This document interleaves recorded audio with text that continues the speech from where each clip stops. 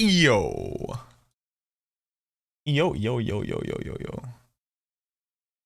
Yo, yo, yo, yo, yo, yo.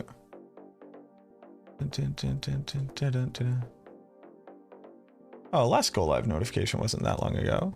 Less than a week, kid. We're out here.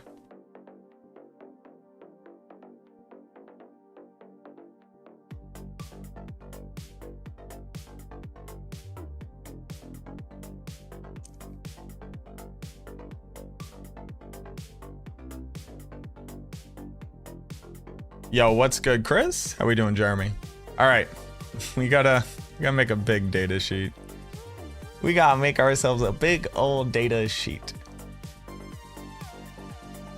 Just actually, you know what we need to do first is we need to check to see if somebody already has done this, so I don't have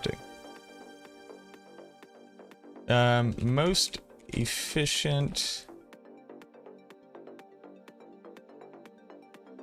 Most efficient Paragon board per glyph. Diablo 4.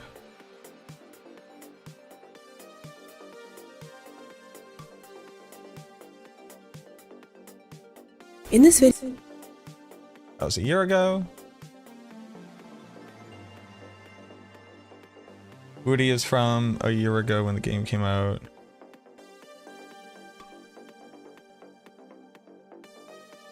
The next Paragon board early in Diablo 4. That was me a year ago.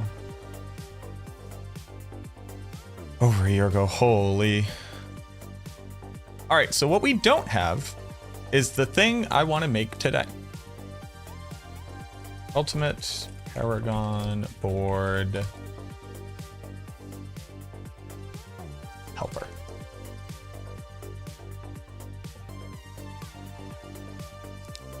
Can I show the site? This is maxroll.gg, the website that I write for. What's good, Ducky?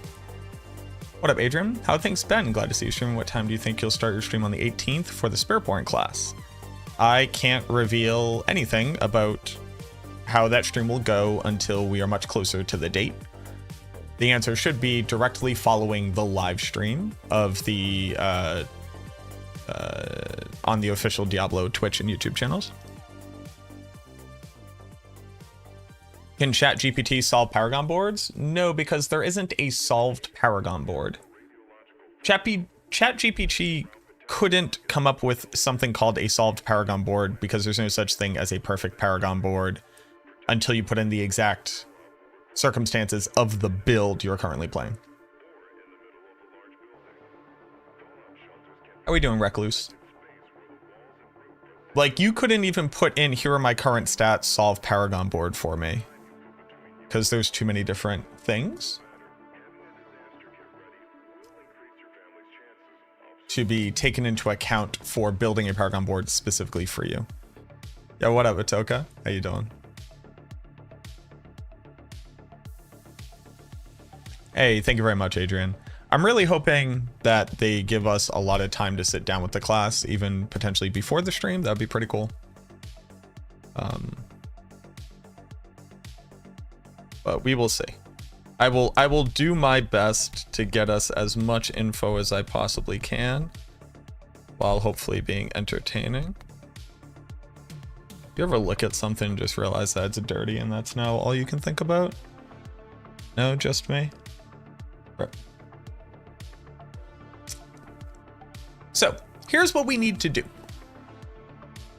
For this to be all-encompassing,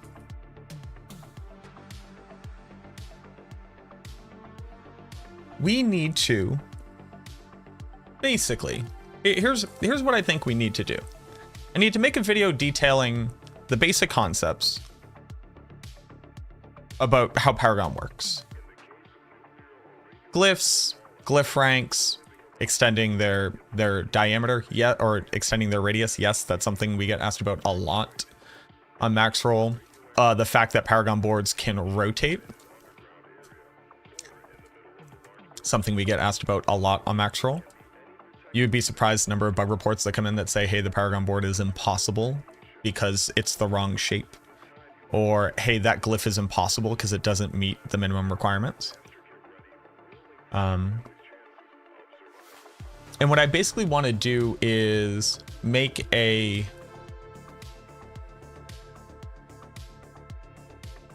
which board is the most efficient for each glyph, depending on what you're attempting to accomplish. And my kind of approach to building Paragon boards as well. Because I have a couple hard and fast rules.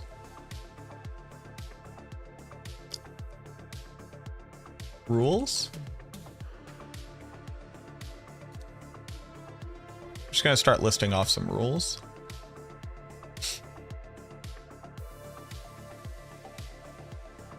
Always reach another priority within 5 Paragon points. Leave suboptimal boards as dead ends.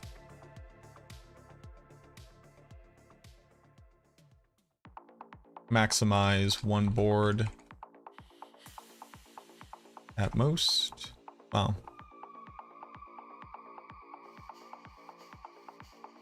Have twice through instead of through the middle when possible. Always take maximum life when possible. Calculate, recalculate, and calculate again.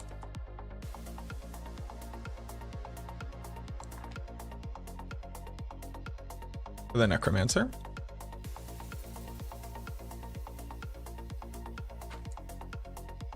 Starter board. Well, hold on. Starter.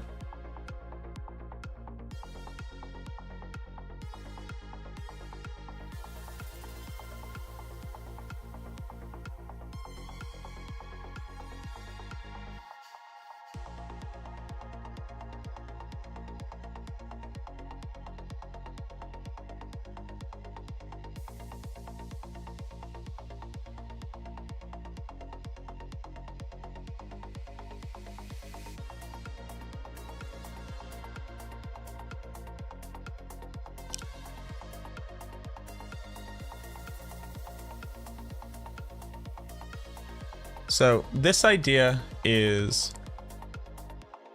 per class. I want to show you the minimum. So this is minimum points needed to leave the board.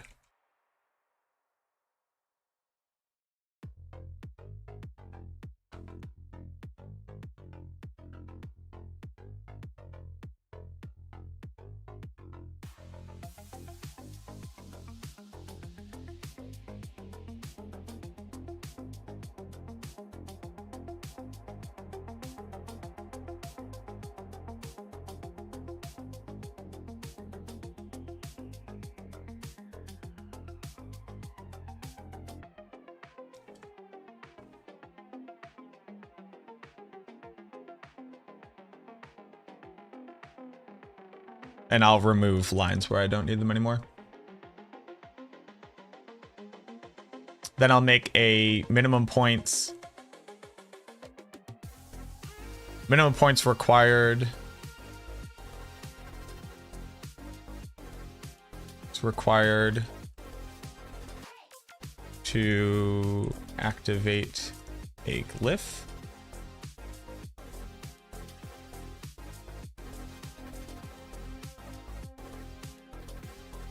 Starter here will have a star, because just like keep it, just because you can't not leave the starter board.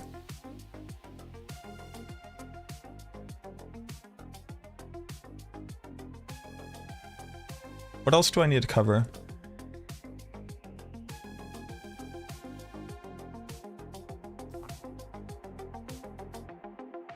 I think how to read Maxwell Guides article at some point. I did make a how to read Maxwell Guides video a little while ago, Itaka. It was slightly before we changed the formatting of our guides. But I don't necessarily think it would be worth your time and energy, because I honestly don't think anybody will read it. That doesn't mean that you shouldn't do this thing, but I think in my experience on the website, people only read the bare minimum of what they need to retrieve the information they think that they need. Yo, thank you very much, Dean. What's with Echo? Echo hack? You can ask Echo. They're back to social media. This is going to be the Necromancer tab. This won't be the starter tab.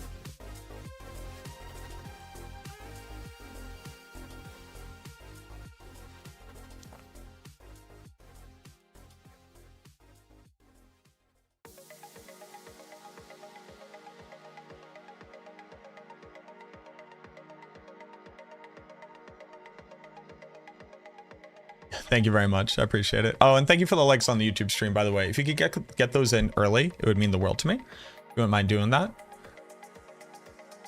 Because you need to know what the minimum to leave a board is.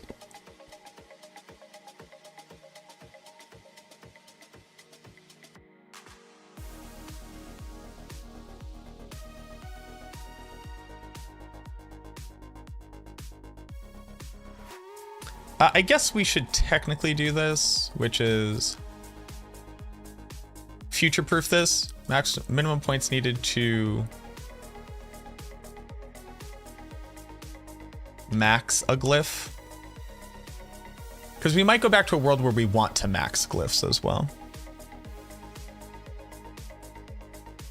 How we doing, Daddy? Yeah, the minimum number of points required to leave a Paragon board, at least on the Necromancer, I haven't looked at like other classes, is 5 points. And because of that, you should always seek to put in a glyph, which will allow you to do a 5-point exit for efficiency's sake. If what you're looking to do is pass through and activate the most glyphs, which is sometimes the primary objective. But also there will be an objective of activating a legendary node, which then changes the minimum requirements from like 10 to 15 points.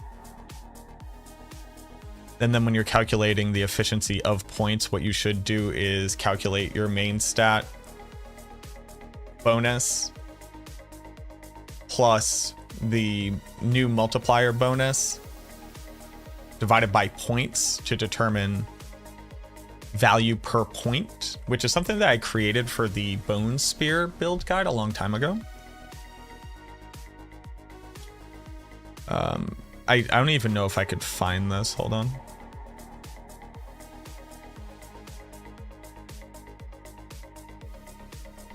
I just write Paragon.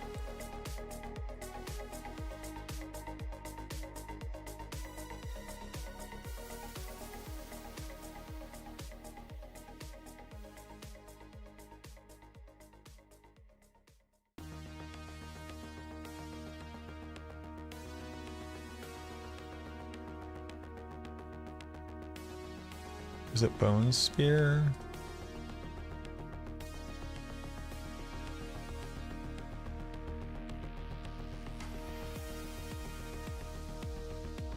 What is this?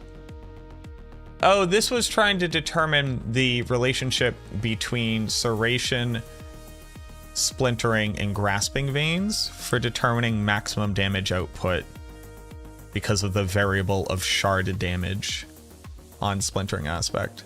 Because there was a while where you would actually put splintering on your amulet or even on your two-hander. But that was also back when splintering had a bug with it where it got more than a 2x bonus. Okay.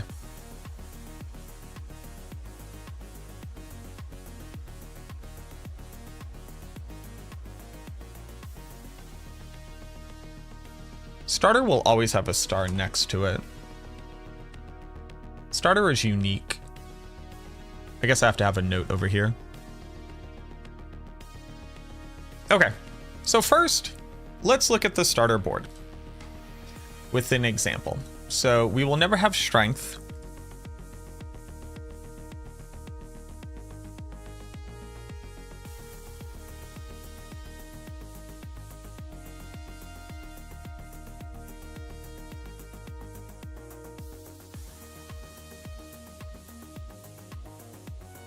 Because we do not have strength glyphs.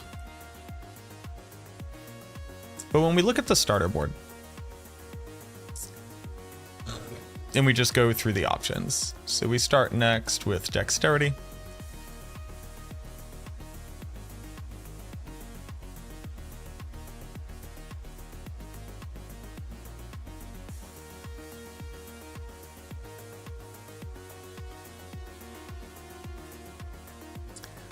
So this is the minimum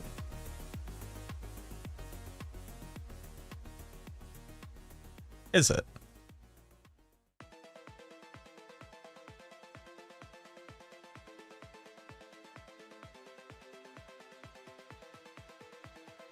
$15.25. Actually, it can go even.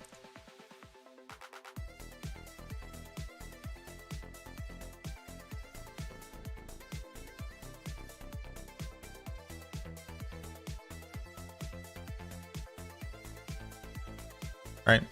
So this is actually the minimum requirement. 22 points. First starter. To activate a dex glyph.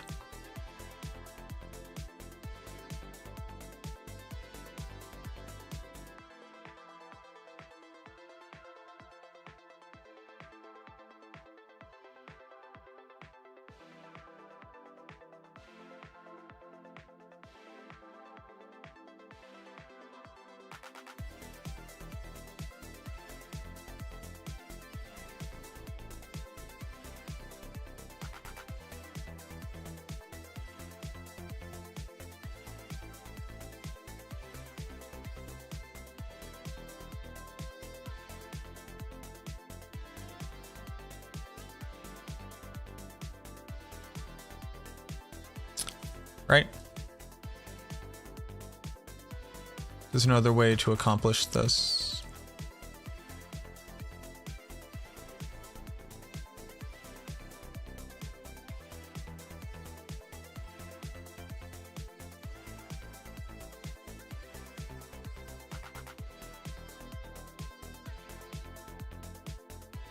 Correct.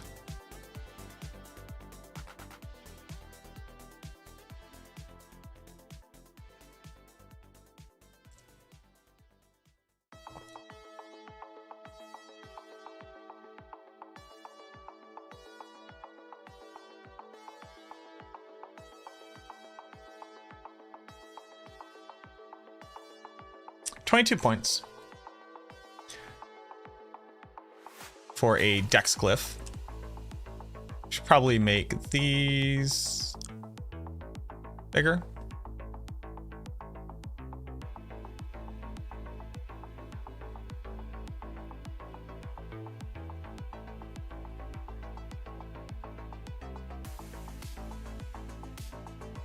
$22 points required to leave this board efficiently with the dex glyph.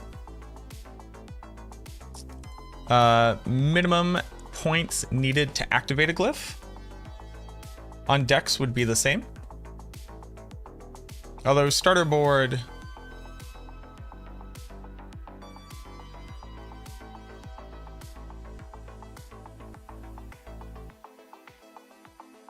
this is kind of the same. For starter, it's the same. Yes. Okay. Minimum points needed to max a glyph would be this one. That would be 23. What? Okay. 23 points to max the glyph. For dexterity, there's no more points I could get. Yes. Okay, great. Great, great, great, great, great.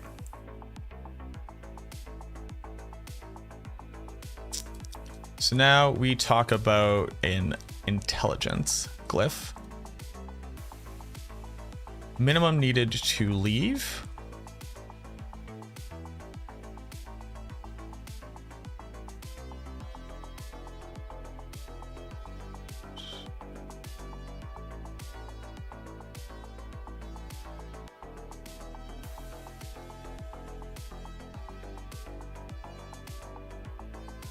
This is 25.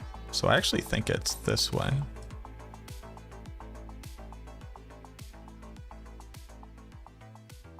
What? Stop.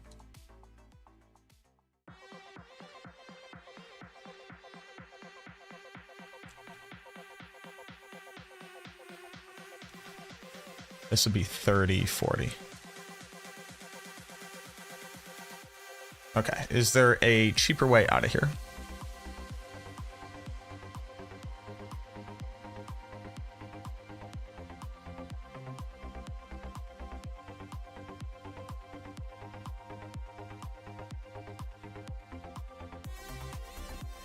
I lose 1 int here.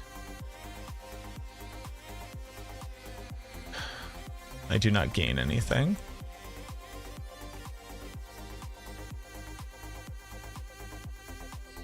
Maxing might be a different story. I don't think so.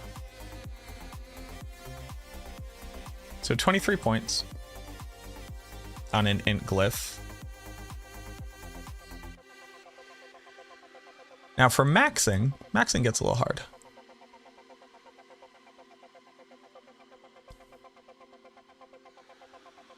Redoing Paragon is the number one thing that keeps you from changing builds. I think that's definitely kind of not a problem, but like one of the hurdles for a lot of people. I think we'd share that sentiment.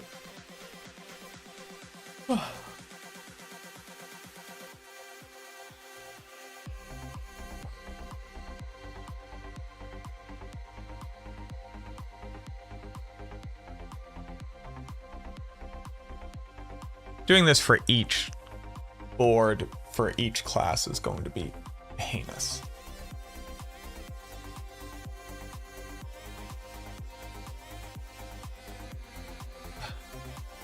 It's going to be heinous. Heinous, truly heinous.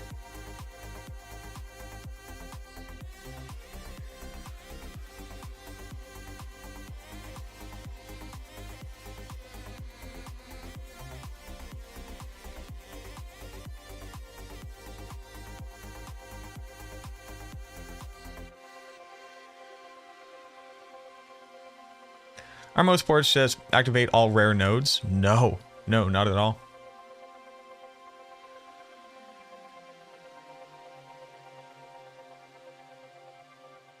At least for the Necromancer, the vast majority of boards are ignore all rare nodes in their entirety, other than maximum life, or damage reduction, or a unique stat. So to give you an idea, this is my Paragon board for Sever.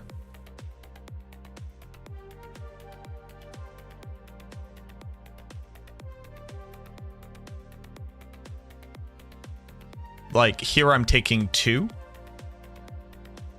because this is maximum life and this is max essence, which are unique stats you can't get normally other places. I don't take any of the rare nodes even around this glyph. This one, I'm only taking these rare nodes. Like other than this one's an extra point, but it's a point that gets you 10 intelligence and 35 shadow damage. But this is just the most efficient way to path to the dexterity. Here, this is one of the most efficient ways to path to the dexterity requirements, and I need res. This is just for maximum life. This is just because it's the most efficient way to get intelligence. I don't take any of the rare nodes here, and this one has maximum life on it. I think that a lot of people have simplified Paragon boards in a way that is not actually efficient for their build. This is like a really, really good example of a board that, like, this node is because it gives me intelligence. This node is because it gives me intelligence. And it's actually just for the glyph. This is just for maximum life. This is because you need to get to the armor requirement on the build. But if I had the armor, like if you could have like perfect armor, you wouldn't need these points at all. So you'd actually save a point by just picking up these 2 intelligence. Again, not going for the other rare node, not picking up any of these rare nodes. This might be different on other classes, but basically nowadays, if you don't have at least 6 boards and typically 7 boards, you're probably doing something very wrong on your character. Paragon, thank you very much for the follow. Let's go see other classes though. They might have some interesting stuff. Oh, not specialized. I want endgame. Oda. Paragon.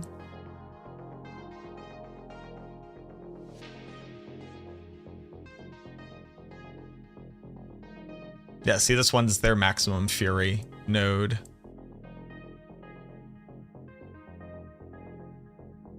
This is DR. They get DR while healthy?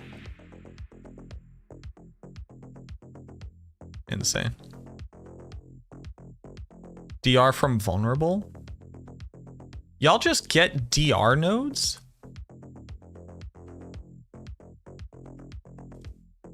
Wait, you have 2 maximum fury nodes?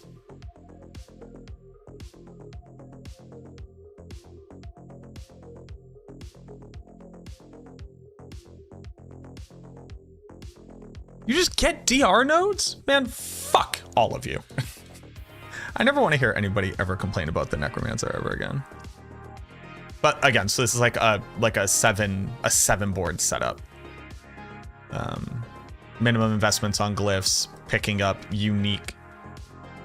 Well, at least this one's just an armor node, I guess. But just picking up unique nodes.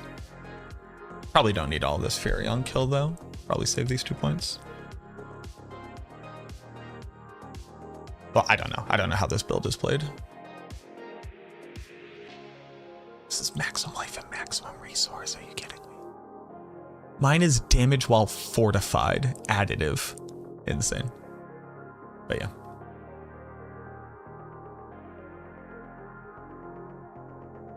Will a legendary helm be before the Bloodwave build versus Shaco because of desecrated ground temper?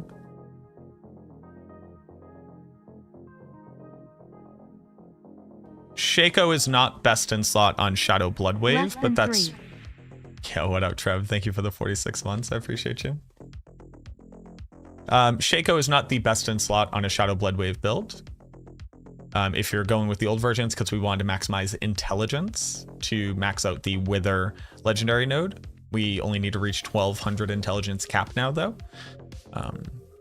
But that still allows you to add... But you can't, like... There's no desecrated ground damage temper for a helmet. Helmets can't get damage nodes, can't get damage tempers on them. What's the project plan today? How-to guide on Paragon. Yes, exactly.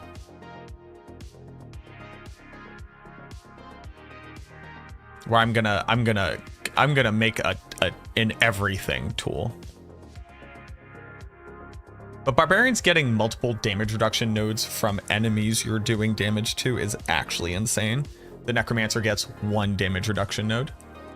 There is 1 node that grants damage reduction, other than Scent of Death. You have damage reduction when you have corpses near you. If you don't, you don't. But there is 1 character damage reduction node in the entirety of the Necromancer. And it is on the Wither board, and it's if you've applied shadow damage over time to them.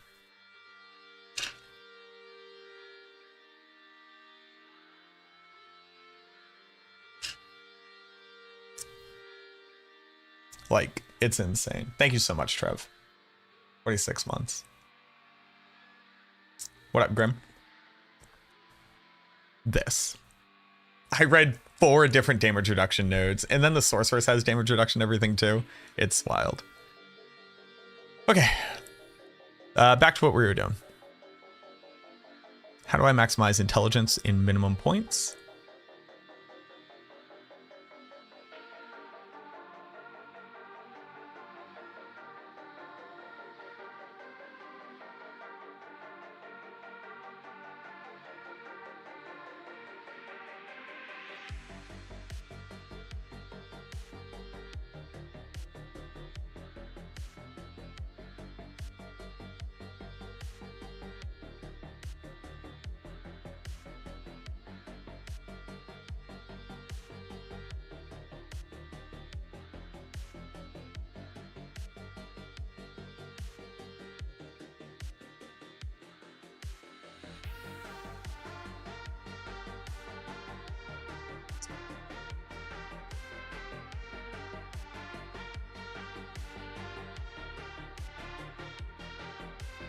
if there's a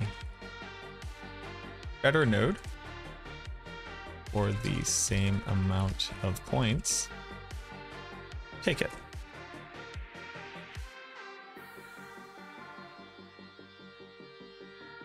I know it seems like a weird rule, but it's something like right here, right?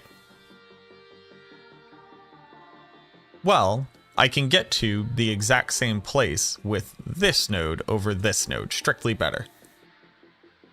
So I should use it. It's kind of the idea there.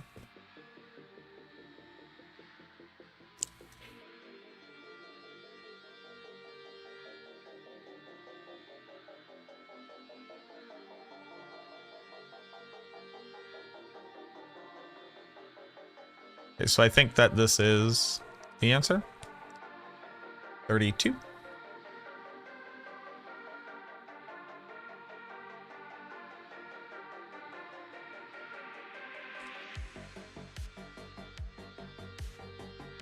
would take you 32 points in the starter board. Very specifically because you always have to path out of the starter board.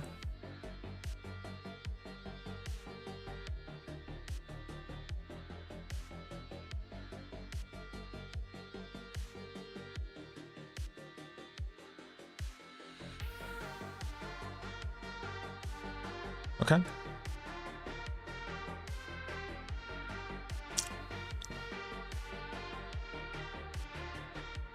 Oh, you know what I should do? I should include how much you get.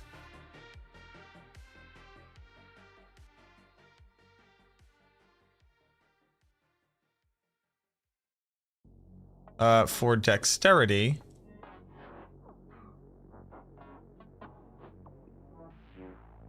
Or 39.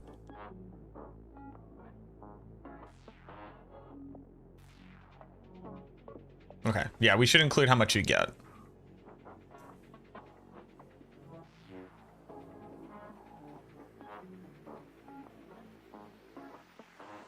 We should definitely include how much you get. And we gotta do willpower.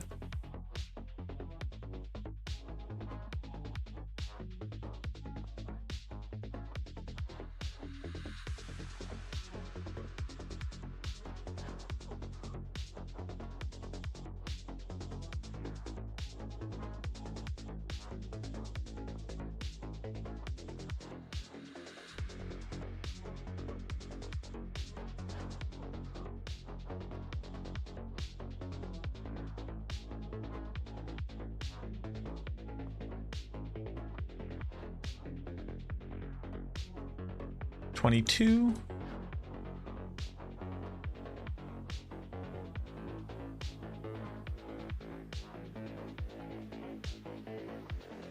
And willpower. 1, 2, 3, 4, 5. 1, 2, 3, 4, 5. So it's 5, and in most circumstances, you would assume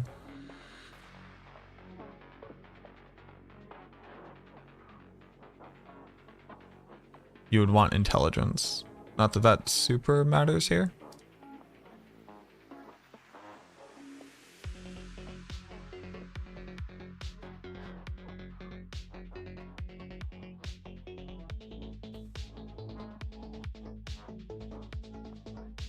Is this accurate? Yeah, because I need to go over 2 to get... I don't have to go over 2, I have to go over 1. No, because I would have to build down. Okay, yeah, so you would always build up here.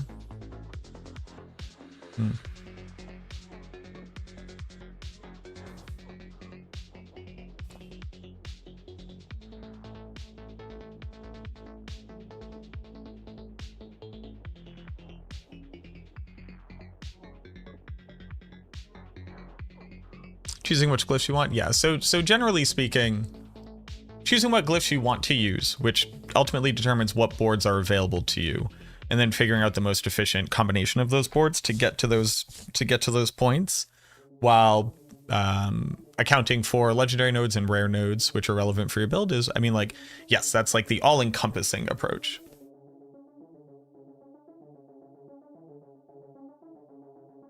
but there are some circumstances where, like, let's use Abyssal as a really good example here. Abyssal says that it will empower my non-physical damage and damage reduction modifiers. This only currently works on the Necromancer in the Wither board for a bonus. But that being said, the Wither board actually isn't the most efficient dexterity board that exists for the Necromancer. It's actually 1 point inefficient. Well, depending on what you're going to do, but if you're also trying to leave the board, it ends up being 1 or 2 points inefficient. So you might be losing out on the additive of the Wither board to regain 2 Paragon points, which might be the difference of being able to reach a maximum life node or something like that. So it's not as simple as put the glyph where it gets the most benefit always. It goes even deeper than that. But that is a good general rule of thumb for sure. 27 points. 27 for 39. So that's the starter board. If you want to use a dex or a willpower, you can leave the starter board in 22 points. If you want to use an intelligence, you can leave the starter board in 23 points. These, oddly enough, are the same amount of points required to activate a minimum glyph, because you always have to path out of the starter board. This will be different for other boards. And for these boards, if you want to max out a dex glyph on this board, it would be significantly more efficient than trying to max out a willpower glyph, because it's 4 points or the same bonus.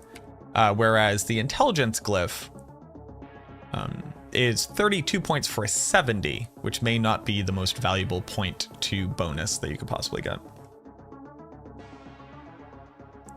Any tips on hierarchy of needs for selecting nodes to path through? The hierarchy of needs is your build. That's like asking.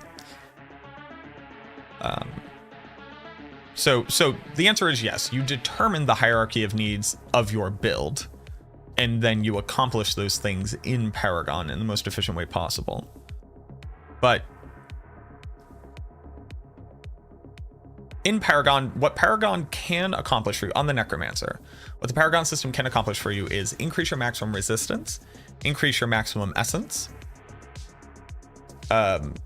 grant you additive damage, grant you attack speed, grant you very specific damage reduction, and grant you multipliers, as well as grant you stats, right? Stats are sometimes important to what your build is attempting to accomplish. Things that become deprioritized in the Paragon system is additive damage, because our gear has so much additive damage on it now that even though there are a lot of opportunities to gain a lot of additive damage in the Paragon board, there are less opportunities to gain maximum life, right? Because many gear pieces, which can have maximum life on it, need to have things like attack speed, critical strike chance, lucky hit chance, resource cost reduction, etc. So something like the rings can have maximum life on it, but ultimately you typically don't want to put maximum life on your rings. So in that way, maximum life is more of a premium on the Necromancer. And getting that in your Paragon system is typically very important for creating a valuable character. Now, let's say you're playing a build that is using a unique helmet, chest, and pants. You will typically not be able to get armor on that same build without sacrificing it on gear pieces that have more value, so something like an amulet. So in that way, armor becomes a very high priority for you in your Paragon board, which you can often take armor nodes over additive damage nodes. You know, a great example is right here. You can take armor or you can take additive damage. You can take both, but pathing through here will gain you 300 flat armor, with a little bit more depending on what glyph you put in here. So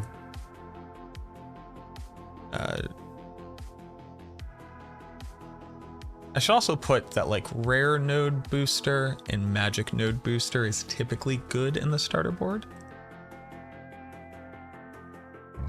Excuse me.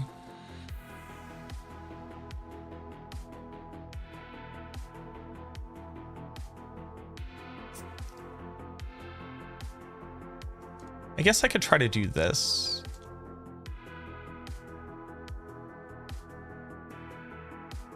Rating for rare / magic node boosting glyph. 1 out of 10.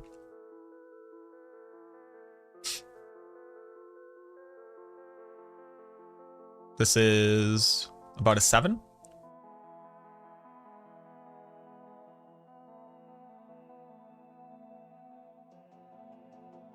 Pretty good.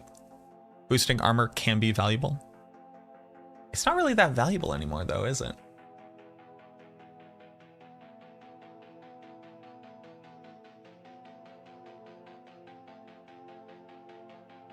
You know what we can do? Early game. Late game.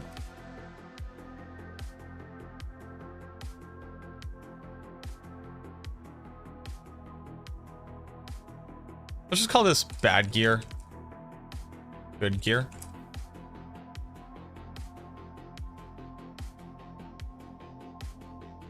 You think additive damage is still worth pathing to? I don't. I do not path to additive damage unless there's nothing else worth my time to go to.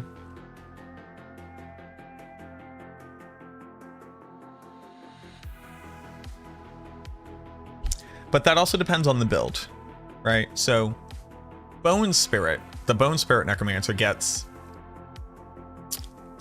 like before Masterworking, Bone Spirit Necromancer gets what? Like 150, 150, 150, 450, 600, 800.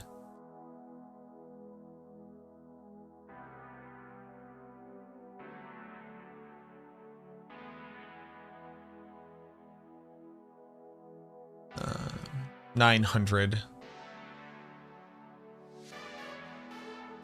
About 1,000 additive damage on its gear alone, just from tempers, and then damage rolls on your weapon and potentially on your rings or on your glove. And that's before Masterworking. After Masterworking, you get close to 2,000 additive damage. That's a big number. But if you have a build that says gain a multiplier equal to your crit additive, gain a multiplier equal to your vulnerable additive, which is something the Necromancer doesn't get. So I didn't even really know it was a thing that other classes got, which is fucking insane.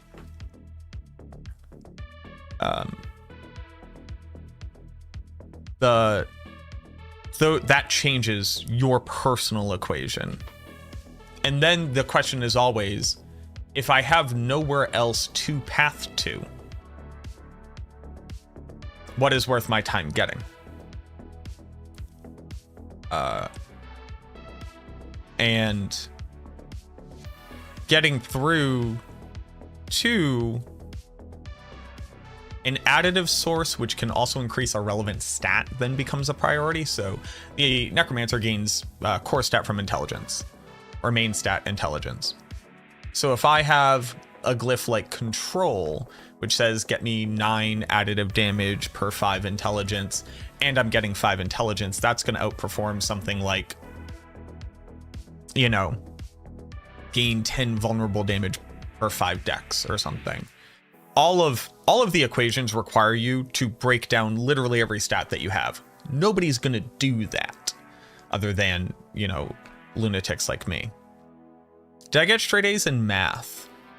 I was generally good at coming to understand whatever form of mathematics I was learning. My major issue was if the math didn't click in my head, there was kind of nothing I could do to make it click in my head. I had a real hard time understanding how we were calculating like the area under a curve. I just like was bad at that. I actually, hold on real quick, hold on.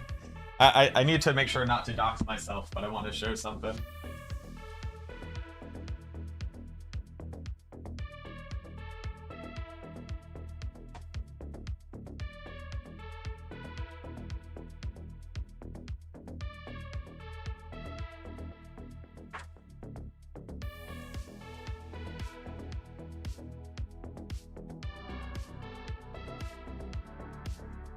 Oh, not this one.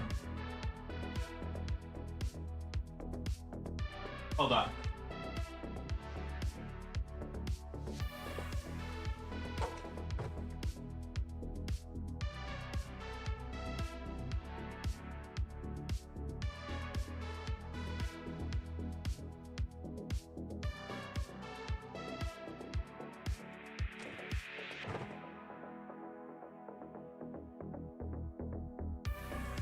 You know, all throughout elementary school, I was basically like an AB student. Or back when I was like a little kid, it was like S and A. Or S and E. I don't know, exceeds expectations or satisfies something. I forget what it was. But I got a report card. It was very, very funny. I got a report card, and back in American schools, so you would get told like how they're doing in the actual thing. And then they would also get,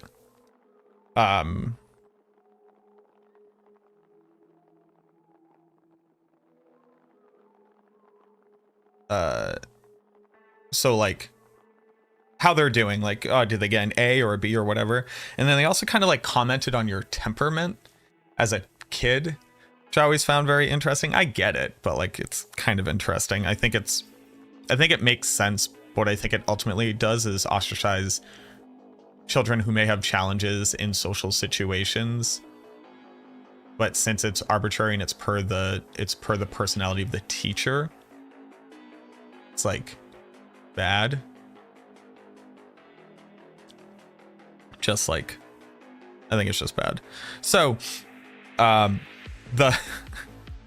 it's like all A's across the board. A's. This is like 3rd or 4th grade. It's like A's, social studies A's, history A's, English A's, mathematics A's, science A's, conduct, math teacher, absolute pleasure to have in class, science teacher, absolute pleasure to have in class, English, absolute pleasure to have in class, social studies, history, absolute pleasure to have in class, absolute pleasure to have in class, music, challenging to have in class. There was this teacher who took our music class very, very seriously, which is perfectly fine. All teachers should be taken seriously. The issue being that our school didn't take music very seriously. So it was weird when a teacher was taking something very seriously, but like our academic structure didn't. And I didn't appreciate as a kid how rough she was emotionally. Anyway, I just found it very funny that every teacher is like, Mac is great, Mac is great, Mac is great, Mac is great, Mac is great. This music teacher, Mac is challenging. And I'm like, yeah, that's generally the relationship I had with some teachers. They kind of either thought I was brilliant and mostly just left me alone, or would butt heads against me, because I also had parents who like very much taught me to like question authority and question why something is occurring and not just accept it just is because it is. But not as like an asshole. It's like, be curious in the why of something. And if it doesn't make sense to you, question why it doesn't make sense to you. Is like conversations I would have with my parents often.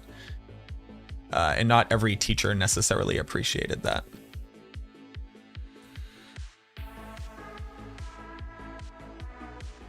And this music teacher was one of them. So we had some issues.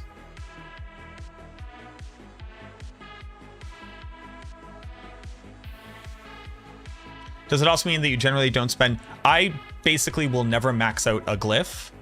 And again, I think you're asking very specifically from the perspective of a barbarian. It's not.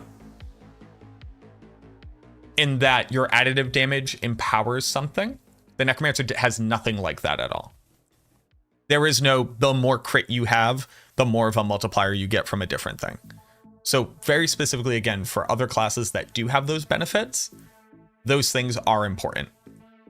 And that's per the multipliers that you get.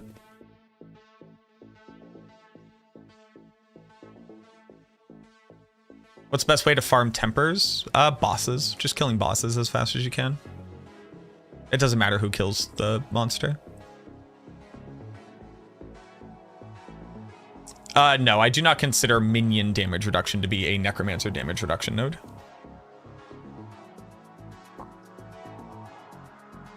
Was I gifted? Yes, I was one of the gifted children. I got to be in advanced placement classes. I got to be in accelerated courses. Mostly I just wanted to read books and be left alone.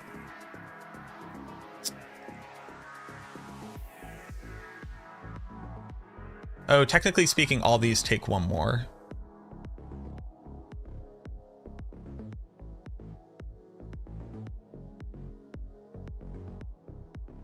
But you also have to click the gate out.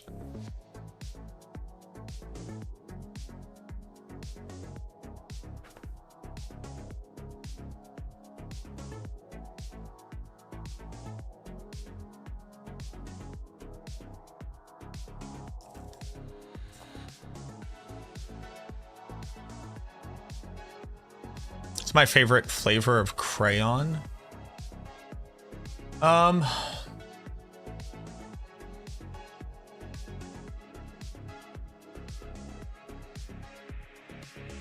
I really didn't like blue or red. I think white was probably my favorite.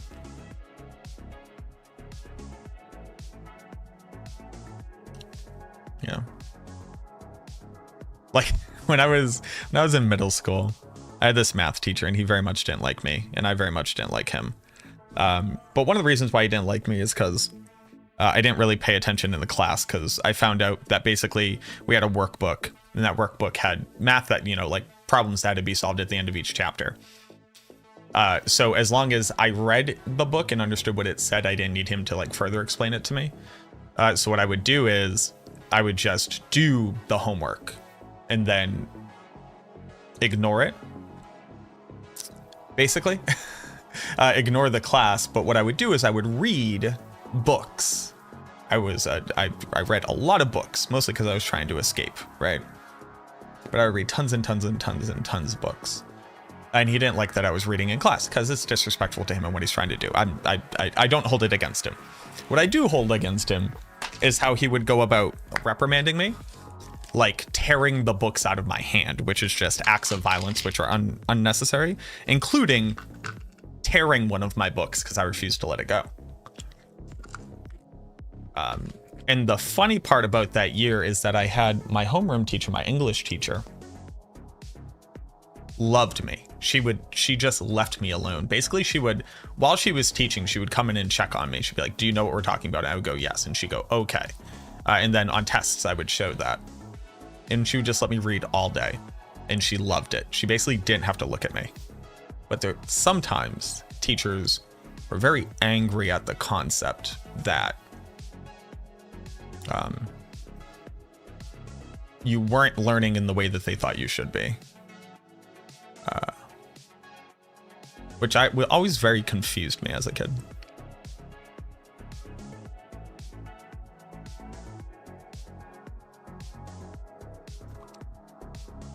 So glyphs tend to give you an additive damage boost, which is of almost no value in comparison to what your points can accomplish for you in a Paragon board.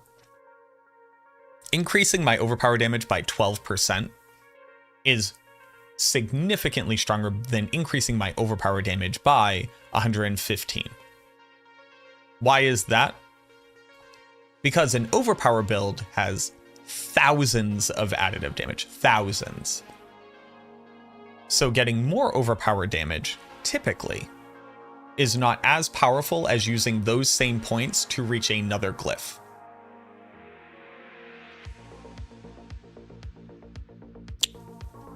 Which book was the most surprising the first time that I read it? Memnoch the Devil by Anne Rice. It was probably like the first really... Like, I was a... Also, Shabadoo, thank you very much for the Prime Gaming. I appreciate you. I was very much a... Like, I was a Harry Potter kid, right? So, loved Harry Potter, loved everything about Harry Potter. I read every Harry Potter book 10 plus times. I used to be able to quote like the first like 3 or 4 books by root. And so those were some of the most powerful books that I read at the time, but not really surprising. Rather just enjoyed the story. But Memnoch the Devil by Anne Rice was like the first time I really like read a book and kind of sat down and went, huh, how do I feel now that I've read this book?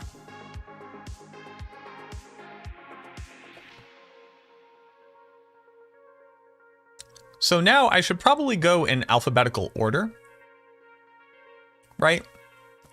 I think that makes the most sense.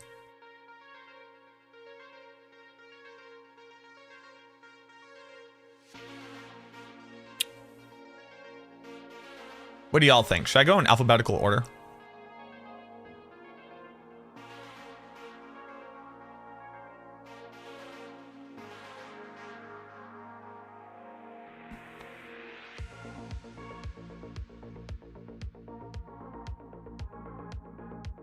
So then it's blood begets blood.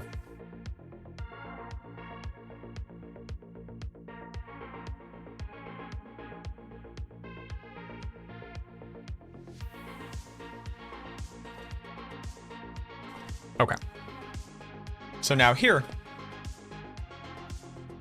blood begets blood is also a really good example because it kind of highlights some of the challenges of these boards.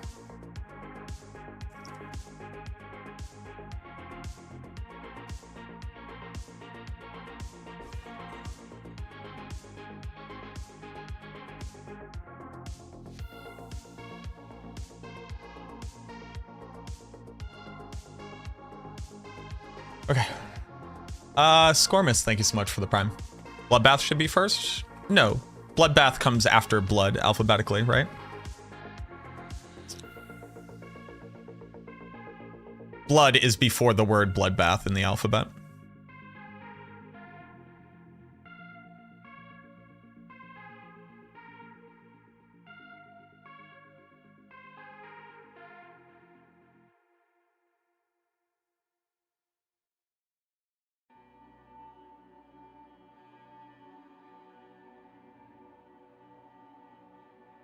Right? I'm not crazy. I'm pretty sure that's how that works. When you have a list of things, a thing that contains more letters comes after the thing with less letters. I'm pretty sure that is a true statement.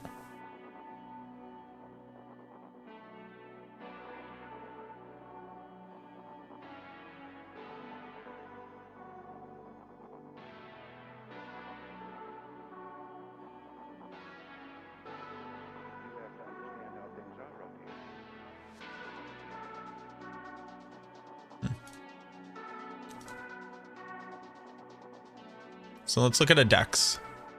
Wow, this is a bad board for a dex, huh? To hit dex requirement.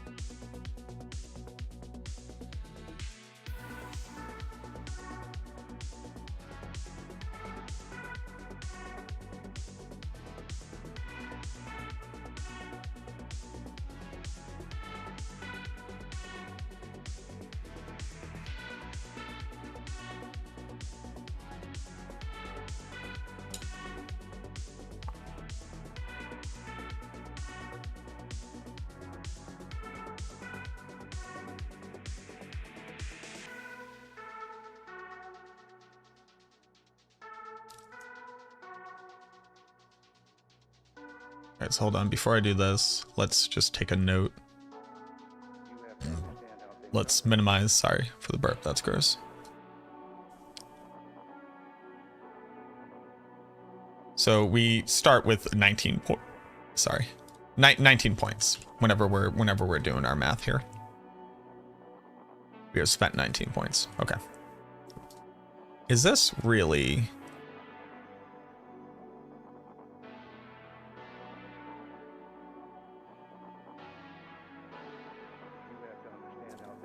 One, 2, 3, 4, 5, 6, 7, 8, 9, 10 versus 1, 2, 3, 4, 5, 6, 7, 8, 9.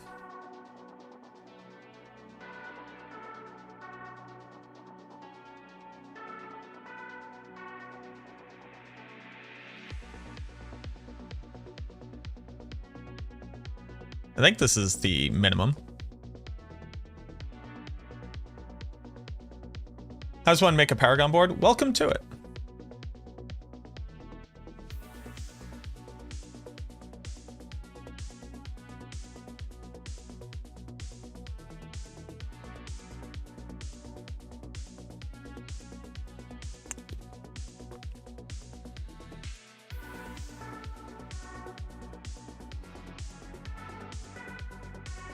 Gross. 1, 2, 3, 4, 5, 6, 7, 8, 9. I think this is the easiest way to accomplish this.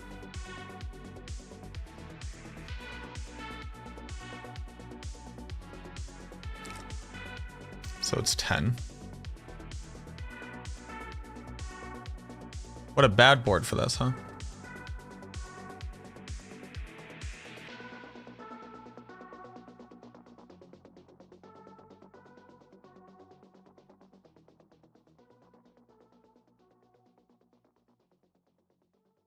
But what if we think about it again?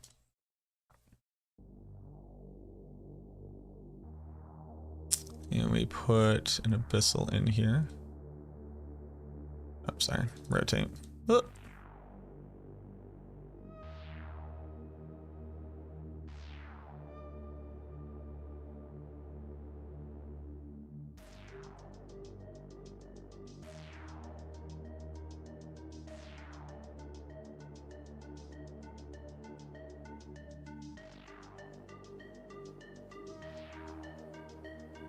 You can actually do it this way.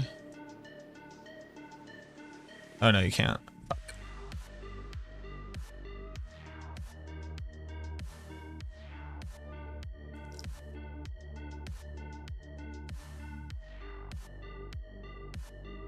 This is 28 points. How many was it the other way? 28.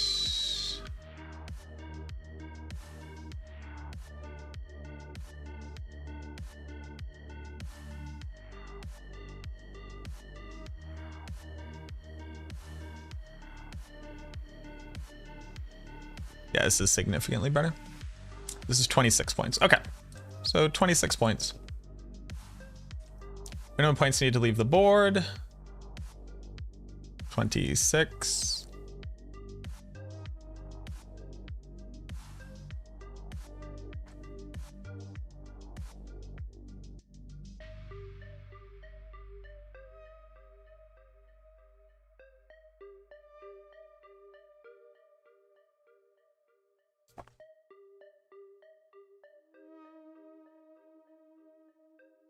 What?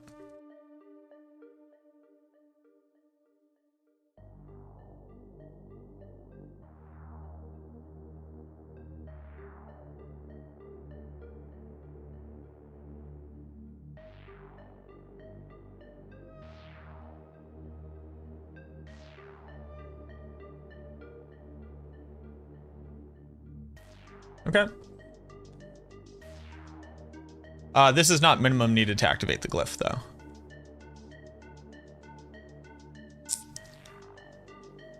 Minimum needed to activate the glyph.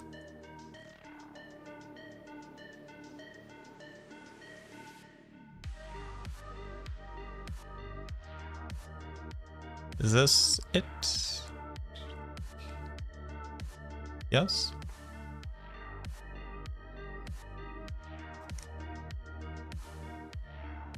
Is that minimum?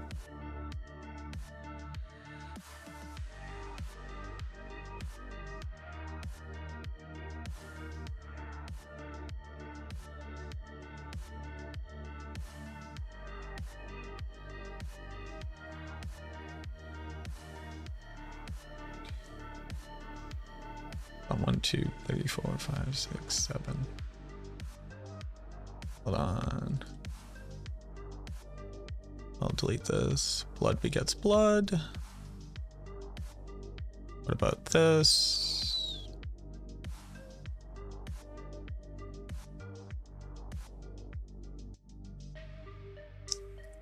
I'm at 19 points. This is 19 versus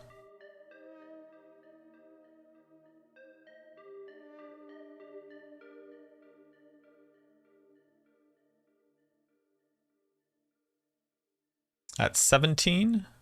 Can I get cheaper than that? 2, 3, 4, 5, 6, 7. 1, 2, 3, 4, 5, 6. No, I cannot. Okay, so it's 17. 17 points needed to activate a glyph.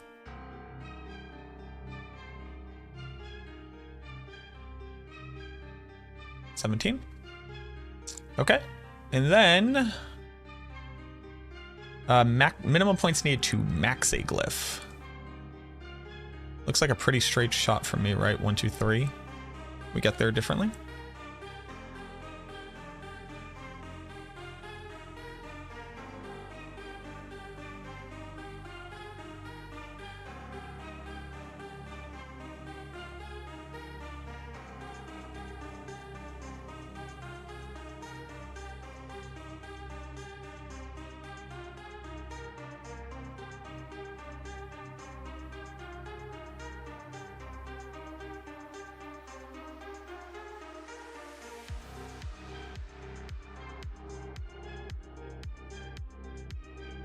This is the same amount. This is an unnecessary point.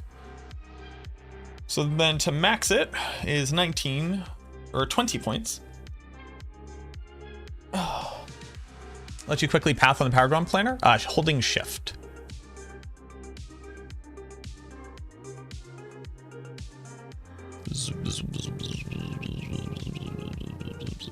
And it will go from the last, it will try to go from the last place where you've put points.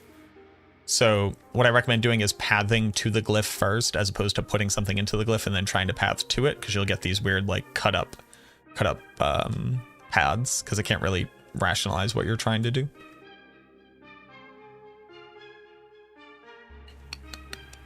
Okay, 20 points. 20 points for how much? 34. 20 points for 34. And then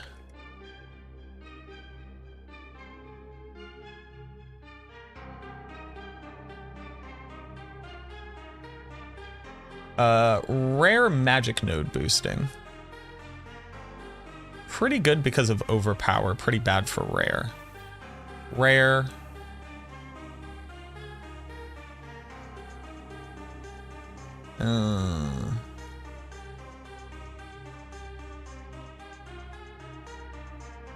So I actually have to make more than one of these.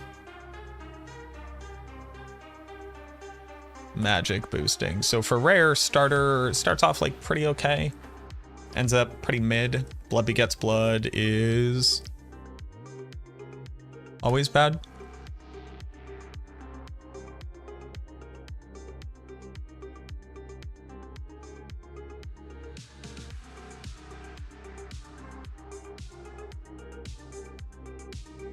For magic boosting, it's still pretty decent for magic boosting.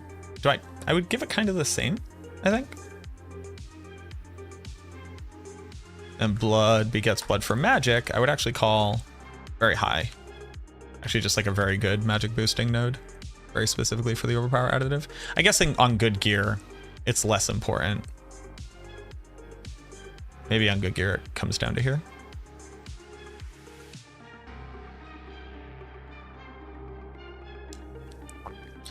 It actually, The good bad gear argument is actually just based off of armor and resistances. I guess like it's still one of your best magic boosting nodes on the build. Yes, because there's nothing else you can really magic boost that's relevant other than damage to elites. But that glyph is so good for decks you typically would never do a magic boost. Well, you could do a magic booster there. It's actually fine. Yeah, okay. Rare node boosting, I always put on life. What life nodes are near a glyph on the Necromancer? None? There's none at all? Right? Not that I know of. Blood, no, none of these do. Cult Leader is DR and damage from minions. Hulking is damage and survivability for the Golem. Flesh Eater is res and damage to elites. Scent of Death is armor and damage to injured. Bone Graft is bone damage and resistances. Blood Begets Blood is healing from blood orbs and damage after picking up a blood orb, or just healing in general. Bloodbath is damage while fortified and healing received. Wither is shadow resistance and shadow damage.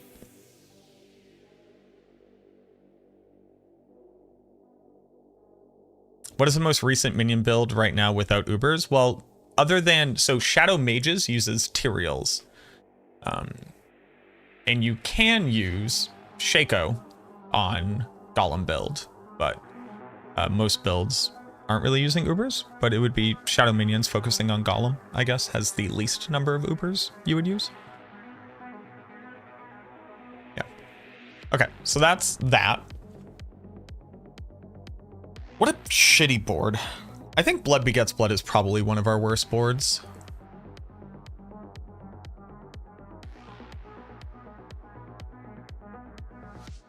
Like, here's the weird part. So here, you get intelligence and blood orb healing. What do your magic nodes do? Blood orb healing. Here, you get damage after picking up a blood orb. What do your magic nodes do? Overpower damage. But on Bloodbath, which is the overpower board, what do your nodes do? Damage while fortified and healing on your overpower board with your overpower additive damage.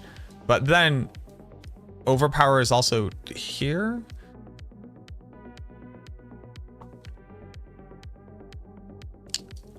But I think this is one of our worst boards by a pretty far margin.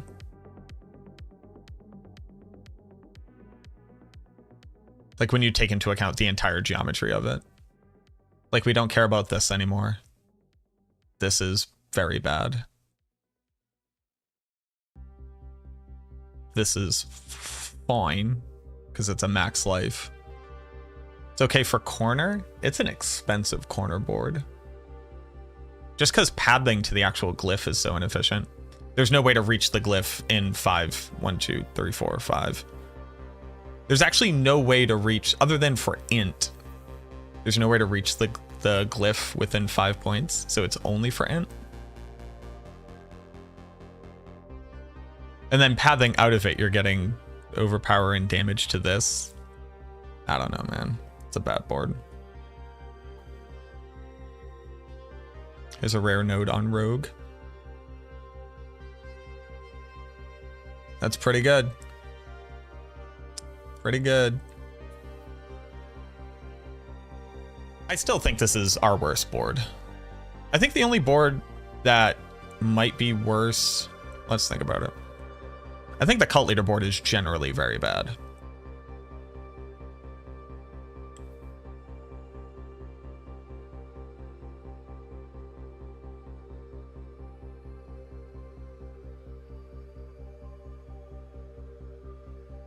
It might be a mix of between. No, because Cult Leader is actually an even more efficient intelligence. Scent is worse? No way. 0%. Scent as a dead end board is phenomenal. Max life with a legendary, you want to take on everything with a very short path to a glyph. Hard disagree. I think Synth is strictly better than this board.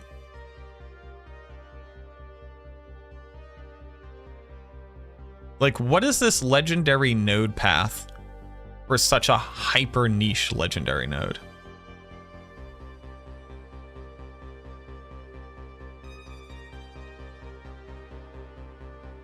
Like, this might be worse than Cult Leader trying to get to just the legendary node.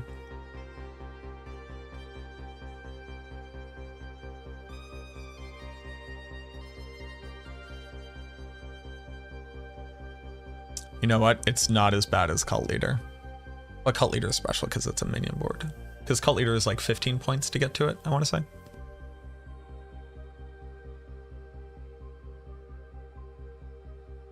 Yeah, but Scent is even good as a two-way.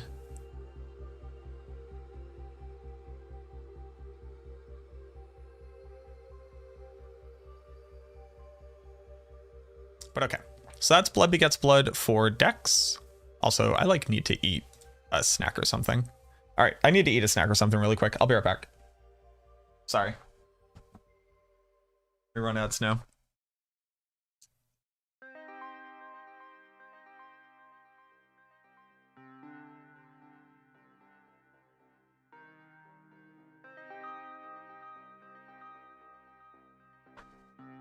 Right back.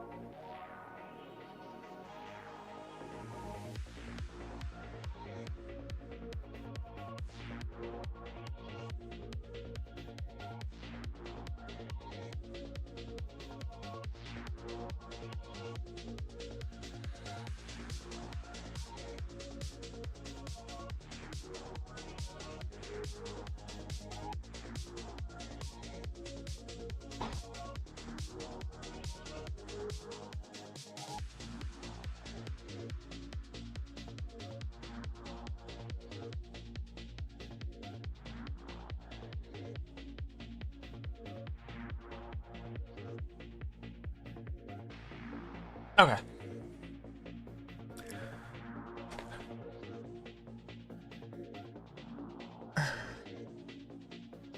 You just saying the Bone Prison one? Ooh, that's like the OG when the season first started.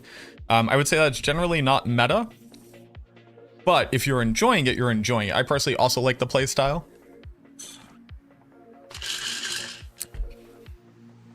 But that's like,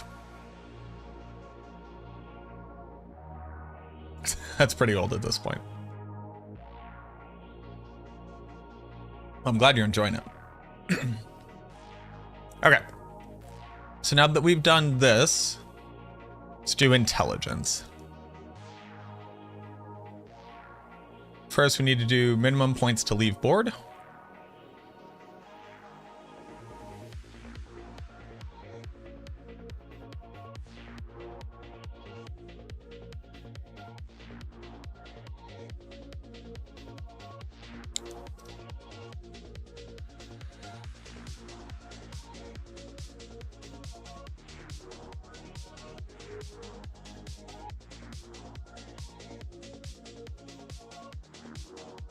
It's got to be minimum points.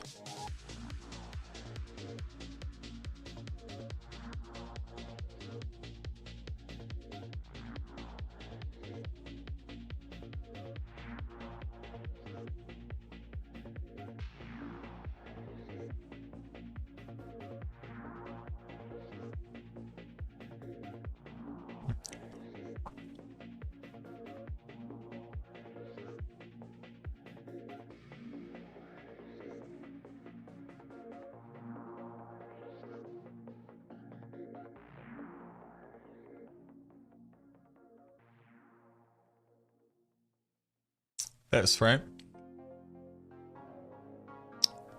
So that's 16.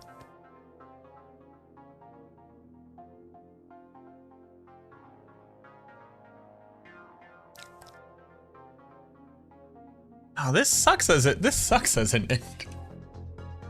This isn't even like vaguely. This is 18 points for path in, path out. Cult Leader is like significantly better than this, right?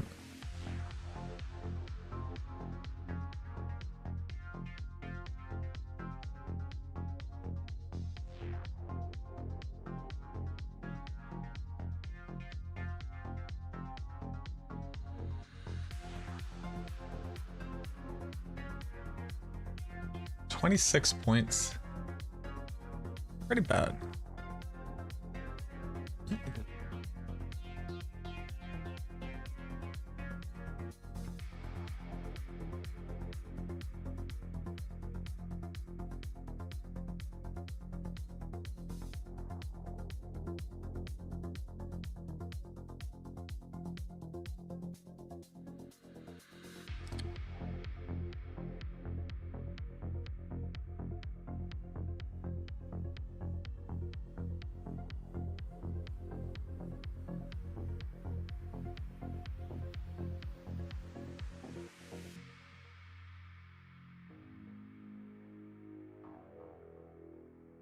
It's only 35.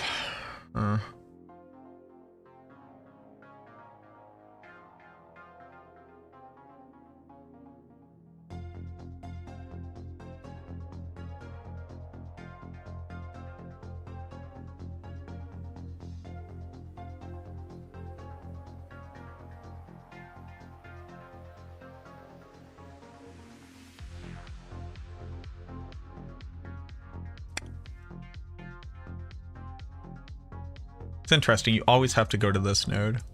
So it's never better. It doesn't matter what side you come in on. Huh. Interessante.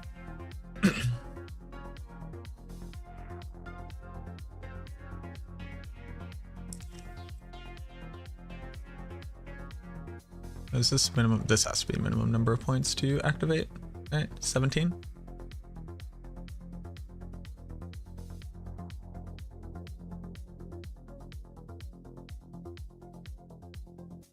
And to max a glyph.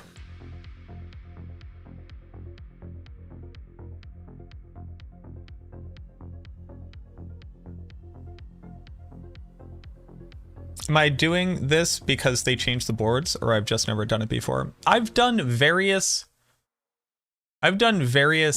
styles of this in the past, but what I get asked a lot is like, how do you do Paragon boards? Just kind of straight up. Hey Mac, how do you do Paragon boards? So we're gonna try to answer that question.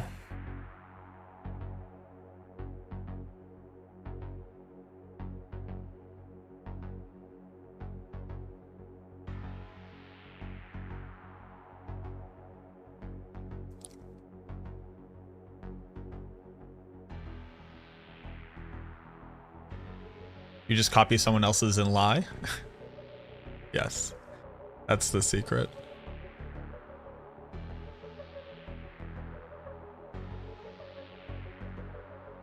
But it's hard for me to say, like, just use these. Like, I'm gonna create rules. Like, just use these rules.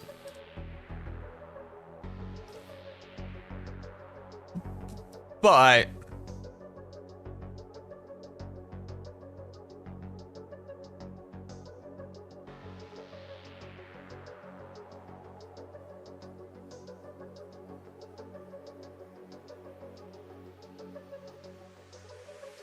that's doesn't necessarily get people there.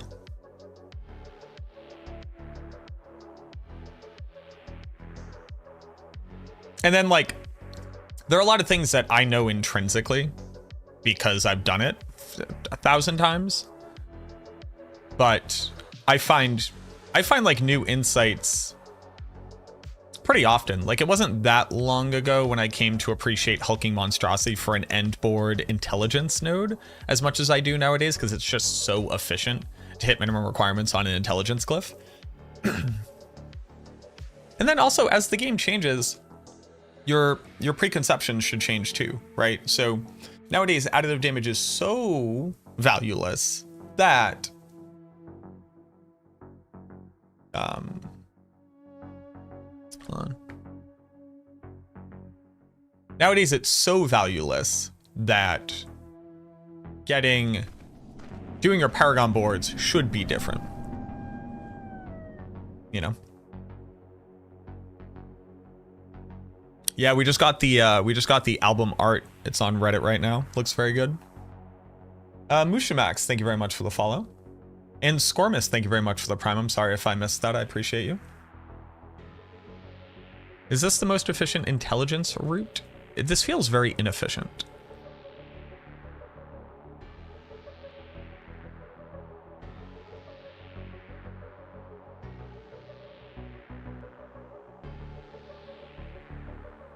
There's no way to be more efficient than this. I don't think so.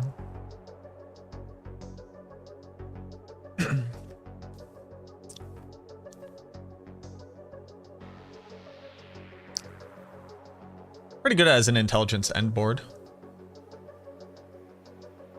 No, it's not. It's 23. Oh no, this is a max. This is max. This is max. This is max. 23 for 55.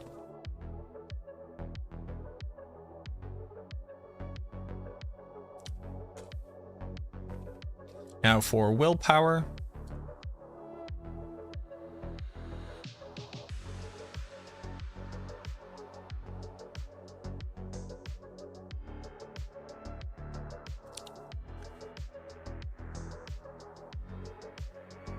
Not bad.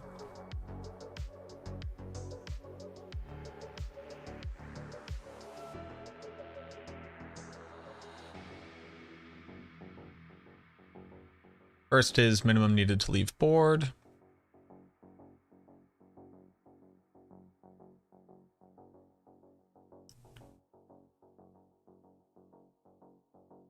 That looks like minimum.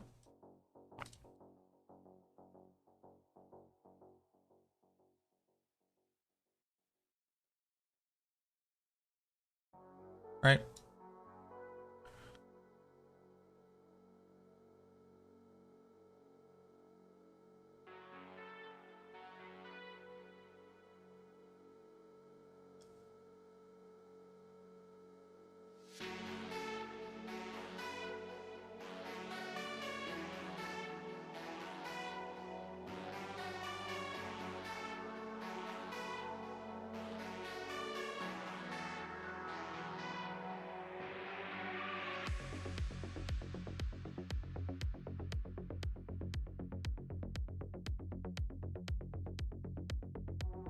Is that accurate?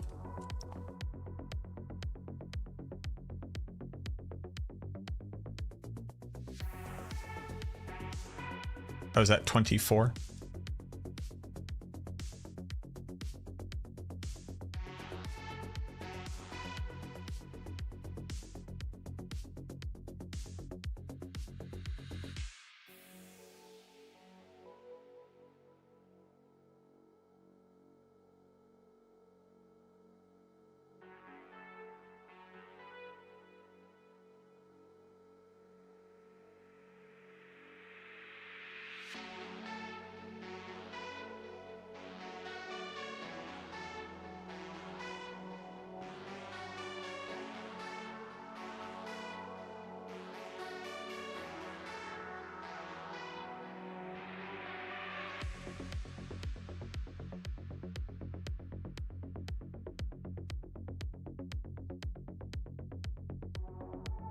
Okay, yeah, so it was 24. That's right the first time. Saw your Sever video, kind of excited to try it out and see his vibe. Do you think Sever would work for leveling? Sever works for leveling. I think while leveling, it is very underpowered in comparison to other builds that you could use for leveling. Which is sad because there was a while where I thought, there was a while where I thought that leveling was like phenomenal for, that Sever was phenomenal for leveling.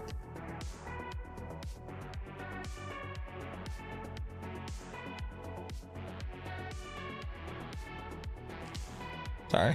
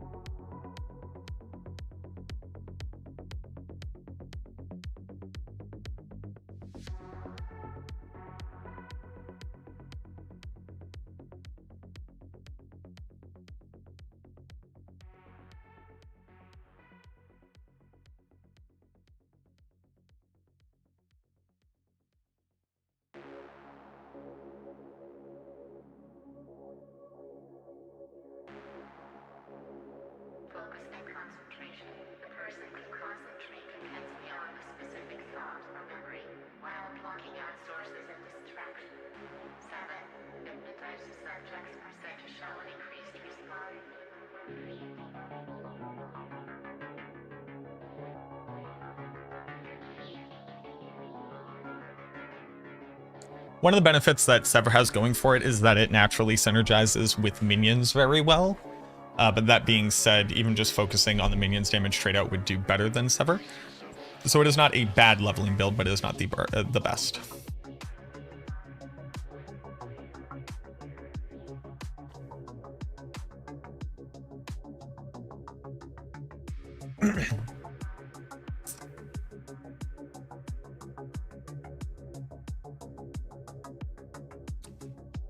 I think that figuring out the pathing of the boards for this season has been the more interesting board math. I think just max out all glyphs that are relevant to you and have a 5 board system was probably the least interesting that the Paragon system had ever been. Figuring out Abattoir of Z or pathing was also very interesting.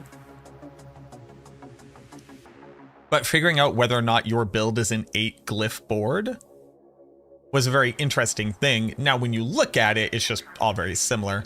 Although I do think that I'm bringing like a little bit of innovation, maybe a little bit of a different board building, at least from what I see amongst my contemporaries. Although I'm only speaking about like Western creators. A lot of it ends up being very much the same, but I think there's some variance in how people have continued to evaluate stats, perhaps without reanalyzing their biases.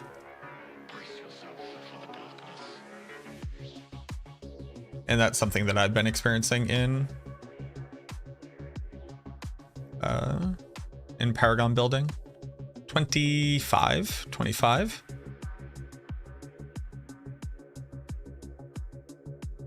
So that's minimum points to leave a board.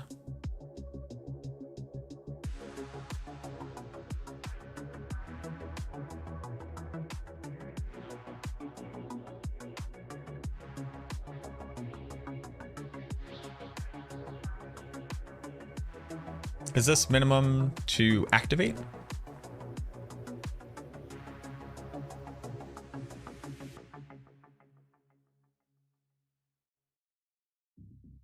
This looks like minimum to activate.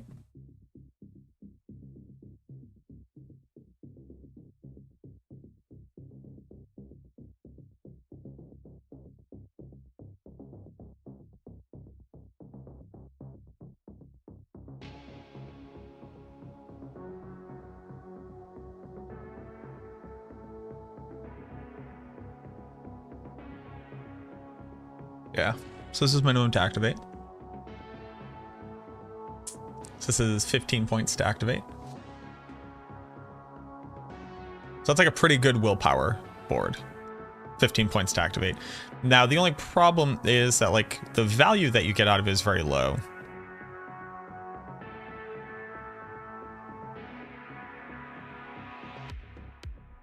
But that's okay. How are we doing, Daedalus? 6 glyph minion necro. The major issue with minion necro and trying to path is that you have to get to the cult leader node, which is a very, very inefficient legendary node to get to for the build. All things considered, it's a very inefficient legendary glyph, so that's why minions tend to get a little bit shafted when it comes to total number of boards that you can activate. It's planning to do this for all classes. The plan is to make this for all classes, yeah.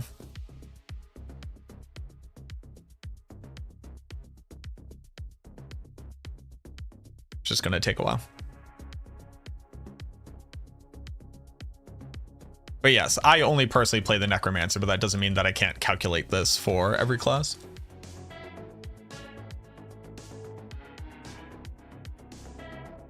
Like, I don't need to know how your class works to calculate this for your class. The only thing I can't do is really this. So this is 15? Pretty good.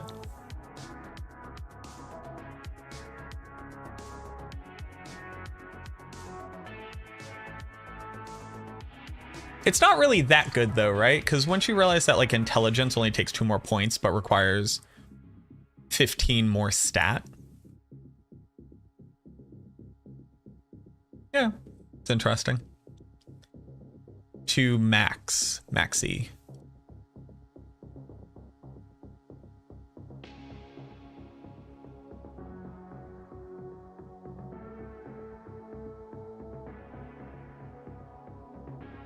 No.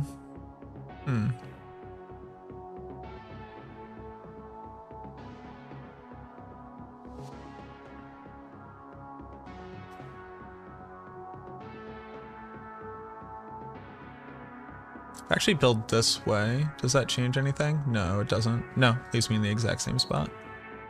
Does it? Yes, it does, because I need to pick up this and this.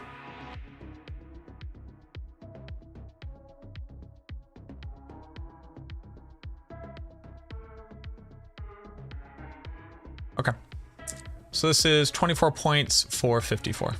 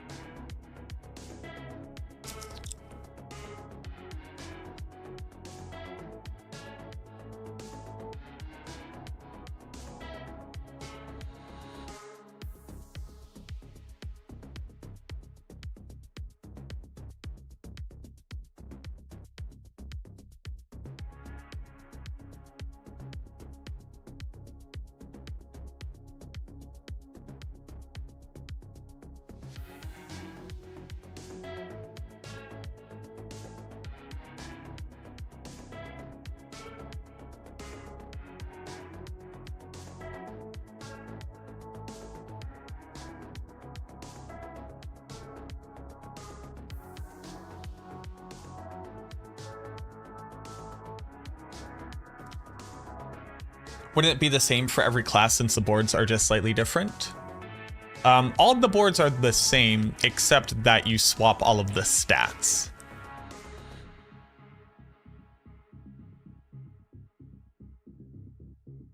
What's going on, Daedalus? So every board is the exact same in shape. And then you take the stats that they get and you flip them. And then that has implications for which nodes are getting +7 as opposed to +5.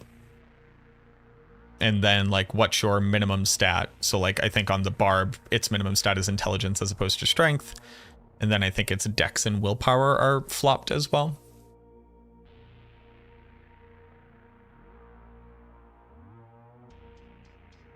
Okay.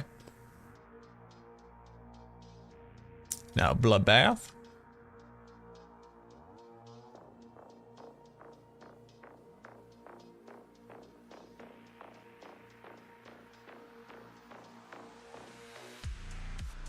Now Bloodbath for rare nodes is pretty bad. And for magic nodes, it's pretty bad.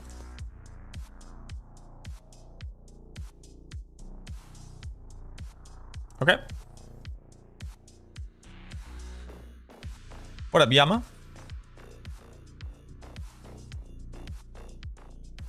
Thanks. D. Marquisos. Thank you. So, let's talk about decks. Let's talk about decks, baby. Let's talk about decks and me. Let's talk about all the decks things and the decks things that may be. Let's talk about decks. Let's talk about decks.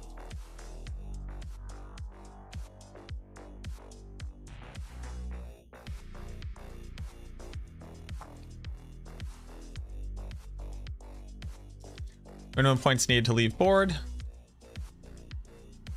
is 21.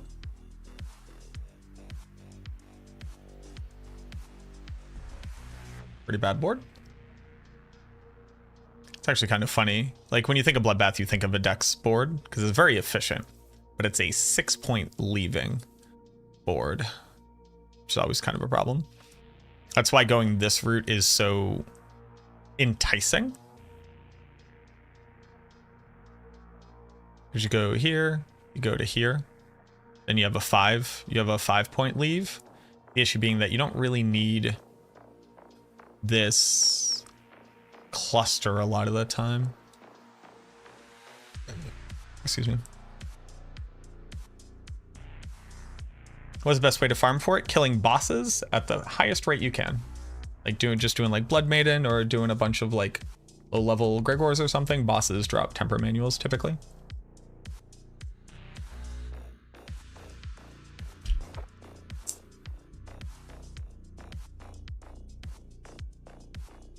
$21.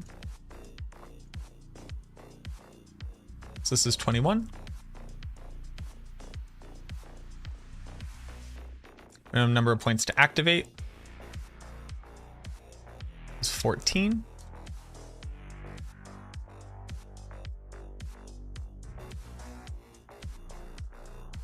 Very good dex board for minimum activation.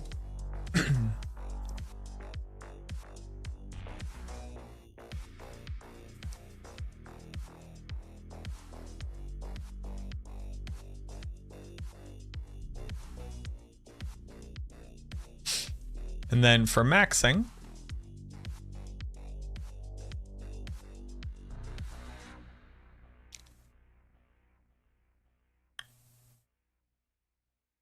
there's no other way to build this out, right?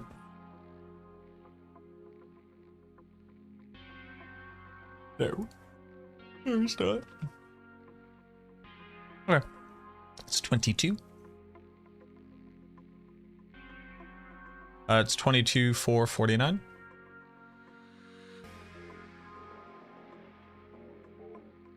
For dexterity. A bloodbath. Int. Int board. So you can go either way. Probably one of my favorite int boards.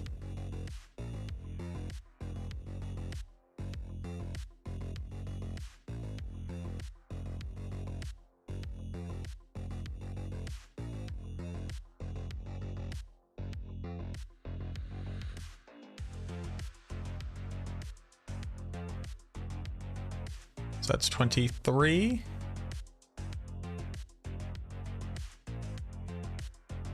Because it actually gains a 5-point leave while pathing efficiently.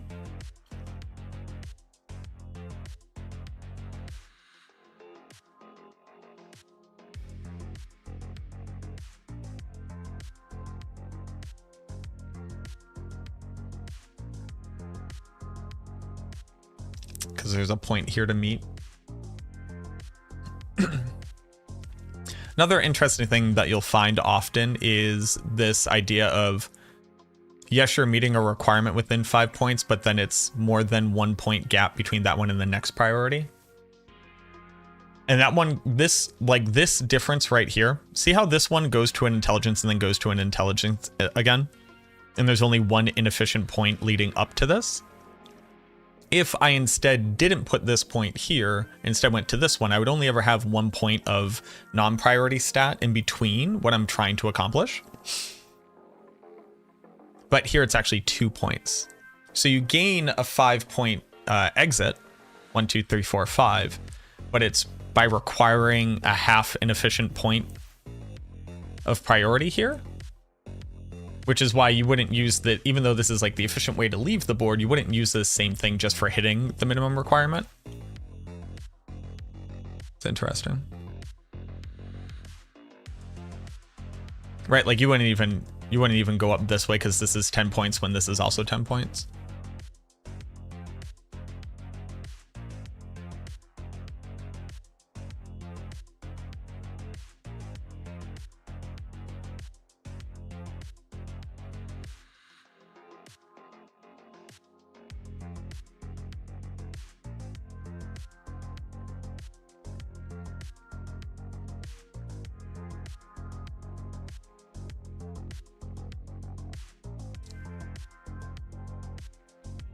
Whereas this is only a 15 point for minimum activation.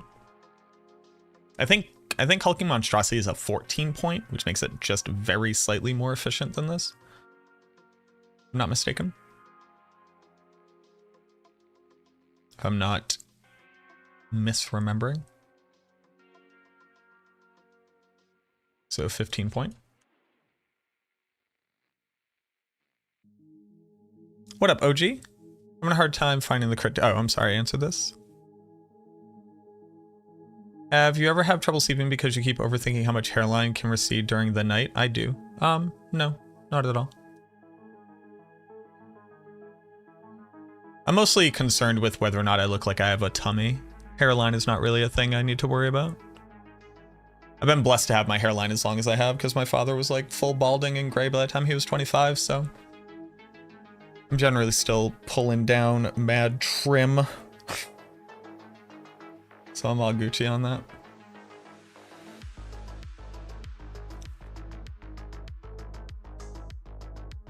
You also just like losing hair throughout the entirety of the day. It doesn't really matter what you're doing. Only stressing will. Like negatively impacting your body to be efficient with its chemicals you put into it is generally what leads to like worse or more poor health outcomes.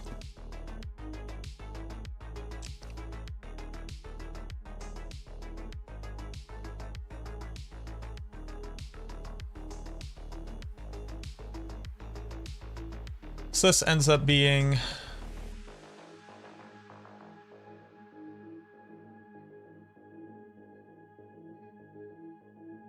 you don't gain anything different by going, it's always a 5 point. Okay.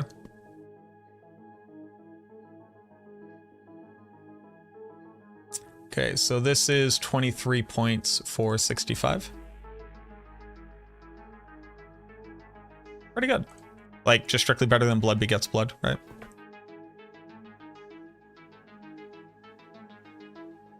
Also, it's just like, once you don't like what your hair looks like anymore, you just shave it off. Most male-presenting people tend to look pretty decent with a shaved head. Or you could just get really into hats. Or you can also go get like surgeries if you have the means to do that. You don't have any phobias. There's a lot of options nowadays. Willpower. 2, 4, 5. See, this is an incredibly inefficient willpower board. But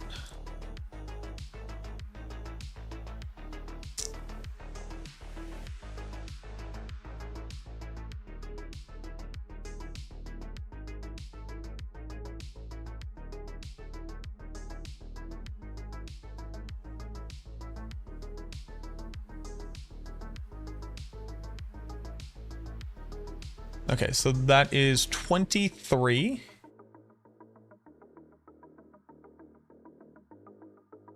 What's funny though is it's the same amount of inefficient as an intelligence board if you're trying to path through it for intelligence.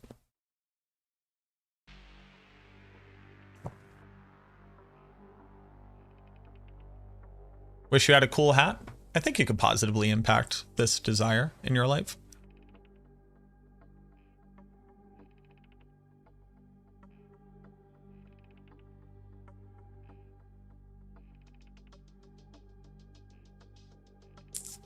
Minimum points needed to activate is 16.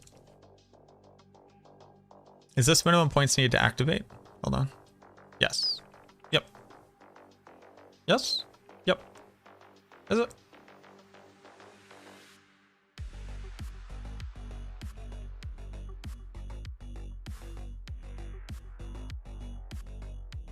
Yes, it is.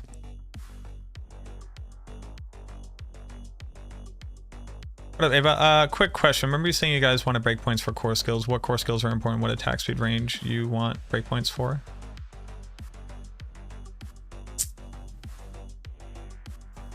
What core skills are important on the Necromancer? I mean, technically speaking, all of them. But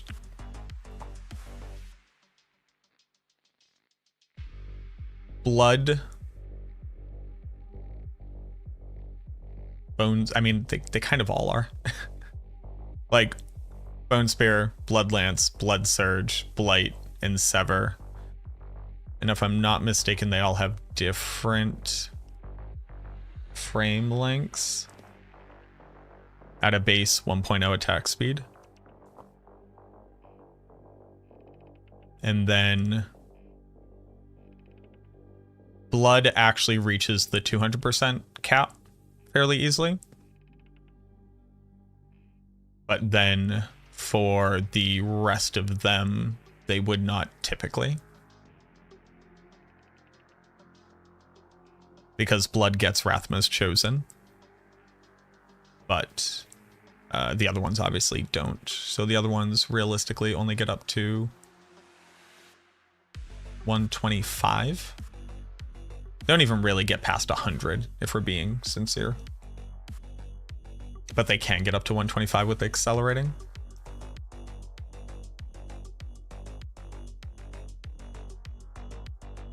Thank you, Boo Boo.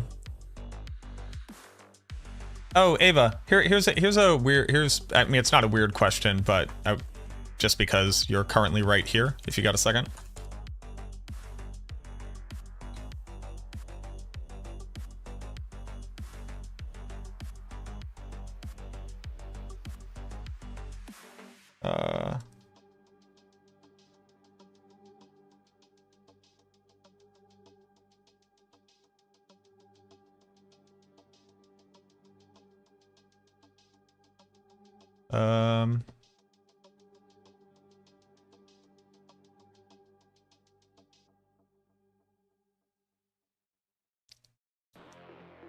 Khan, I guess I should also send this off to C Todd, but Khan on Reddit was posting some stuff about attack speed on minions. I like their findings. I don't necessarily agree with the methodology because it's based off of Shadow Blight procs over a given time, which I think inherently comes along with issues of what if you didn't trigger Shadow Blight? Like you're missing anywhere between 1 to 9 total attacks or more. Like your plus or minus becomes like up to like 18 attacks.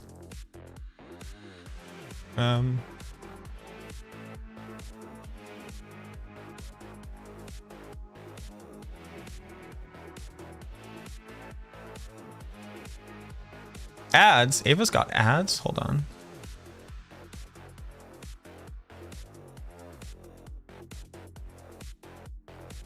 Get out of here.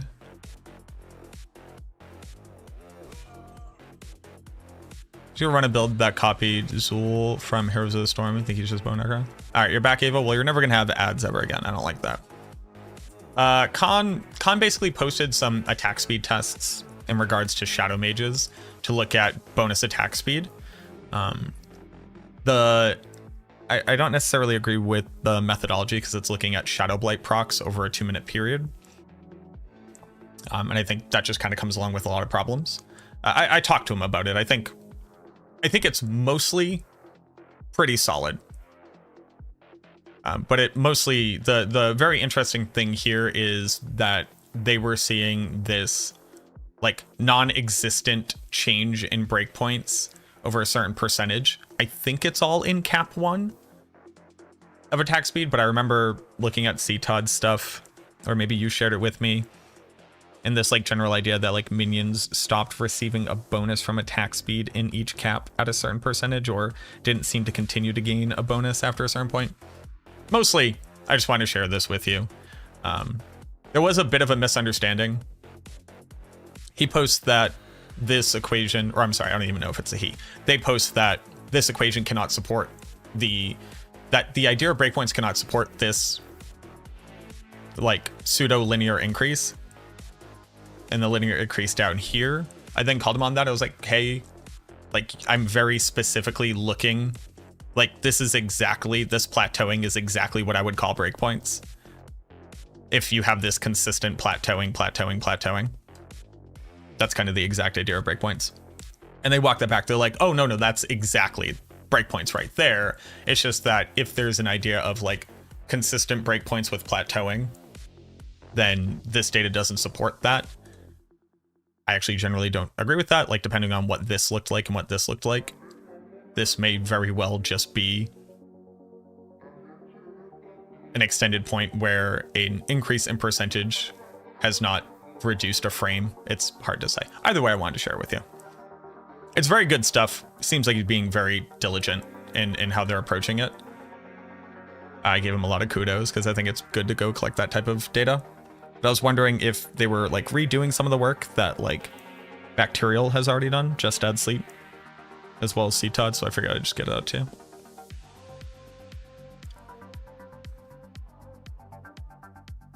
What is my quick and dirty take on the incoming Diablo 4 season? As long as a lot of the feedback that was given positively impacts the changes made to the content, I'm excited for the season.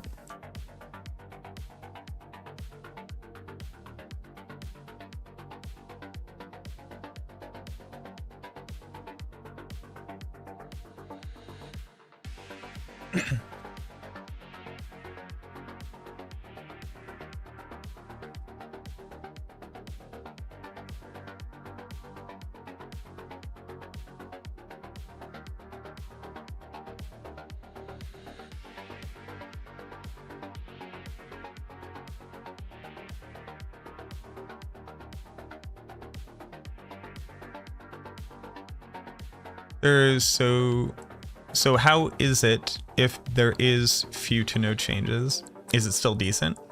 If they don't severely change the new content type, then what I believe is we will have less fun Hell Tides and the season will be generally the same, and we'll mostly just be experiencing the changes based off of the balancing.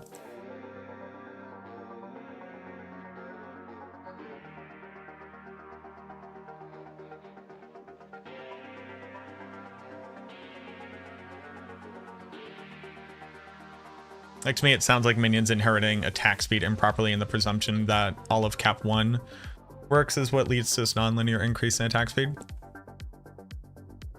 Yeah. Yeah, no problem, Milo. Is there one primary thing you want Diablo 4 to implement in Season 5 that perhaps were not mentioned in the PTR? An auction host?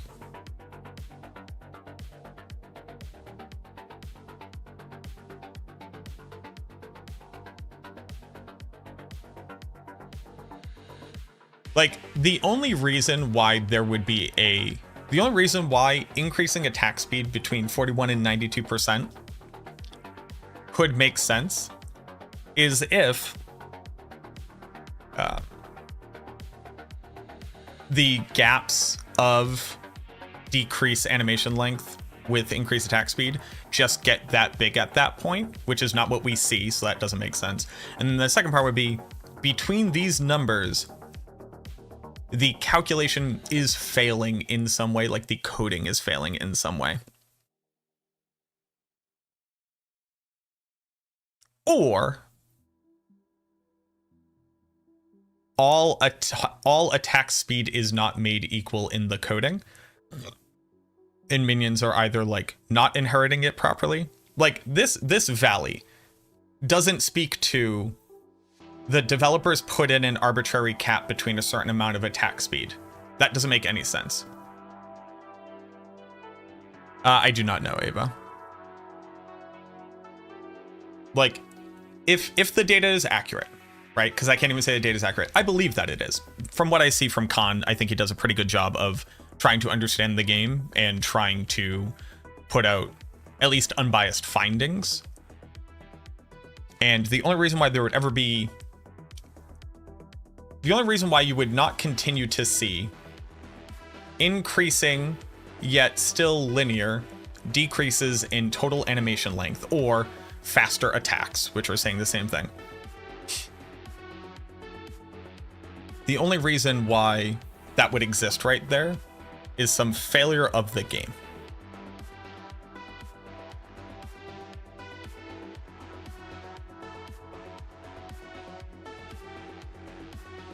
Because there is no reason to have an arbitrary cap.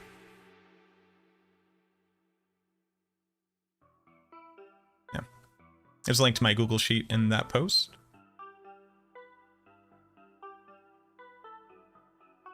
Oh, 6. Are you the first comment that says like my data supports your thing? Is that you? Yeah. There is no logical explanation for nothing happens between 41 and 92.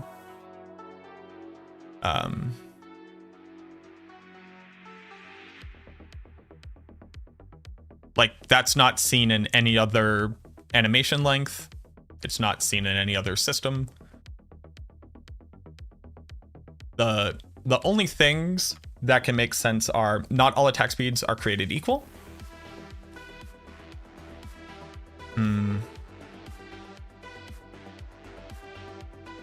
That region is where you start to get weird rounding errors, and what we see client side is not matching what you see server side.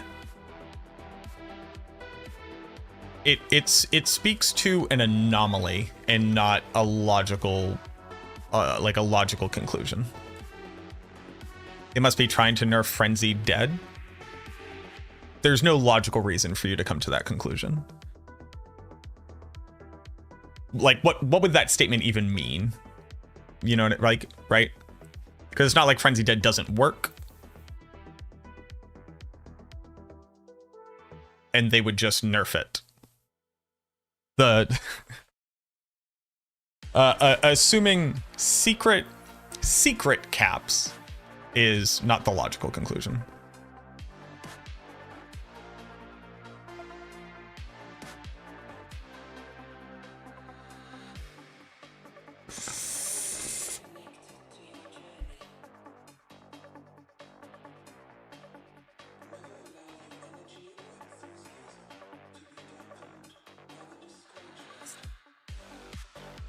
Side note, the Infernos are pretty dope. Yo, Vanoy, I'm glad you're enjoying them. Might have messed up your pupillary distance, otherwise game advantage feel pretty solid.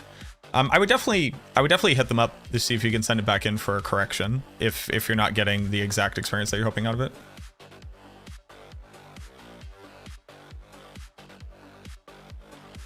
Tried multiple gear aspect combinations, same result. The reproducibility of a thing does not allow you to draw a conclusion of something like this is meant to be like this, or even here is the causative agent.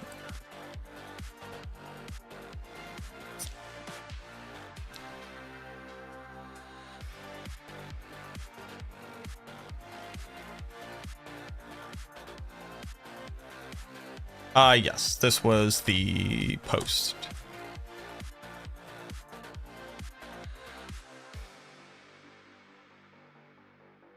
Then there's the other part too, where there's actually two other things.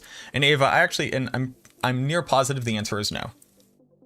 Ava, have you ever actually tested whether or not attack speed modifies missile velocity?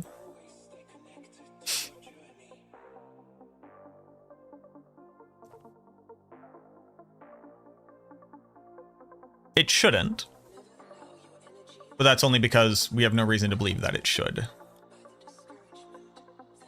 That was something I was thinking about that I've never actually tested.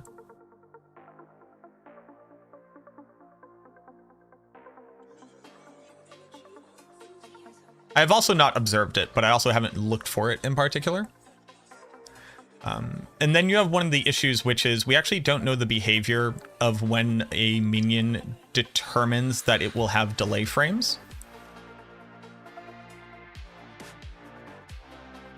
And a data set would have to be like sufficiently large enough to average out the difference between the types of minion attack patterns that happen and when they do or do not make AI decisions to delay, and how often on average that occurs, and then whether or not the AI making the decision to delay acts as an interrupt to an animation, where this one's like really hard. This one's like impossible to control for on minions, but basically if you're holding down the spam button of a skill, let's say it takes 20 frames, a third of a second every time.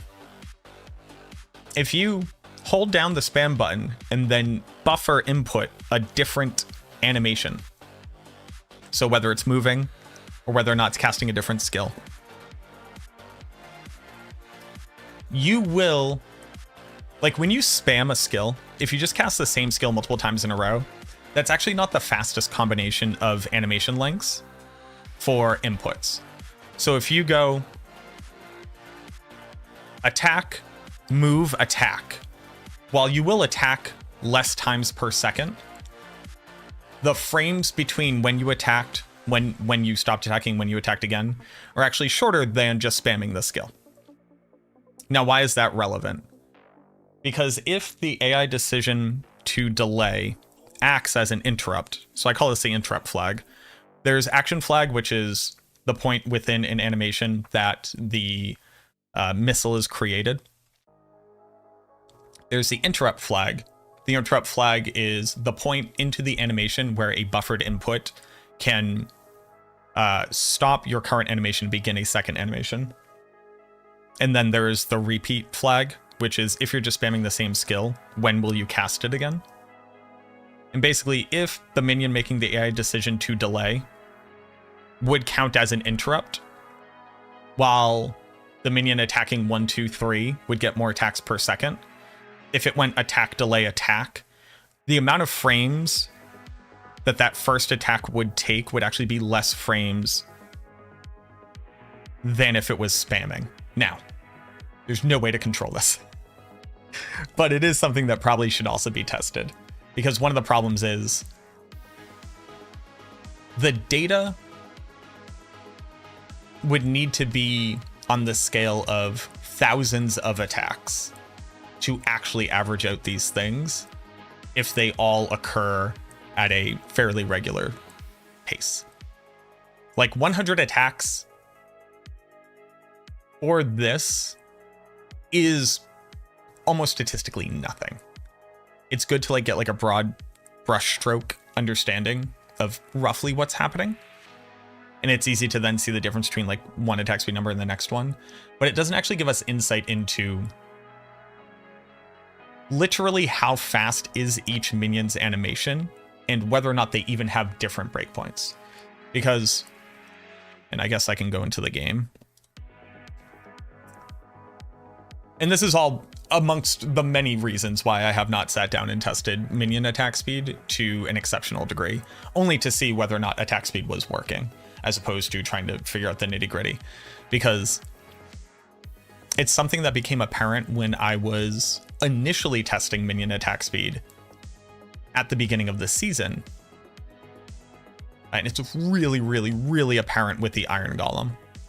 And just because it's less apparent with the other minions doesn't mean it isn't a huge contributing factor. So I'll try to show this.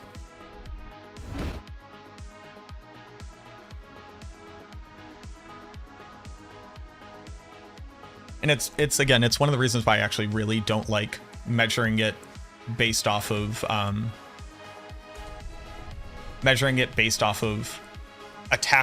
damage showing up on the screen or Shadow Blight procs. Shadow Blight procs add another variable, which is how, like,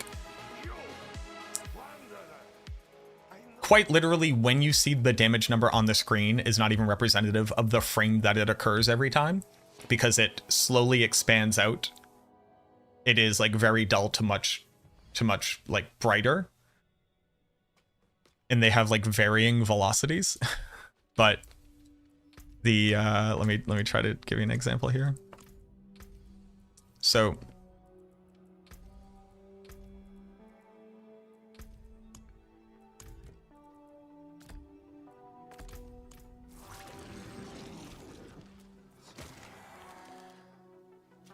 this minion. Left hand, left hand, left hand, right hand, right hand, left hand, left hand, left hand, right hand, left hand, right hand, right hand, left hand. Okay, so we can see that the two different hands probably have very similar animations, but you would need to prove that. And then you have the delay. But the delay does not always happen after the same number of attacks. Also, okay, so this is also really hard to see. But on one of those attacks, after he did the right hand, the next right hand seemed to shoot out much faster. And that's because I think that the animation of the minion is racing to meet the server tick rate. So what we don't have is even a consistent definition of the animation frames for the minion's attack. And since there isn't a consistent decision to delay, so that was just 2 delays in a row. It was a delay, attack, delay. The animations swapping between the 2 animations have to have an inherent delay behind them.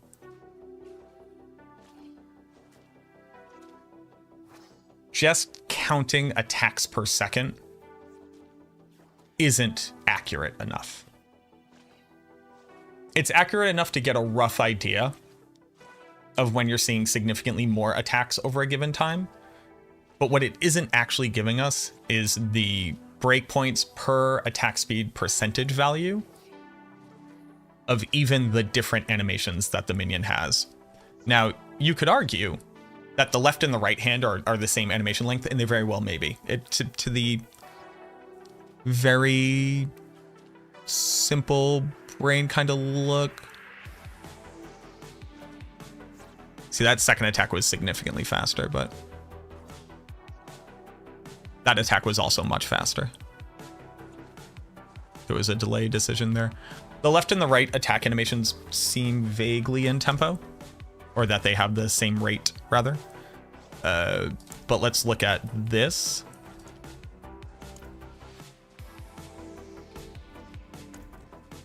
This is the Iron Golem.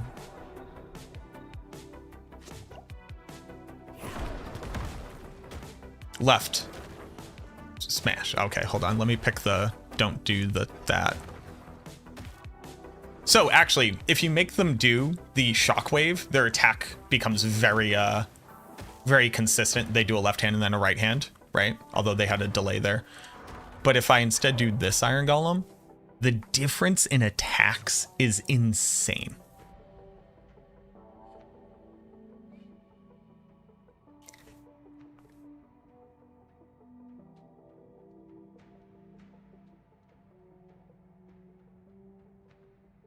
And once he respawns, we'll see him. Left, right, left, left, right.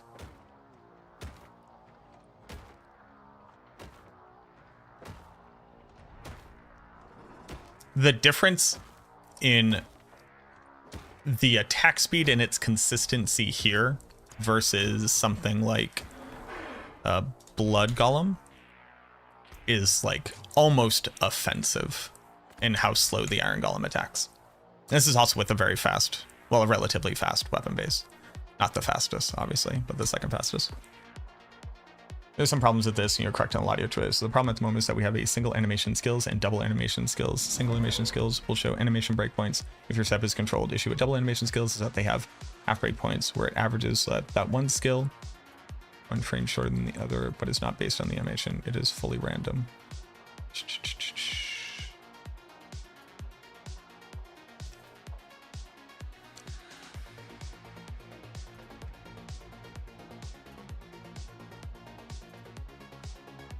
I think checking minimum frame among 100 attacks. Minimum frame. What do you mean by minimum a frame? Counted minimum frames from 100 attacks. What does minimum frame? What does that mean?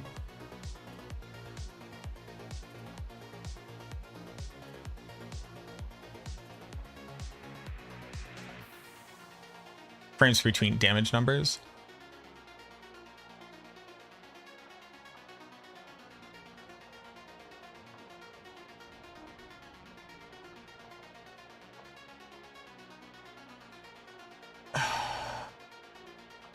That really doesn't work. The one of the, like, just right off the bat, minimum frame until you see a damage number has a theoretic constant variable, which is velocity travel time.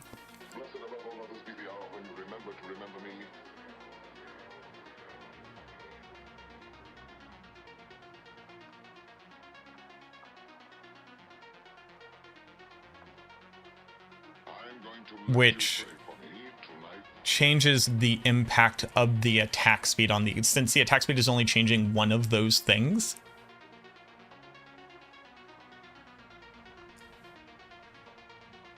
It should be constant, but I quite literally don't know where the projectiles, I literally don't know where the projectile starts from on the right hand attack versus the left hand attack. Like, the first thing is, nobody has proven yet, as far as I know, whether or not the different animations impact anything.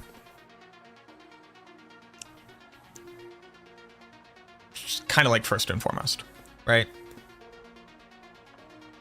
The second issue is that in looking at attack speeds from different caps, we shouldn't assume that they are equivalent for these purposes, and that the minions are properly inheriting them.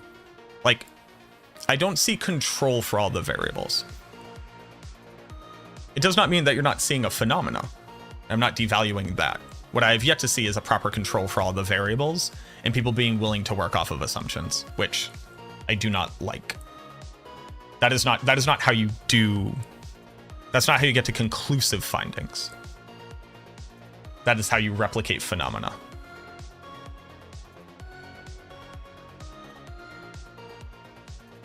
Like, quite literally, if the right hand attack generates the missile from this part of the arm, like if the monster's hitbox, let's say the missile always generates from the furthest point towards the target of the monster's hitbox, let's just say that. We don't even know if your minion's hitbox changes based off of the attack animation that it's using. And there's no reason to assume that it should or shouldn't. You just have to recognize that that, like, might be a thing. As such, counting how many frames it takes for each one, and then the impact on it, would lead to an incorrect conclusion.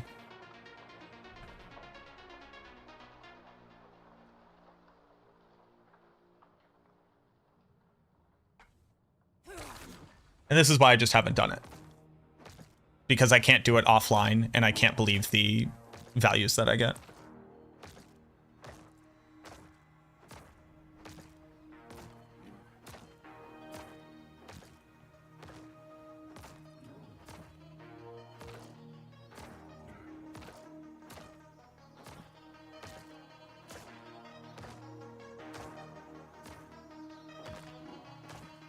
Because I can't control for what animation my minion even does. Yeah.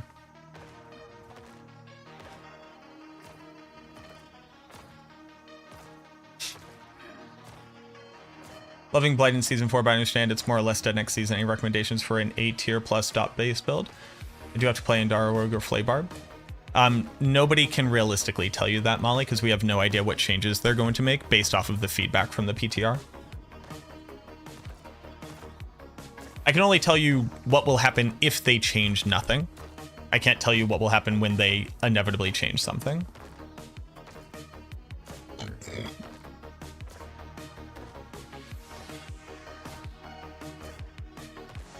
This doesn't mean that we can't unravel minion attack speed, but what I've never seen people tackle in a meaningful way is accounting for all these things or even recognizing them as realities.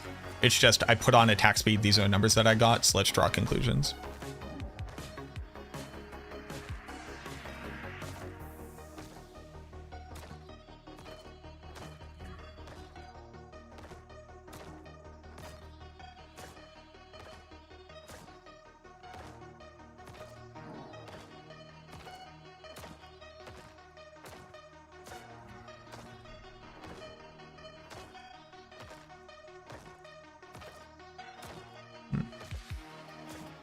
Open the Google sheet. Maybe I can understand better. Unless your Google sheet will touch on the things that I'm talking about, I don't believe that this will necessarily be a good use of my time.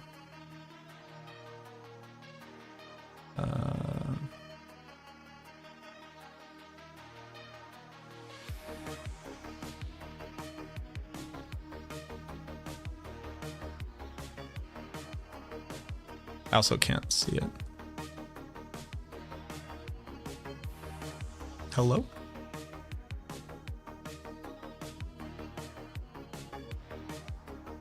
Can I not just see all?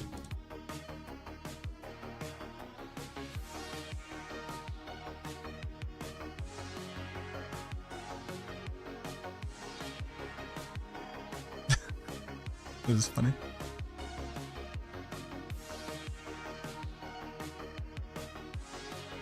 Oh, it is a reply to this one. Yeah, so I've looked at this. Yep. Yeah, I read through this today.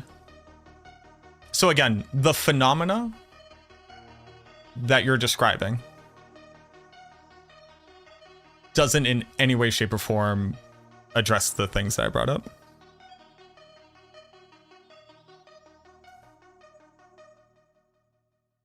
And this is not to be dismissive, but that is like demanding that the data be viewed in one way does not account for the things that I think that I brought up, which are legitimate concerns. Like the minimum frame length is always going to be the readjusting to like server rate minimum frame length, right? Which is like significantly shorter than what the true average frame rate should be for an attack.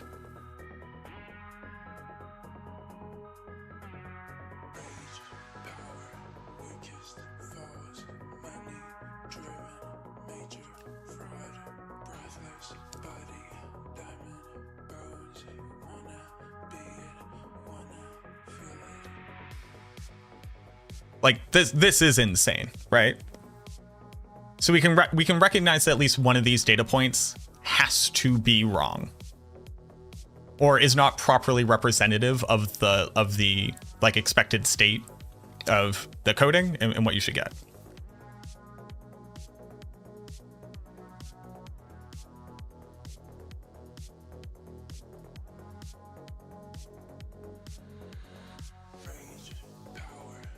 And for like your median frame to be close to your average frame with a range of this, you need like 500 attacks for it to start to get like good? Like for it to like start to get good?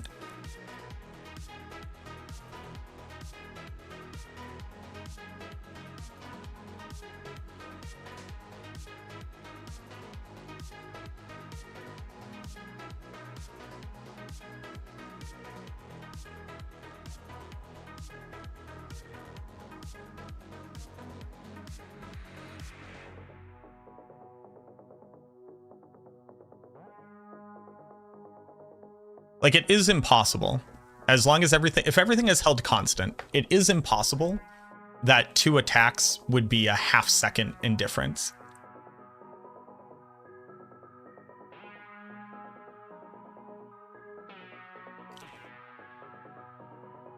And this is, again, this is not shitting on your data.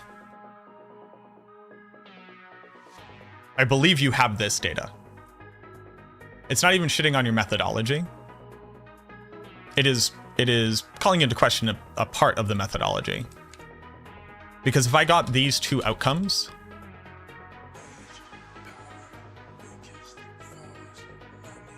I would give up on this methodology myself.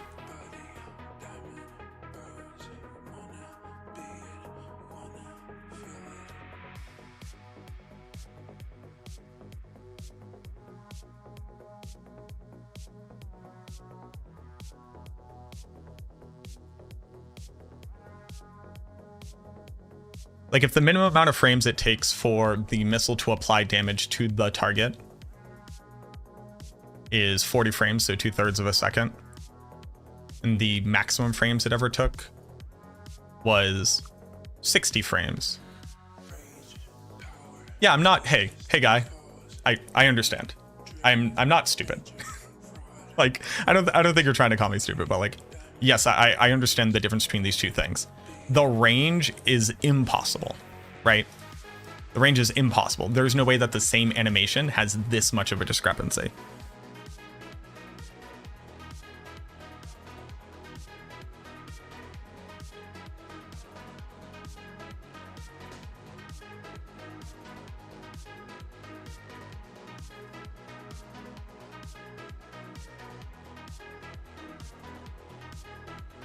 That's the AI frame added. So then you were measuring frames from when you first see a damage number appear to when you see the next damage instance appear.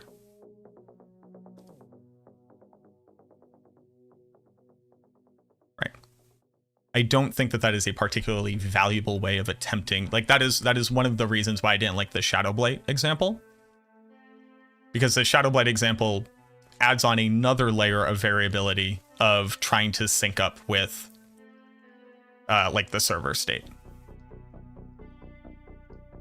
The only thing that we can get, which is like approaching close, is the beginning of an animation, and then when missile makes contact with target, and that's on a character being minimum distance to the target and beginning, is the closest that we can get to minimizing variability. And even this like does not actually negate it. Like, even this does not actually get rid of it, but it's as close as we can get. It is quite literally the best that we can do. Because you can actually see when a skill has been activated, this grays out for a frame. And the best that you can do is determine when missile has struck, which we have to use the damage value to get to. But like, the moment that I move out here, the relative strength on how much my attack speed has affected my animation length, it also includes the missile velocity and distance traveled, and then brings into question from where is the missile generated. Doing this minimum minimizes the impact of that on our findings. And even this is not accurate enough why you need to get like a couple hundred attacks to see the difference of like plus or minus like 3 or 4 frames. I think in most circumstances should be closer to like 2 to 3 frames in difference.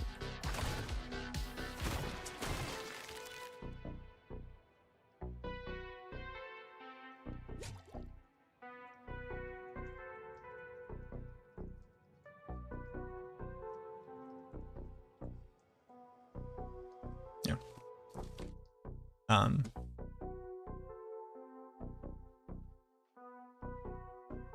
which is mostly why I have trouble drawing conclusive statements. Like things that can be said. This phenomena happens.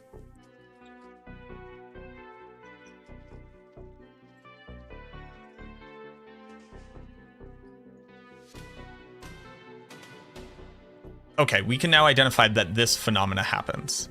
What could cause this phenomena? Is now like the next question.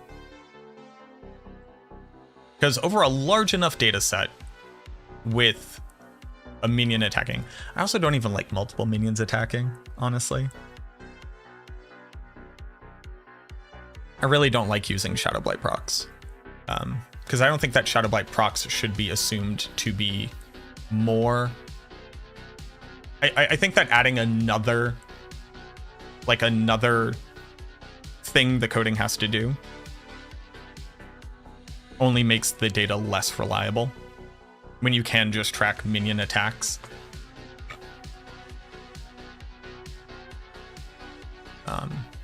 You have to look at damage instances, sure. I think getting the minions next to the target helps to reduce some of that a little bit more to see like a much more appropriate impact of attack speed on the point from minions begin attacking to damage instances seen. You stretch that out to about 1,000 attacks to hopefully account for like an averaging between left and right-handed animations, and then try to use that data set to similarly graph out how often delay occurs. And then by getting like trying to approach like a constant that we can use as delay variable, then use that to clean up the data on a second set. And then we start to approach like closer to what the breakpoints look like. It's determining what causes this is like probably the biggest issue. There is no reason to believe that this occurs for some reason. Like there's no reason to believe that this is intentional.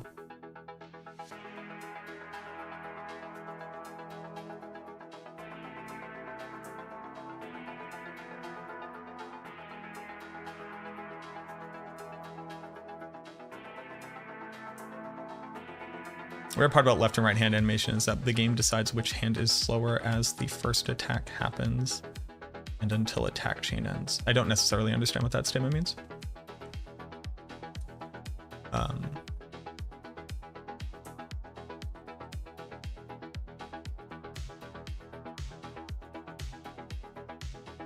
I also wish I could see these data points a little bit more clearly.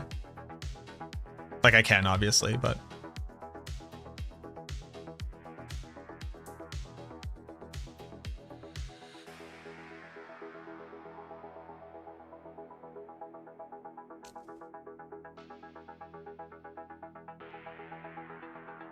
just a little bit hard.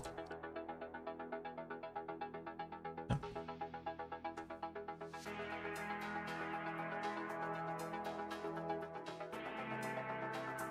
Oh, I see what you're saying. When you have a multi-animation attack pattern, although the thing that probably screws it up is that I assume delay interrupts chain.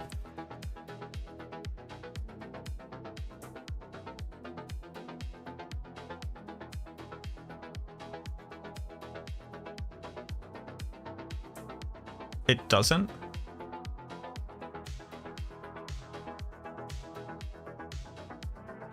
So here's my other question. What other skill has an innate delay?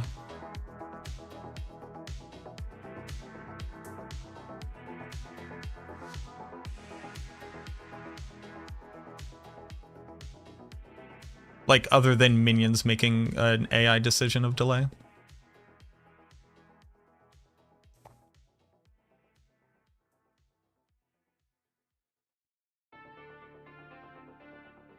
There's a delay?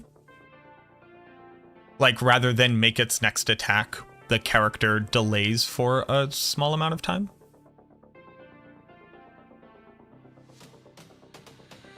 We might be talking about two different things.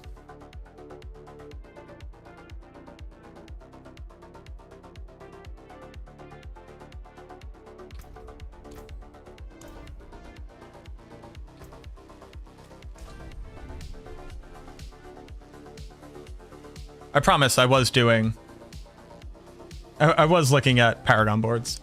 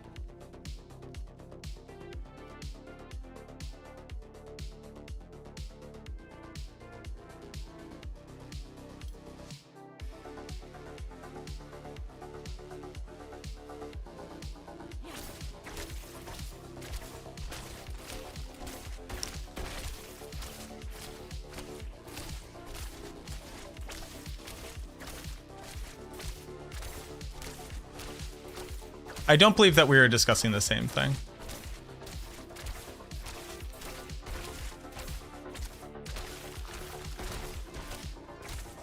Got you. Yeah, so we're talking about two different things, Ava. So this, not in the animation delays longer than you expect it to, based off of the average of the two animations in a multi-animation attack. Minions will go attack, attack, choose to do nothing, choose to attack, attack. Like, you will see the animation fully end, and then a new animation start, as opposed to the continuation of an animation, but with a longer total length than expected.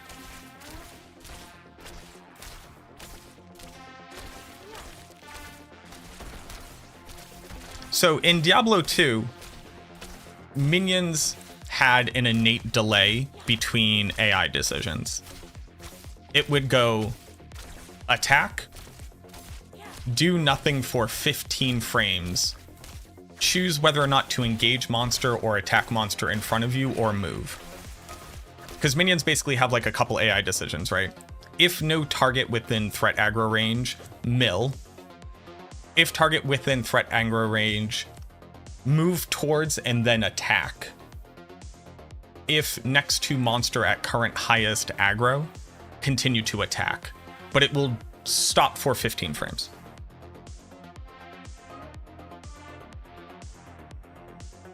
Minions, seemingly, randomly decide to delay for an amount of time before beginning a new animation, or before making a new decision.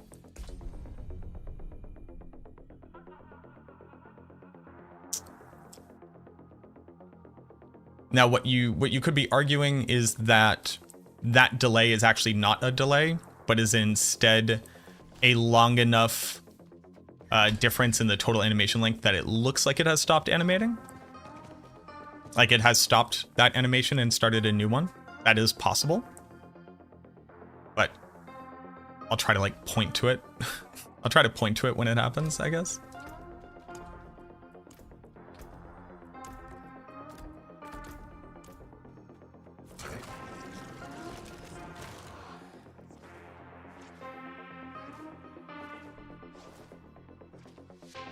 So we see that it can choose to attack again immediately with the same hand without having to come back to a rest state.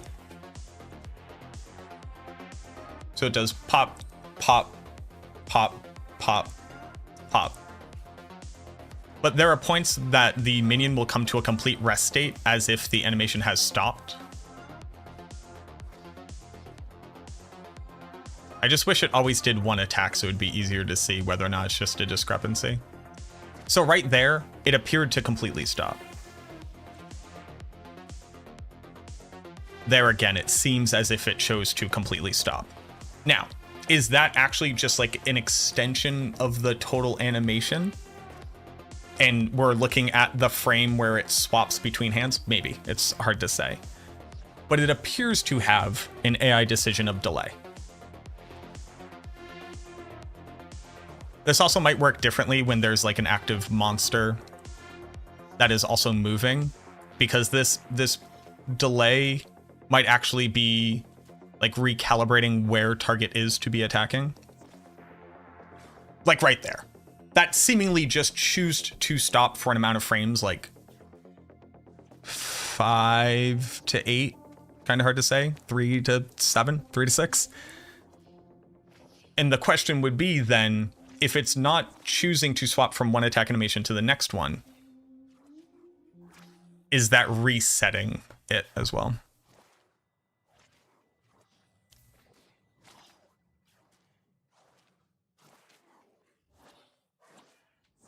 It could be due to a lot of things. This is why the dataset would need to be sufficiently large enough to account for this noise.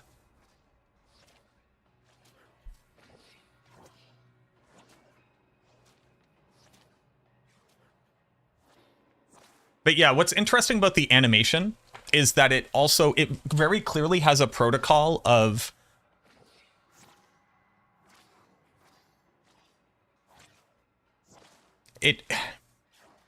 it's not so much a protocol. Well, how would I even describe this? Because I'm not good at coding.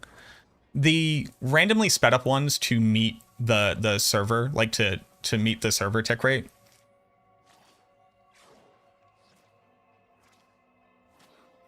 The reason why I can even have a different length of animation is because it is moving at some conceivable animation length that exists at that attack speed. Like we should be able to replicate that shortened total animation at a certain attack speed as long as it's within the range of like value that we can add to our character.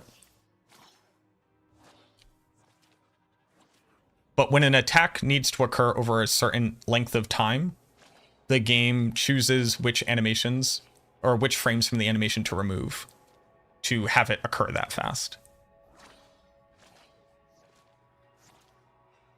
Have you counted watch to see if there's a pattern between pauses, like left hand, right hand? I have. There is no pattern. That is discernible.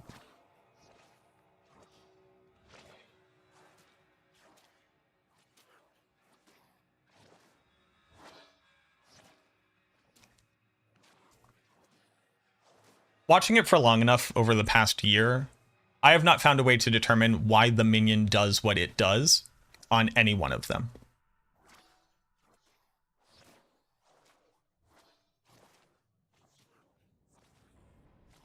The worst part being that because the animation literally travels over a shorter distance, the left hand just looks like it attacks faster. It probably doesn't, but it looks like it does. Now, the issue being that we can't choose to have the minion be in null position, meaning like not making a decision and then making an attack. We can't control for that. So to be able to say it confidently, like what is the animation length for each one, is very hard.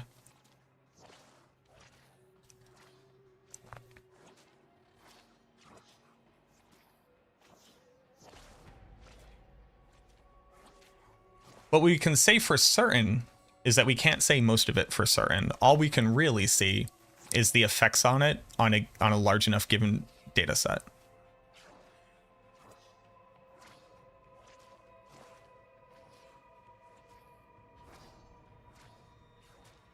Where can you see this build planner? Where can you see me just having a skeleton out? This is not a build. What will happen to pre-owned uniques when season 5 hits? I plan to move over to Eternal Realm, trying to plan ahead. What will happen to pre-owned uniques? I'm not sure what that question means. You keep all of your gear. It goes into a stash that you can pull out of but can't add items into.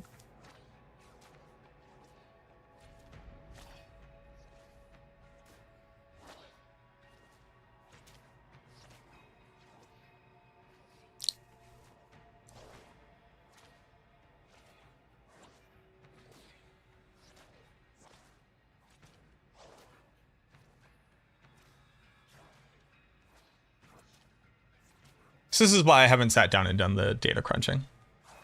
Because I actually can't come up with a sound enough way of doing it where I think that I'm accounting for all of the all of the issues.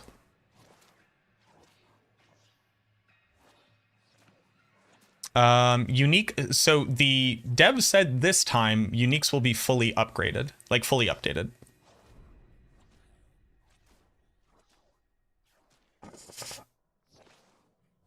What up, you two? You two are Yukon.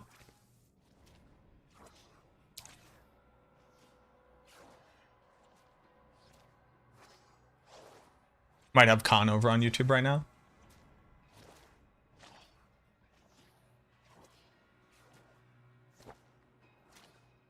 Also, where music go?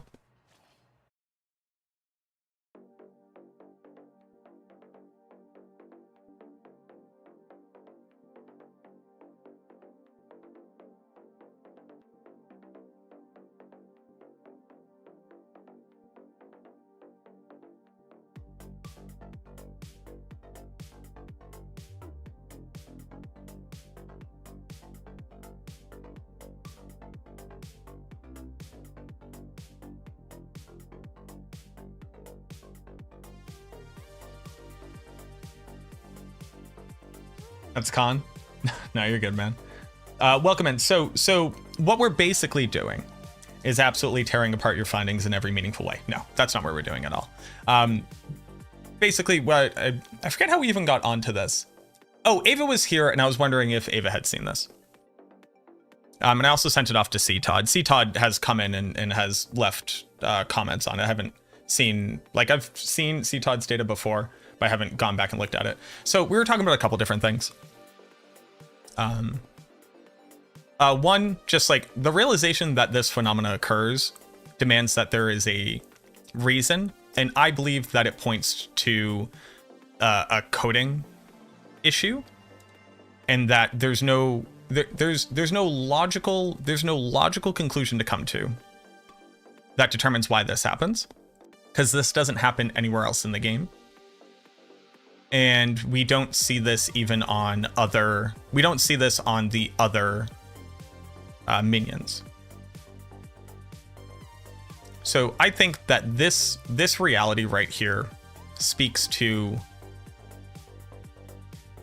the equation failing at this point, like somehow hitting some type of like negative, and then like circling back to, I mean, just Diablo games suck is basically what the thing I'm mostly pointing to is. I think that this speaks to some kind of failure in the coding.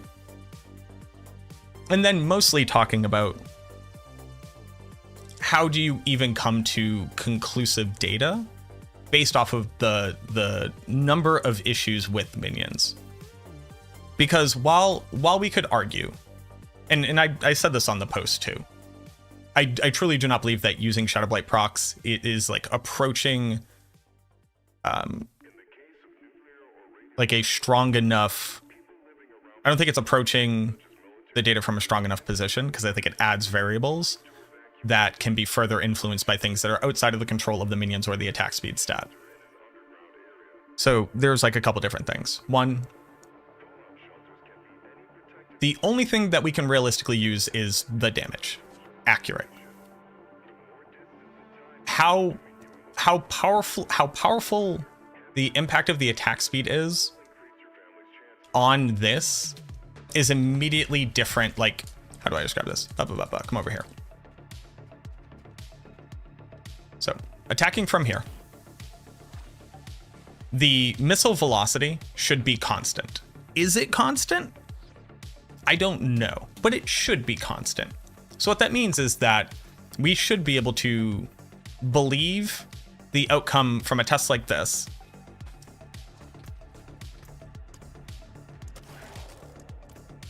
versus a test conducted like this.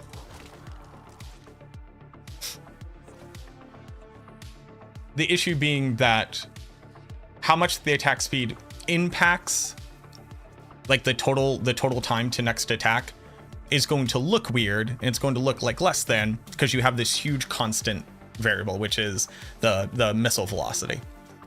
Attack speed shouldn't impact missile velocity. We have no reason to believe that it would. But then you ask the question, hey, why are you even worrying about these things that could be problems? Well, we see this in a data set, and there's no logical reason for this to happen.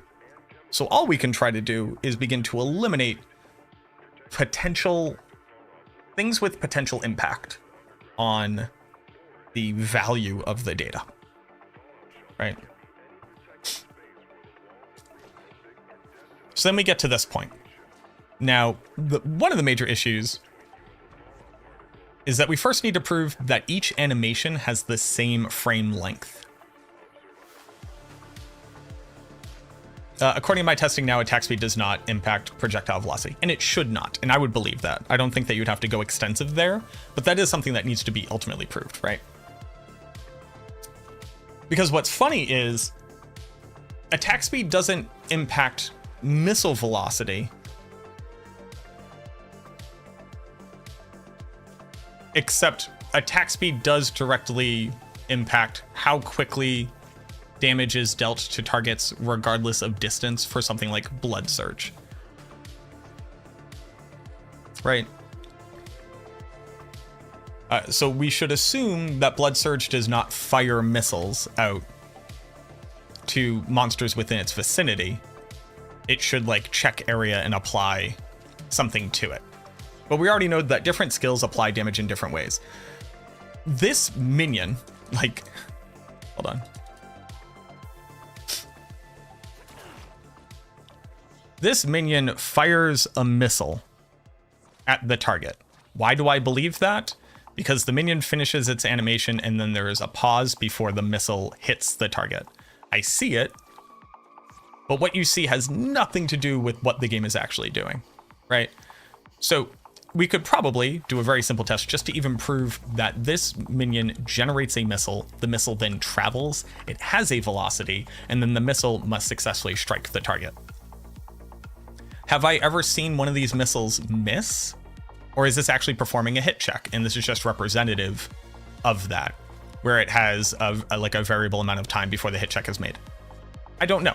You would just have to prove that. I believe it creates a missile that fires out of the target that has a velocity, but that's an assumption that I'm making.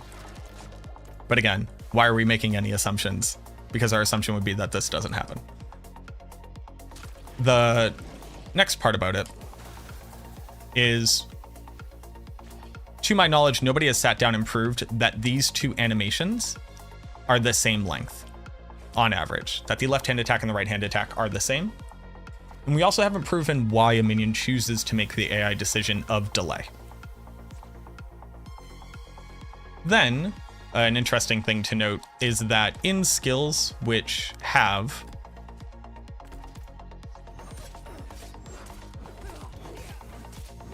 or skills that have more than one animation, so repeating animations, like this, you would expect both animations to have the same length. From testing that Ava has done and other people in GMS have done, the game will attempt to average out these two animations. There will be a variability in the animation, so like the left-hand swipe will be shorter or longer than the right-hand swipe. So, if that's true for this mage, we already have to account for, is there a way for us to prove which attack it started on and what the length of each attack was to determine like true average attack animations per cycle? The issue being that with our attacks that have two animations, it is constant because we don't have a delay. The second thing is, since the minion seemingly does have a delay, does that actually reset the cycle? So those things all need to be proven before we can even start talking about like how valuable it is that a data set is a certain number. That's why I was talking about when I first answered you this idea of reducing the noise in the data, because of all of the variables which we cannot control. And a data set would have to be, with this number of variables, the data set has to start approaching like 1,000 attacks. I think like minimum. Before we start talking about getting a strong idea of what the minion's base animation is, and then what the impact of the attack speed on it is. Then we have a couple other issues. We can't know at what time the animation starts. So we would have to be able to identify when the animation has caught up to the server and then start the count from the fresh server tick, which I don't think is something that we can accomplish. Or again, the dataset would then have to be like long enough where that doesn't matter too. Then we start to get a really good idea of how much attack speed is required for each breakpoint. Then we have to be able to prove that both attack cap 1 and attack cap 2 lead to these same outcomes.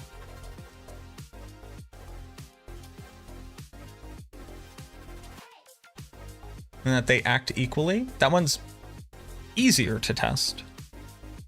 But it also is like determined off of, we have determined what cap 1 and cap 2 are.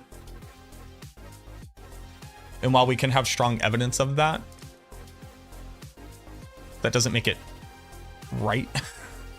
But it probably should be considered to be right. And then none of that can really account for this. And this isn't seen in the attack patterns of other minions, is my understanding.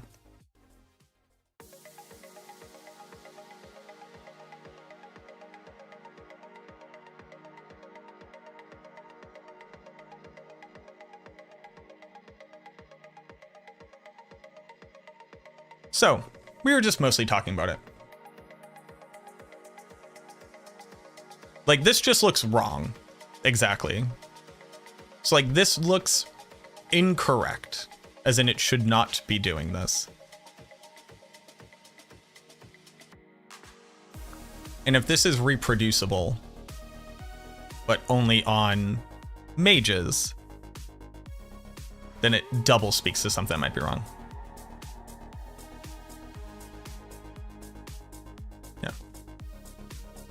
But, and again, and I hope that this came across in how I communicated on the Reddit post, I think this is incredibly fascinating. And while I don't necessarily agree with the exact methodology that you use to reach these conclusions, or at least to collect this data, I don't think that this data is bad. Like, I don't think that it is valueless. I don't think that your time was valueless. I think that this is very good to see.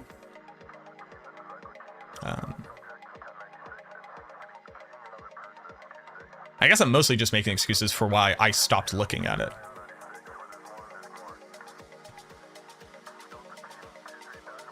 Yeah.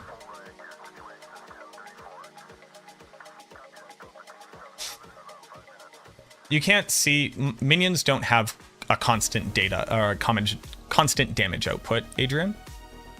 They have a minimum, they have a 50% damage range just from your weapon.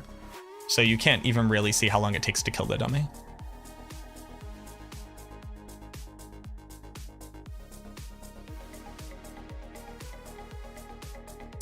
Genuine question, if you're all into data and min-maxing, why do you choose to main what is considered to be the least complex ARPG of the current popular ones? I don't agree with your statement.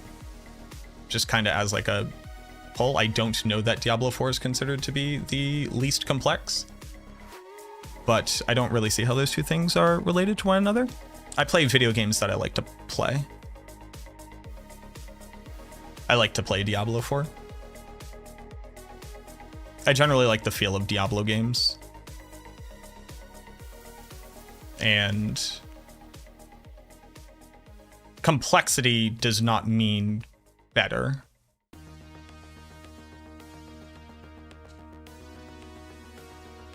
Fair enough, you like the game, that's a good answer.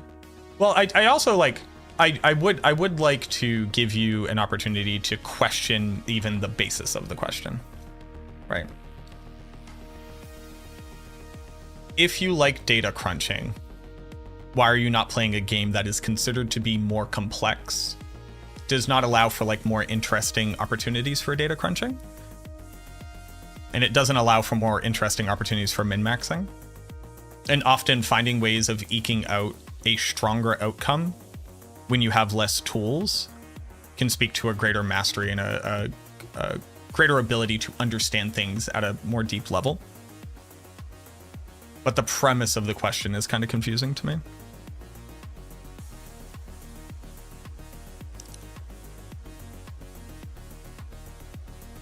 I think that, like, one of my major issues with what was the most recent one? What was the most recent one I played the most? Was the Last Epoch? Last Epoch?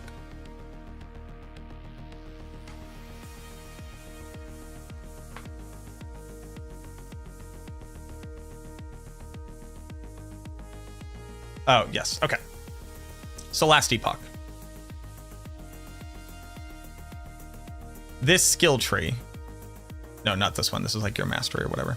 This skill tree is more complex than the Diablo 4 skill tree because you can make more decisions.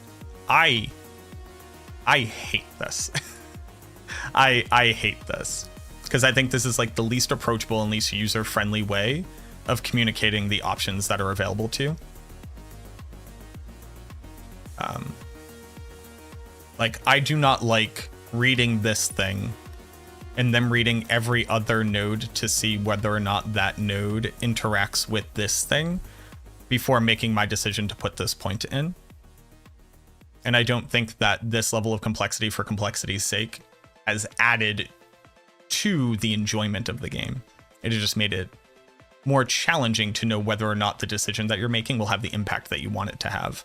And then once you master it, so when you master anything, the entire illusion of it falls away. The illusion is there for people who have yet to master it for the purposes of eliciting a certain outcome from the player looking at it. So when people see this, they're meant to think, this is very complex. I have a lot of different options. I will need to really understand this to be able to make the best decision. That's what this is meant to instigate in the player coming into contact with it. And I hated this. I hated this to my very core. This was very cool. I like this one. This one, like, much more like a talent tree. I like the talent tree. Absolutely hated this. Hated this to the end of all days. So here, I don't think that complexity should be, like, divinely valued, and that I don't think that it means that the outcome is better just because it is complex. I think that this is complexity for complexity's sake.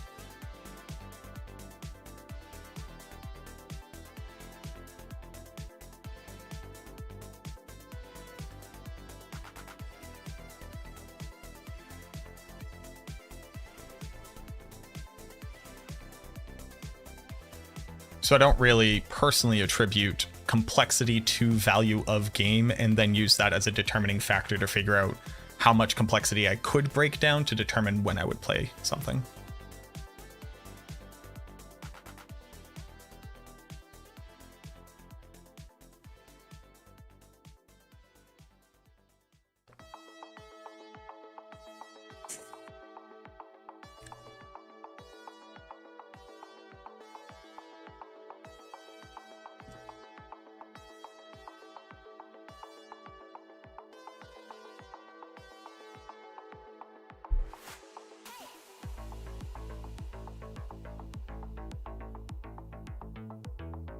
But, like, I don't play a lot of complex games, but then I play a lot of, like, severely complex games, right?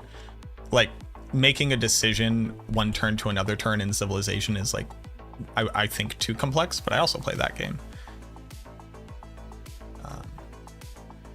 Slay the Spire technically has, like, an infinite complexity. I like to play that game. But then, like, I also play EverQuest, which isn't particularly complex. It's really complex though, isn't it? I don't know. I think most things are actually very complex.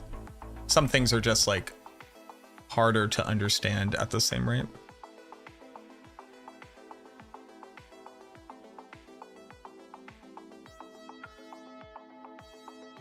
But I do think that Diablo 4 is, well, the Diablo games also, and like, here's the funny part. Or maybe this isn't funny, but maybe it's like generally lost to time. The intended game design of Diablo, the game as both like Diablo 1 and Diablo 2 and as like a model of the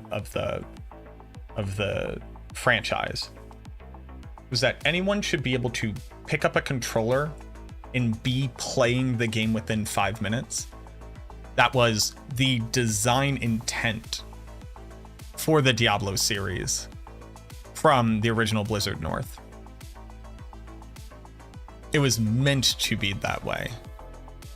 And that is something that can be looked for in the games for a player to know, I will get this experience if I play these games. And when I do see a criticism of Diablo is a simple game, I would point to the number of careers of people now on the internet that are just breaking down the game so that people can understand it at a deeper level as like a pretty good data point. But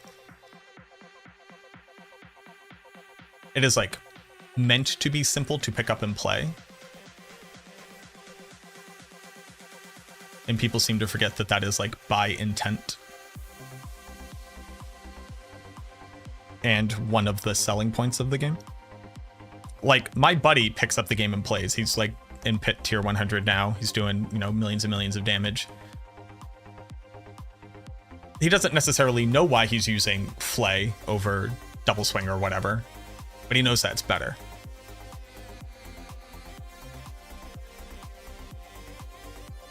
So like most things, like easy to pick up, difficult to master is kind of the idea. Minimum points needed to max the glyph for willpower. It's just interesting. This is 21 for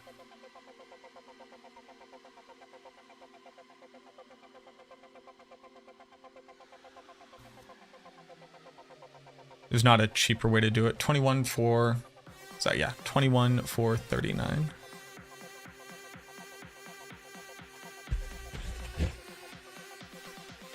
Just Carl, thank you for the follow. And Sarif and Pompey, thank you for the follows.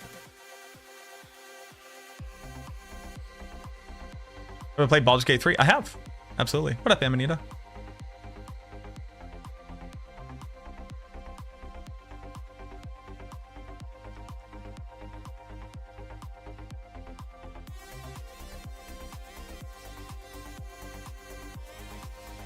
Is it better to achieve the bonus skills on glyphs? Yes, in almost every circumstance. There are some exceptions, but there's never a point where you would put a glyph into a board and not hit its minimum requirement. That I can think of. Yeah. The additional bonus nowadays is by far the significantly stronger benefit from glyphs. At one point, the additive damage was relevant. So after blood begets blood, you would have bone graft. Bone graft.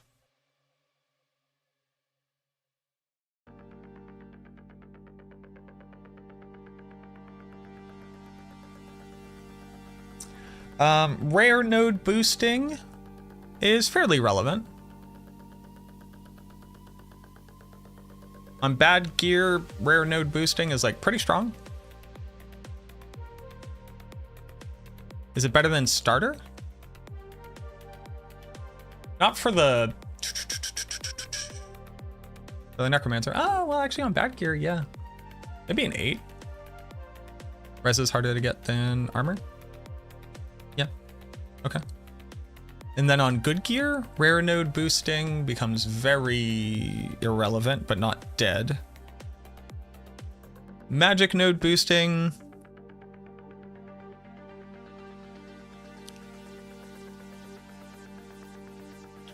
On bad gear, not really magic node booster. Well, you could, oh, you go with corporeal actually a lot.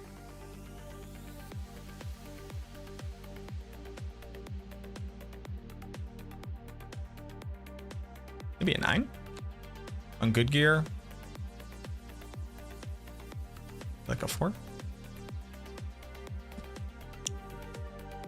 Okay. Minimum points needed to leave the board on a dex node.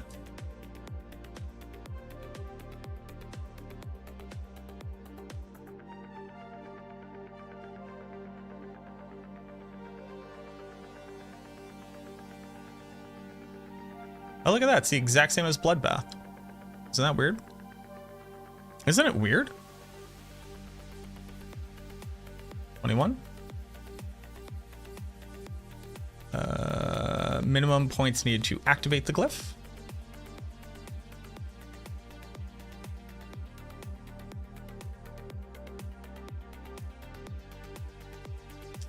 $14.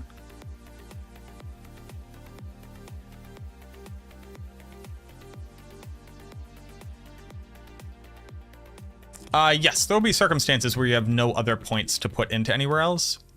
So you should basically attempt to gain the largest amount of additive bonus per your build. For sure. Diablo is like go, minute to learn, lifetime to master. Yeah. I think that Diablo 4 has a shorter tail of mastery on it.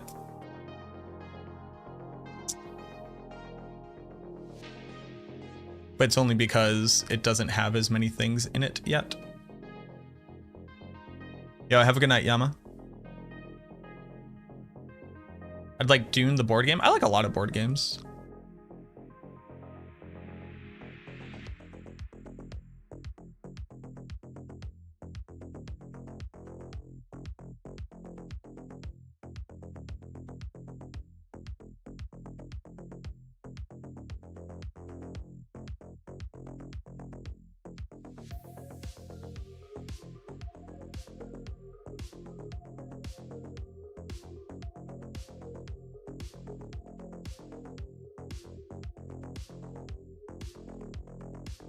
I'm always tempted to do something stupid like this. That doesn't really do anything. This is 23 for 49.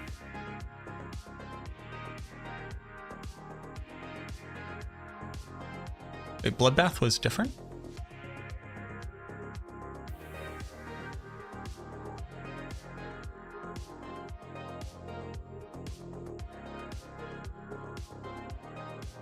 Oh, right, because, yeah, it has this one spacer here.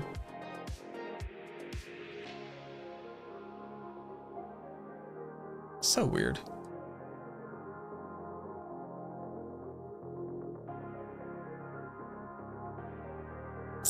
For an intelligence node, minimum required to leave.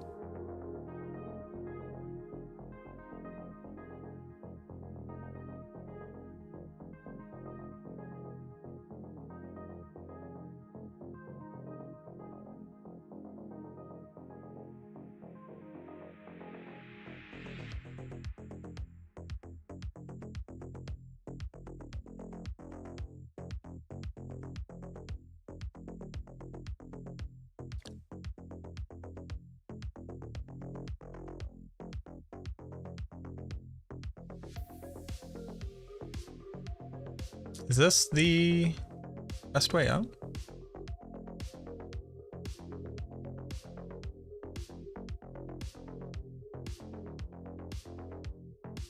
Does this accomplish anything?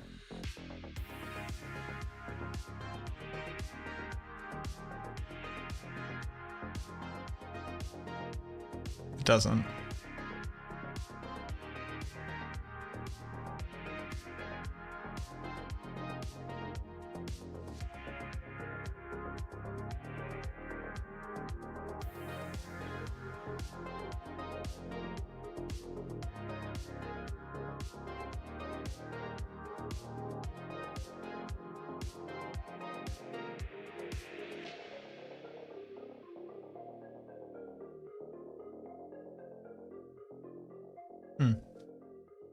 Yo, be good, Ava. And thanks. I do wish they create an auction house because D-Trade feels so sketch sometimes. Constantly scared I'm going to get in trouble for trading when somebody uses trades for USD. Luckily you won't get in trouble for that as far as I know. But it does feel sketch. I would agree. Does the order Paragon board are added matter? Can we have 2 overall boards that look the same in the end, but order of attachment mattered? Yeah, of course. Your order of attachment determines how much the requirements are to hit the rare node bonuses. So here, this requires 220 willpower. Here, it requires 290 willpower. So you may add a board at the very end that you could hit the bonuses for if you hit earlier, which have the same amount of points to leave it as another board, but you didn't hit it, and the board that you hit earlier didn't matter to you. Yes, when you add them absolutely matters.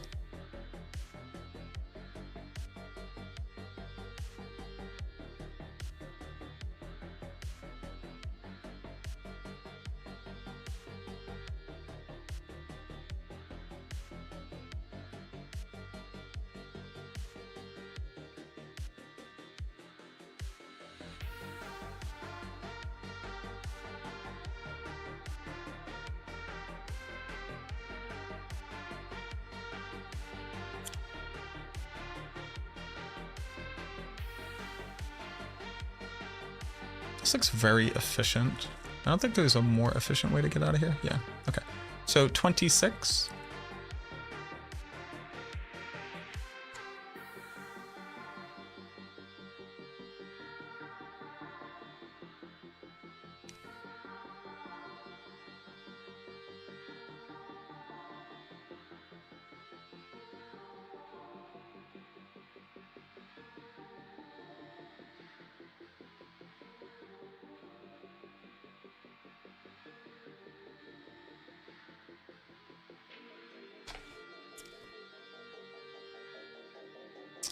This is 18.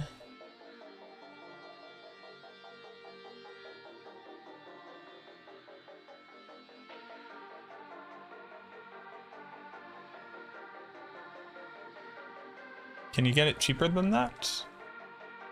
5. Oop. Oop. So there, we're already 1 less efficient. 2, 3, 4, 5. Boom, we've hit 1. Same amount of inefficient. Now less efficient. Less efficient. More less efficient. Okay.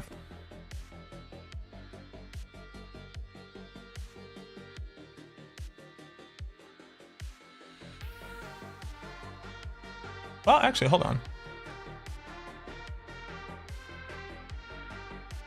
Well, let's think about this.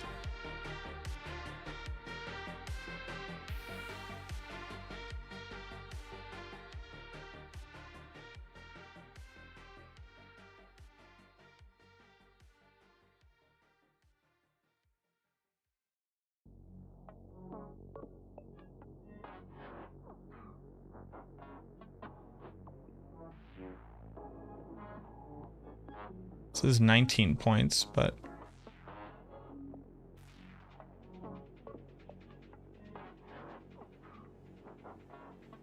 no. Okay.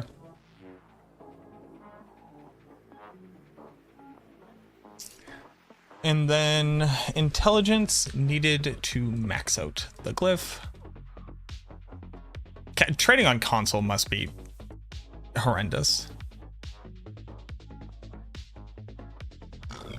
Excuse me.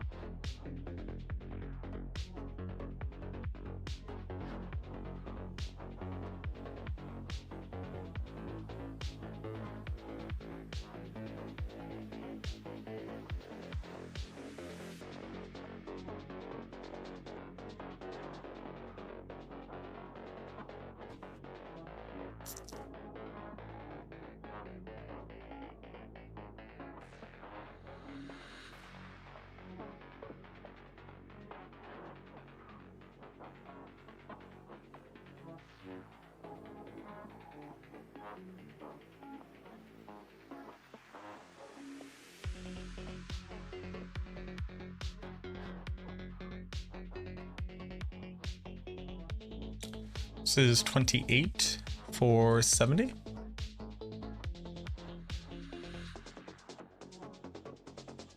Now hold on though,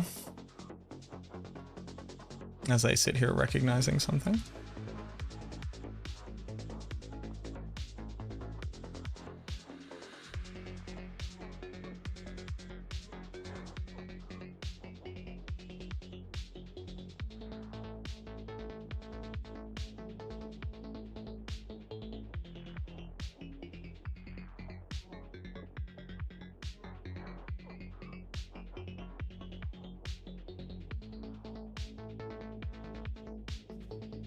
So,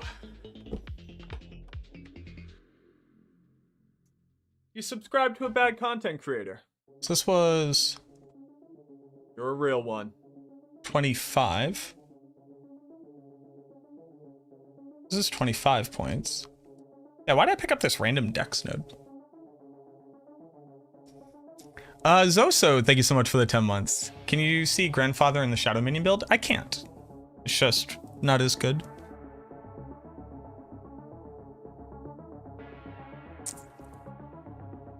It says multiply your damage by 2 and some additive damage and some maximum life.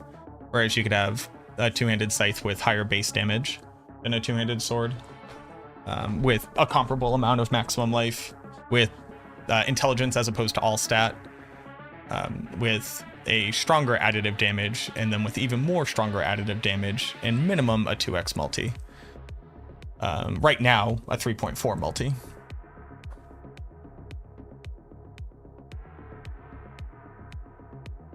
From Chronics that the best place to try reporting even major bugs is just the D4 forums, but even those might not get addressed in time for major patches. For the average player, yes, that is your best place.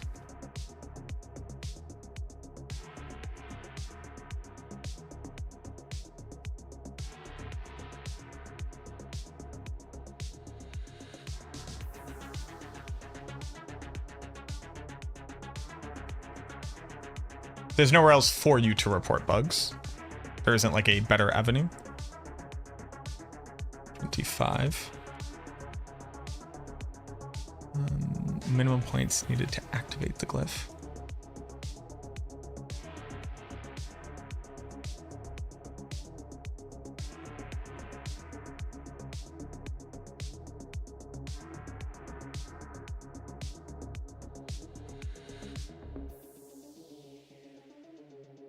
Was 17? 17. I don't know why I did that bad.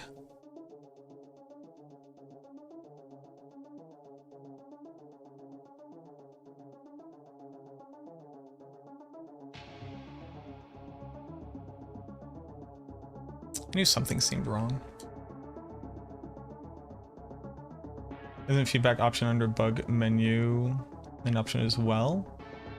Isn't feedback option under report bug menu?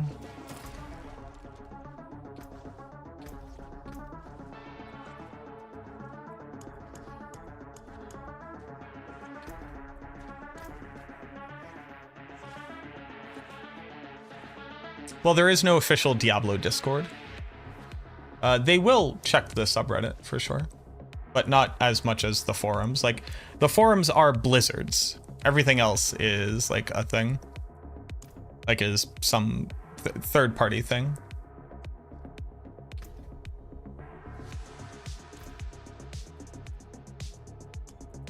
Also, I would not expect to see like some developer showing up on the forum post and going, "Hello, I have logged this bug, thank you," kind of deal.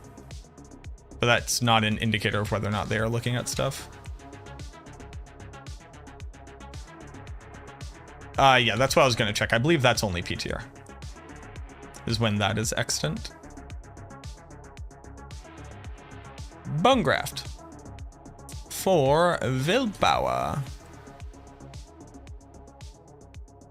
Wowie. Wowie. Wowie. Wowie. So it's this.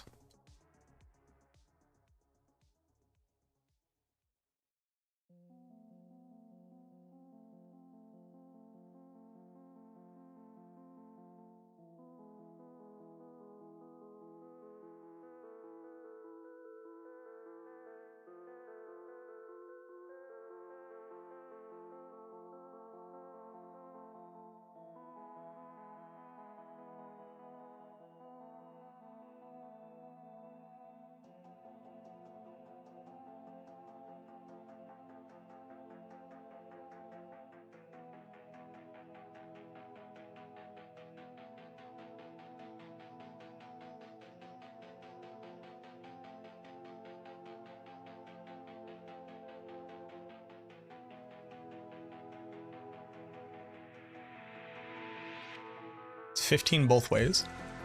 2.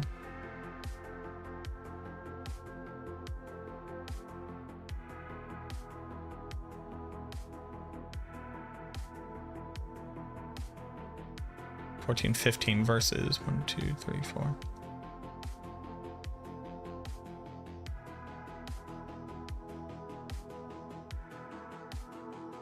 That's 15 both ways. Okay.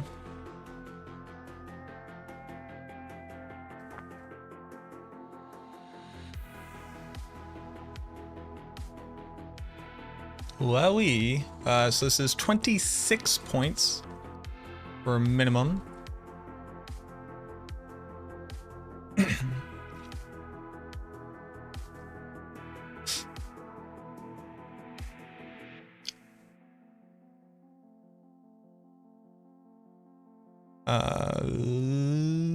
Minimum needed to activate.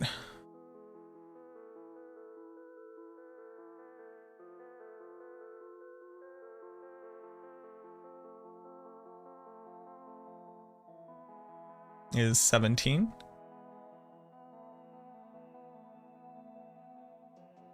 Isn't that interesting?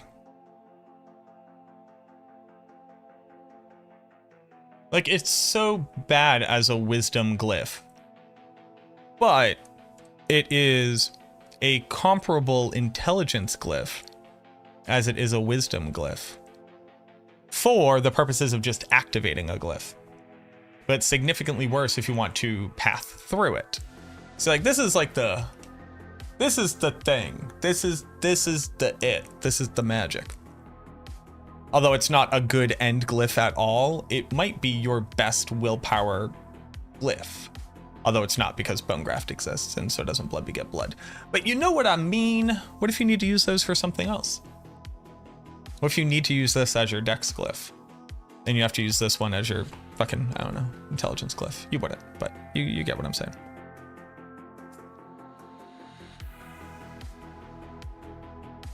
And then it's only 20. 20 for 34. But like, look at that. Like, the only thing that's currently as valuable for the number of points from maxing out a wisdom glyph is blood begets blood for dex.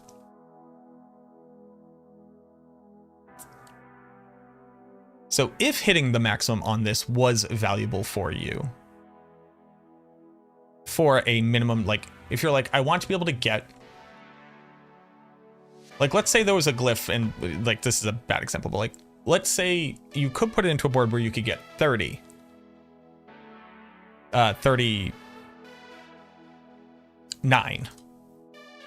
but that would take 21 points. Bloodbath, right? This exact example. And you wouldn't be able to do that anyway. Then bone graft is just as valuable to you on blood as bloodbath is for accomplishing this thing.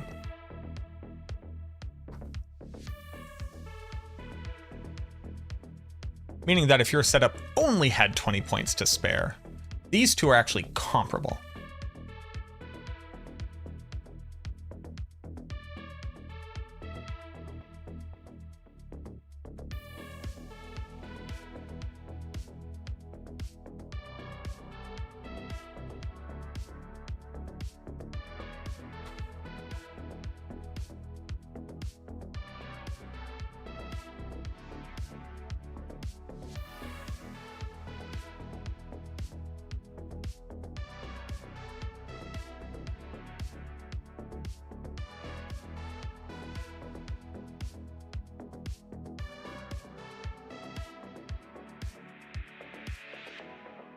Apparently there is like this, like that weird phenomena for mages also on Iron Golem, which is interesting.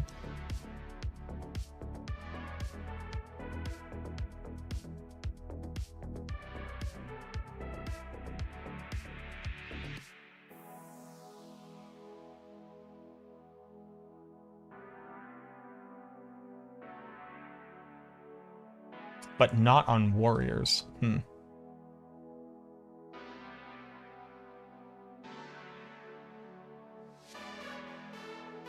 feel like the guides that you make should be accessible from the Blizzard launcher as a sort of D4 Academy. I appreciate that. That's very kind of you to say.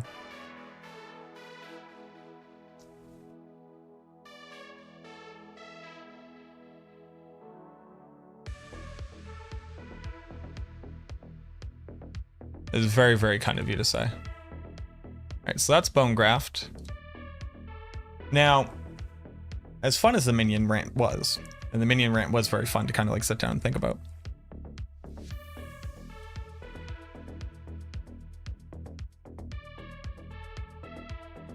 Sorry, I got a bunch of messages. It did eat into staring at these numbers and making them work. But that is okay. Cult Leader. Cult Leader is a cool board. Well, cool board is an interesting way of describing it, I would say. Boosting rare nodes, kind of the whole time, just kind of like 10 out of 10, right? Even boosting magic nodes, it's like pretty good. Because it says DR. DR is good.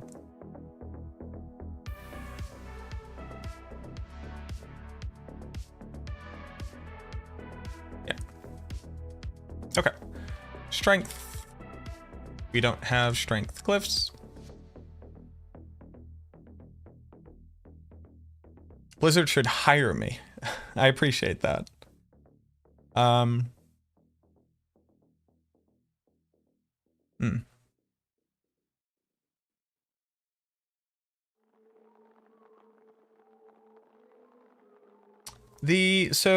mean, we could talk about a couple different things. One, the work that a lot of the Diablo partners do goes directly into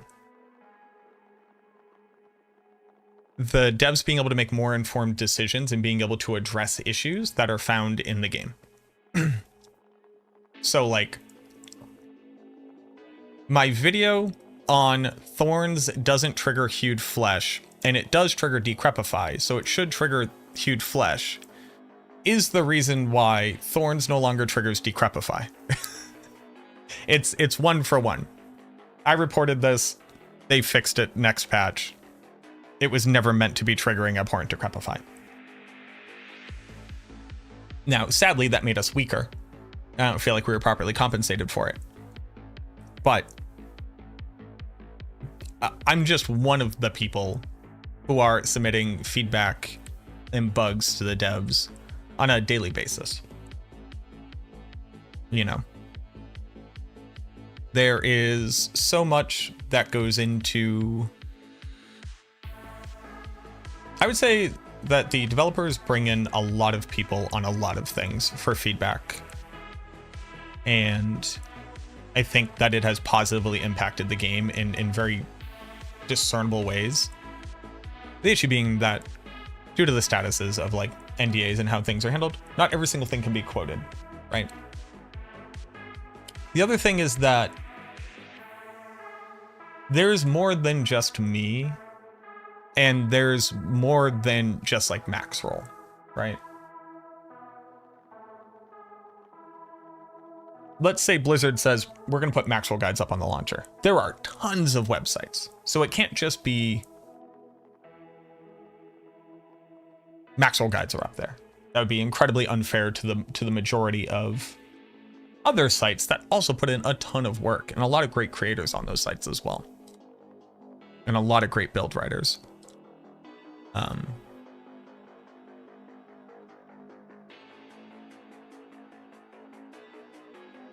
But there's also like, they do give us opportunities for direct input, right? Like this.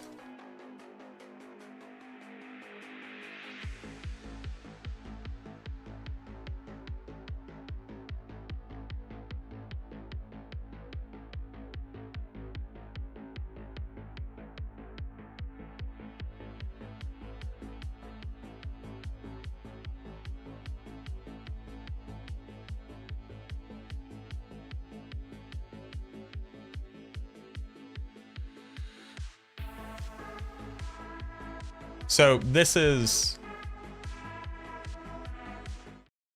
the Blizzard YouTube page, or the Diablo YouTube page, right? They have 409 videos up. One of those videos I made. I made this video.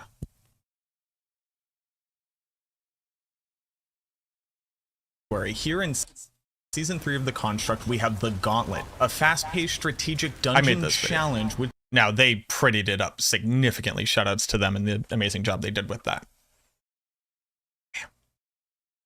But like, leaderboards, ranking across all game modes, they do bring in knowledgeable people to help with making stuff. So they kind of do that. Is mainly the point I was making. Also flexing a little bit because like I made one of the official Diablo YouTube videos, and that's just like probably one of the coolest and most nerve-wracking things I've ever done.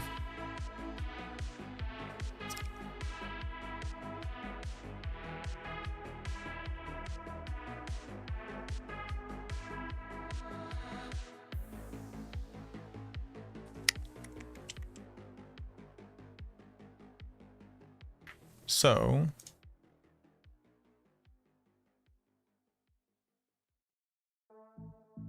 for a Dex board,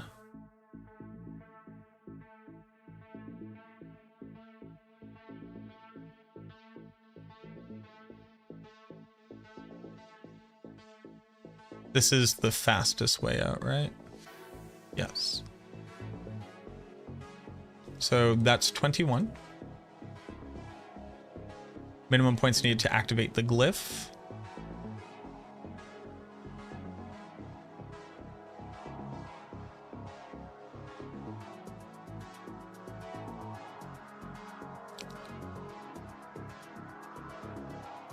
Uh, 14.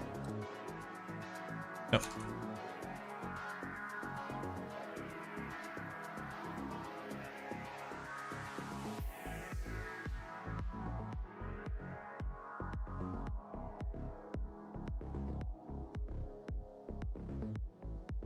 I mean, that is the other thing too. Like outside of what I can and cannot say, like again, like based off an NDA or a contract,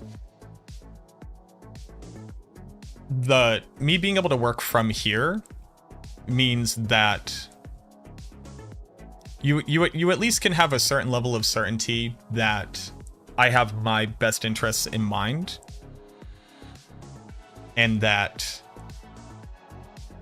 ultimately what I'm trying to do is support my lifestyle through what I do and what I'm passionate about. That becomes very differently when you work for somebody, for sure.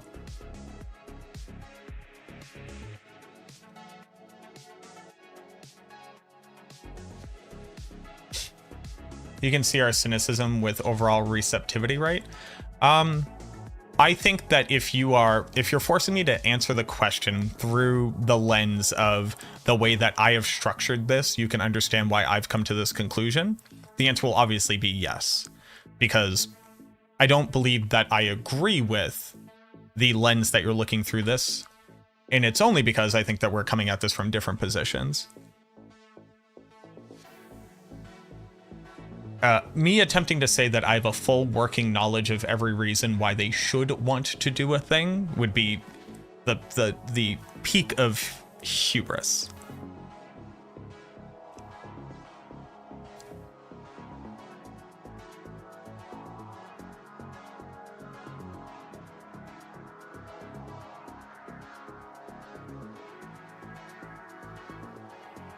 But what I think is that, and this is not to put you down, I think you have chosen a narrative and are fitting details to it for the purposes of reinforcing your bias. And if you were to take one step back and stop attributing like intent to every single thing, and instead attempt to understand why the decision could be made, it might help to alleviate some of the strength of the data points you're pointing to.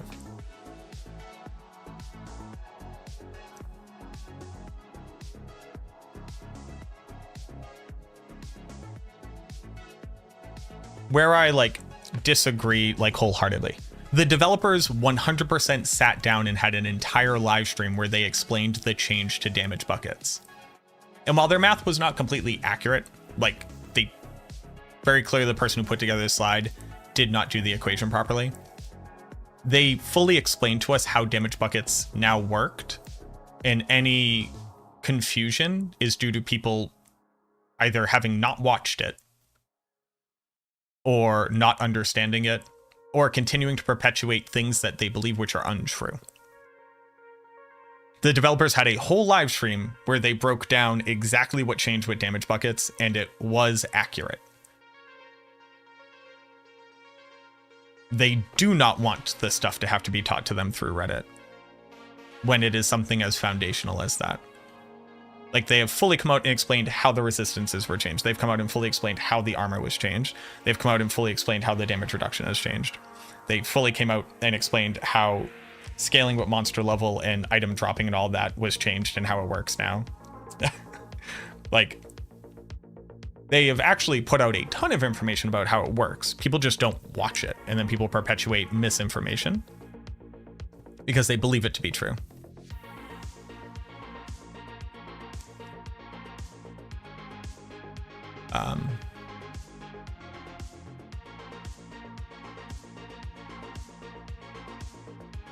So yeah, so like that last statement is just like wrong, and maybe use that as a means of reflecting back on the previous statements.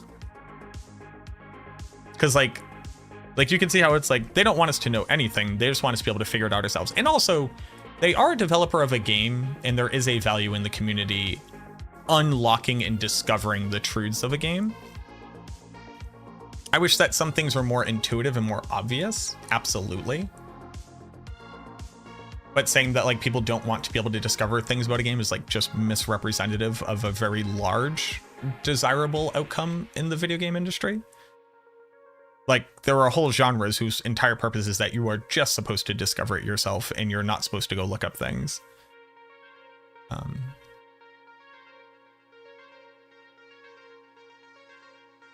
Does that mean that the game can be better at communicating stuff? Absolutely.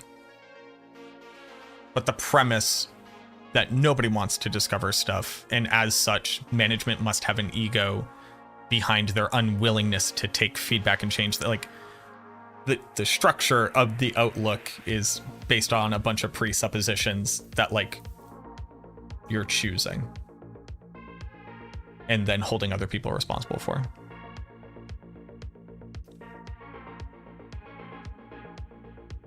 Like,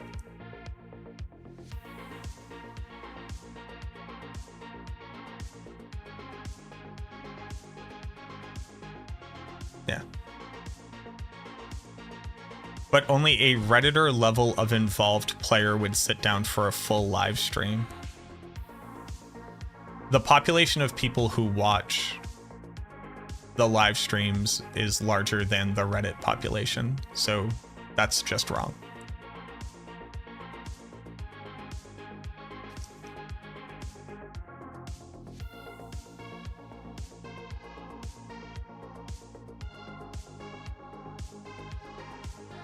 And also, like,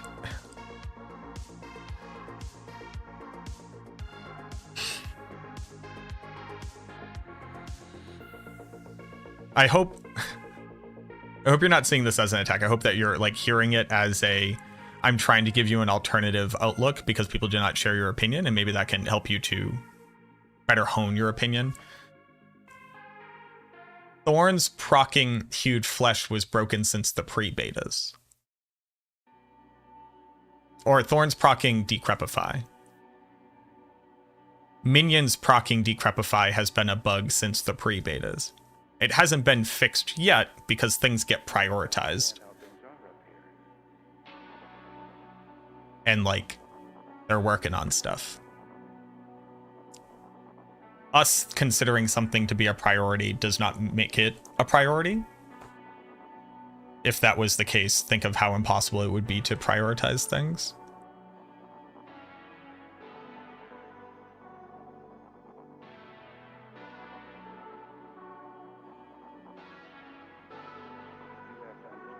Like, I think I think it might be approaching it from a very myopic view and like choosing to ignore the auxiliary points because we've kind of moved the goalpost like 3 or 4 times now.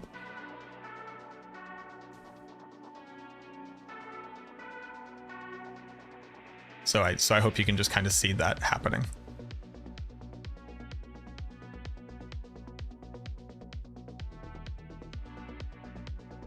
As always, like, do not immediately attribute things to maliciousness.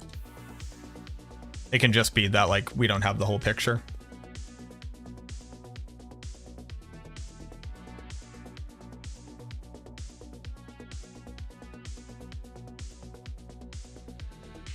Like, items proccing effects on skills proccing lucky hit chance is a bug. Just straight up a bug. Like, Deathless Visage's explosions are not meant to proc lucky hit chance, but they do. That is a bug that needs to get fixed. Now, if they fix that bug, it'll just take away power, and ultimately it's not like a game-breaking thing, so it's a very low priority, because players will just be upset that they've lost a thing. So it also goes into, okay, we've identified these bugs. Are they game-breaking? No. Do we have something to compensate them with? Not right now. It doesn't really fit into this game. Okay, let's not change it. Like, we don't have a total list of the things that they are saying we are not currently prioritizing, etc. You have to understand how things are up here. You know, like, it's just more complex. It's just more complex. That's what it comes down to. Minimum points needed to max the glyph.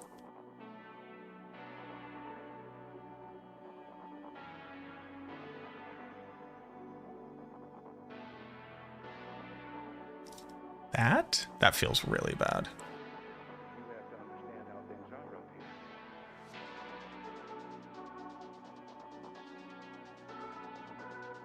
Honors you. Hey, Jep, I'm glad that you're enjoying it. Bone Spirit is a lot of fun. 1, 2, 3, 4, 5, 6. Versus 1, 2, 3, 4, 5, 6.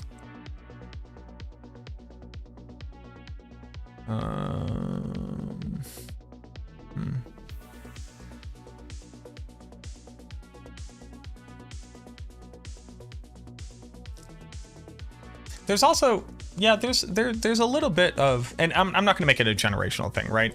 It's kind of impossible for it to be a generational thing, like, from my standpoint. Like, were there games that were older than me when I came out? Absolutely, no question, right? I was born in 1990. But I've been playing video games since I had the cognitive function to do so, and I started with Sega and Nintendo. So while there were plenty of games before that, including arcade, and then Atari and Television, ColecoVision, the Commodore fucking computer and all that, been around for like the majority of the major development of video games throughout history. What I find very interesting is how we ignore, I don't know, bugs in old games seem to be okay and didn't matter. Bugs now are like, do the developers even know what they're doing?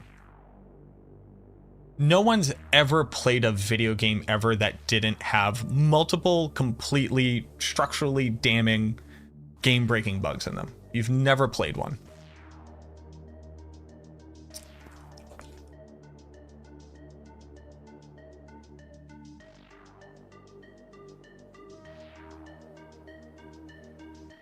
Oh, it's Mario Brothers.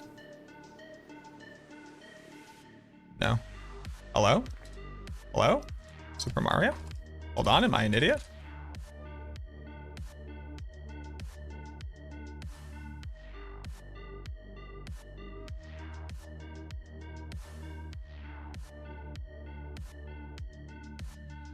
Guys, help me. What's the original fucking Mario game? Help me. Oh, it's Mario Bros. There we go. Fucking idiot. Okay. Here's the any percent category of Super Mario Brothers. It's 4 minutes long. by Nifsky.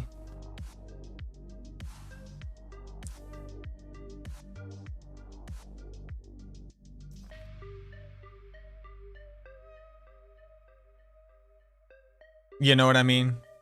Like,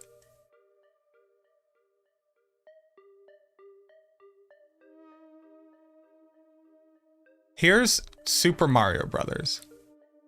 It's 4 minutes and 54 seconds. You can jump through walls. Does developers have any idea what they're doing?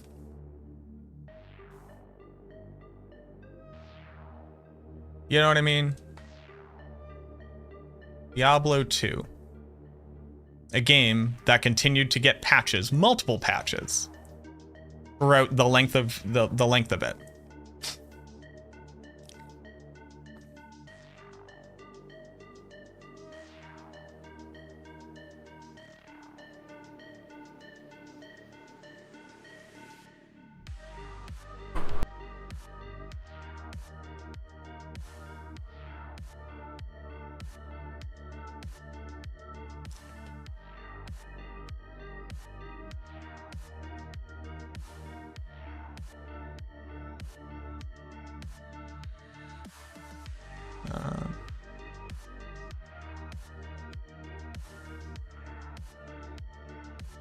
Okay, in the Hell Sork we don't use it, but in this game, if you close the door on your mercenary, it becomes invisible.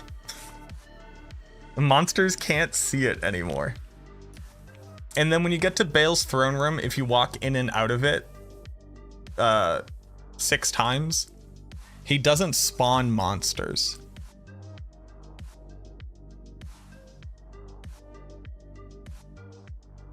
Do the developers have any idea what they're doing? You know what I mean? It's like, just sometimes there's just fucking bugs. And we have developers that are like actively listening to it and like working on it. And like, it's not good enough, but I don't know. You've played plenty of ARPGs with no major bugs on level 1 skills, then you are incorrect.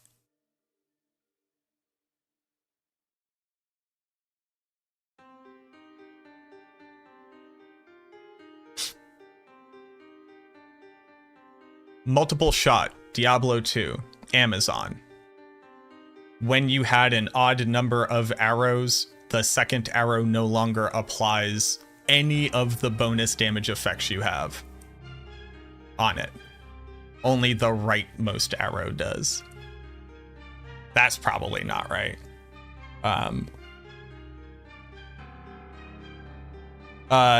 Diablo 2, Sacrifice, level 1 skill. Actually changes your melee hit range and doesn't use melee hit range of your weapon, but instead uses its own unique melee hit range, causing the player to do an animation that doesn't hit, and you have to be closer than your melee hit range would naturally be. Diablo 2, skill, level 1, Bash. Bash says it gives you plus flat damage. It doesn't. It just lies to you.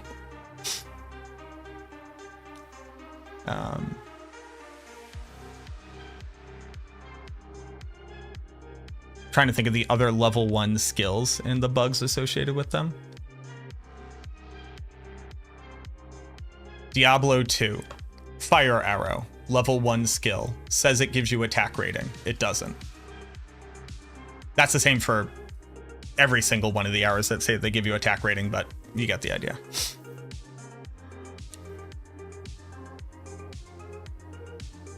Diablo 2, level 1 skill, Prayer. Prayer grants soft skill point synergy to skills that synergize with it. Not intentional, just a bug. So,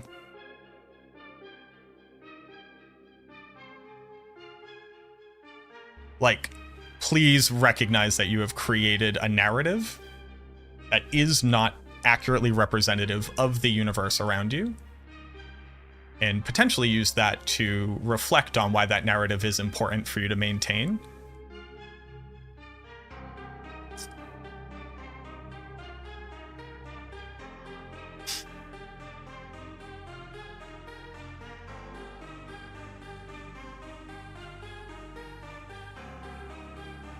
just got your 4th spark. What should you make? It depends on your build. Most people really like Shaco. A lot of people like Starless Skies.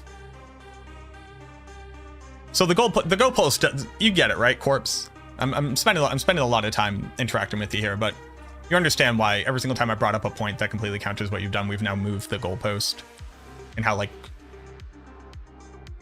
you got me moving goalposts here. But I promise you, Path of Exile, Torchlight, Grim Dawn, Titan Quest all have bugs, all on... Well, I mean, Path of Exile doesn't have a level 1 skill. That's not even a thing you can say about it. It has skill gems, but, like, they all do. Like, they all absolutely all have bugs, all in all of those games throughout the entirety of it.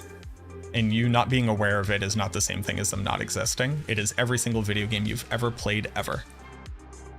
In perpetuity, and will always be that way forever.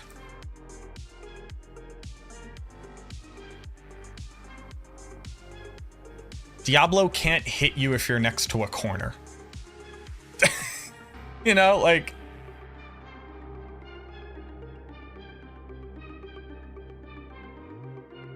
World of Warcraft, you can jump through Stormwind into the underlying texture and run around. It's just like... all of them.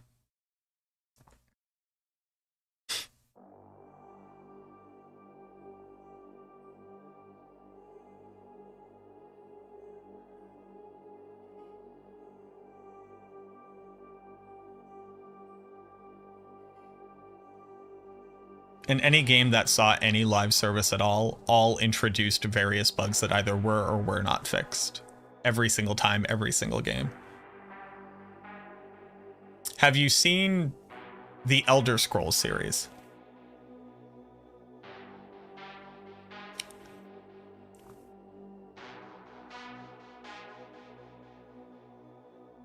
Have you played Morrowind or Oblivion? Or Skyrim?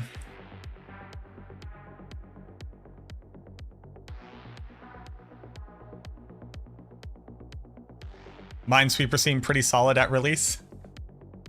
I can't speak to Minesweeper.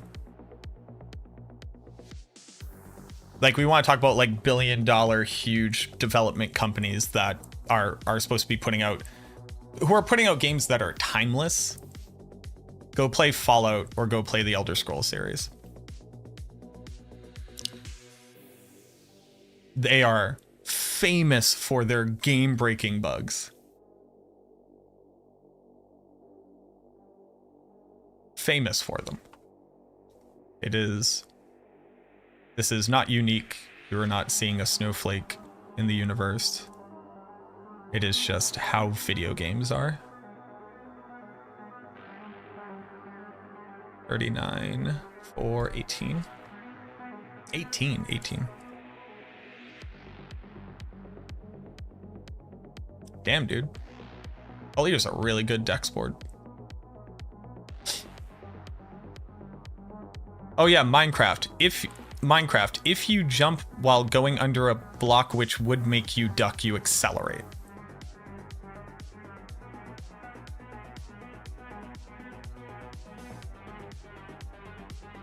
You're only ever talking about skills strictly available at level 1 for the ARPGs that you have personally played. Valuable insight.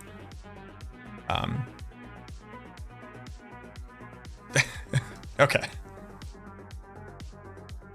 Me personally not playing Torchlight and not personally playing Grim Dawn and not personally playing Titan Quest and Path of Exile does not mean that those games do not have bugs there too. You know what I mean? But I'm not agreeing to disagree. I think your point is kind of bad, and I think you should take a step back and really look at it. Because I think you're holding people responsible for a thing that is untrue, and I can understand why that would cause frustration.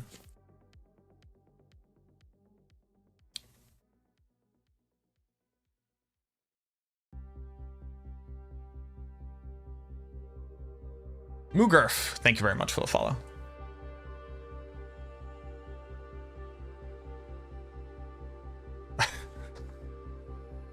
What What a. I don't know how it's supposed to positively impact the outcome of the conversation then.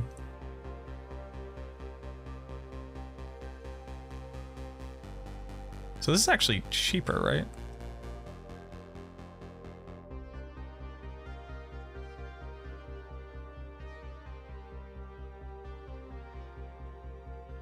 This is 17? 17 for 39.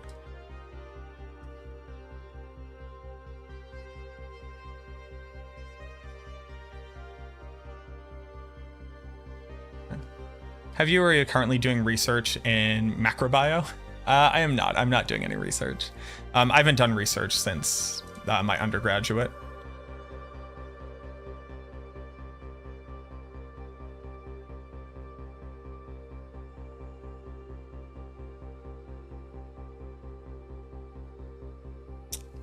And even then, I did a very small amount of research because the grad student I was working under just kind of like ghosted the university and never put me in contact with the professor. So I didn't know who I was collecting data for. And then I didn't get the opportunity to continue that research.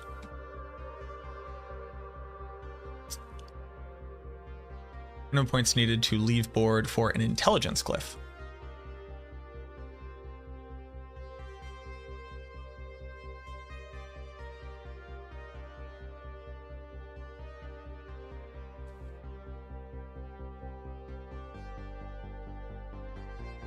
$10, $20, $30, $40, or $10, $20, $30, $40.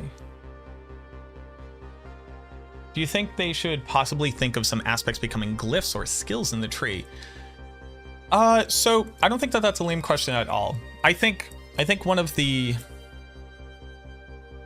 most valuable thing that the developers can do, one of the most valuable things that the devs can do right now, is take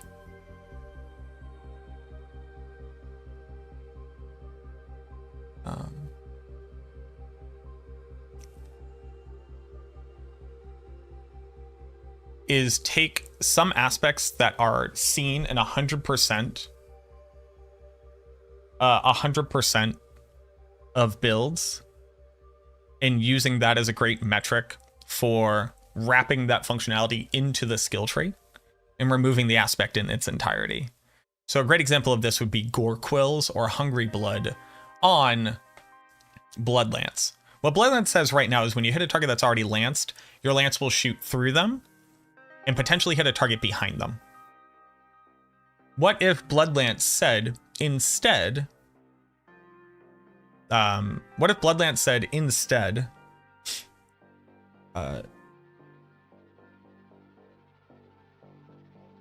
when you hit a lanced target, either fire a lance at the closest target as opposed to just behind it, or when you fire a blood lance, consume up to 3 blood orbs around you to generate lances which deal 33% of the primary and aim for other targets. Like, one of these aspects needs to go into the functionality of the skill, because the build does not work without it.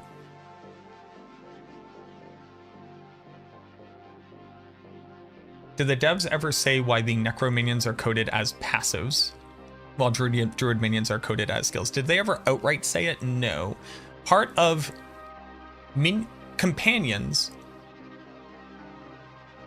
are not to be considered equivalent to minions. They are, like, quite literally coded differently. Companions are supposed to be a thing you can add on to a druid build to do some stuff. The minions were supposed to be either a standalone build thing that you can do. Now that they've agreed that that should be in the game, originally they didn't. Should be a utility function of your build, or should be sacrificed. Originally, they didn't think that they were a build around. They came around to the concept of them being a build around. But Necromancer minions are supposed to be strictly stronger than and have more of an impact on the outcome of your build than companions are. That's why you don't have a companion Book of the Dead. So they are not meant to be equivalent, but I can't speak to anything else like more specific than that.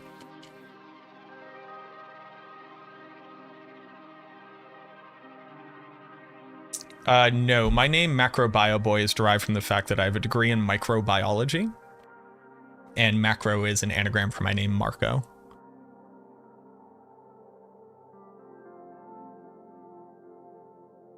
The reason why all of your minions don't have an activation skill to make them do something is because at least Adam Jackson believes that if you add in the ability to be able to like target and specifically make something attack something, then players would feel the need to have to do that.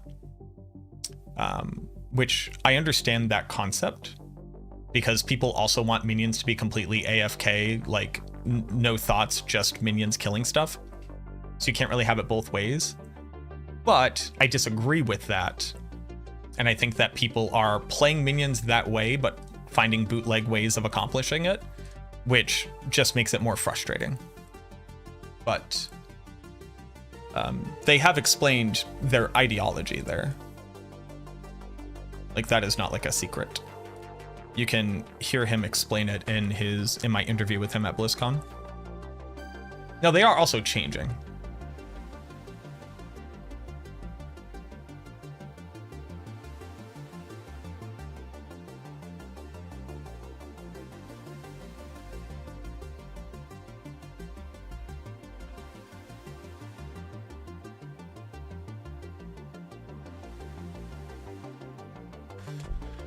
All right, boss. Torchlight skill bugs. I'm gonna go do it. I'm gonna go find it. What is like the best resource for original Torchlight? Path of Exile skill bug.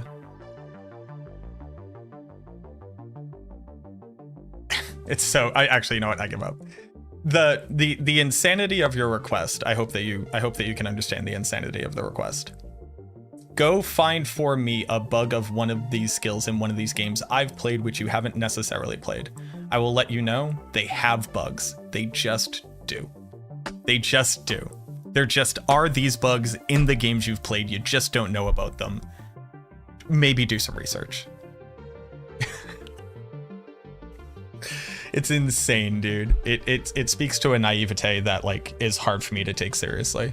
And I don't like to be this dismissive, but like they just do. They just do. They do, they exist. You not knowing about them doesn't mean they don't exist. Go do some Googling. I bet you'll find them. Torchlight is from when I was in college. So the original Torchlight came out up to 15 years ago. I'll let you know it had bugs on the original skills you could use. I promise you. I feel fairly confident. I would put money on this.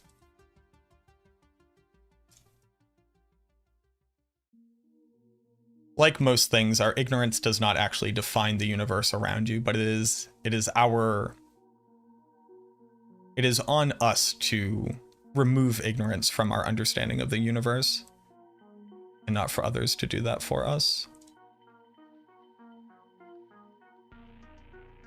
It is in assuming that we are wrong that we have the opportunity to grow. Who the fuck is knocking on my door?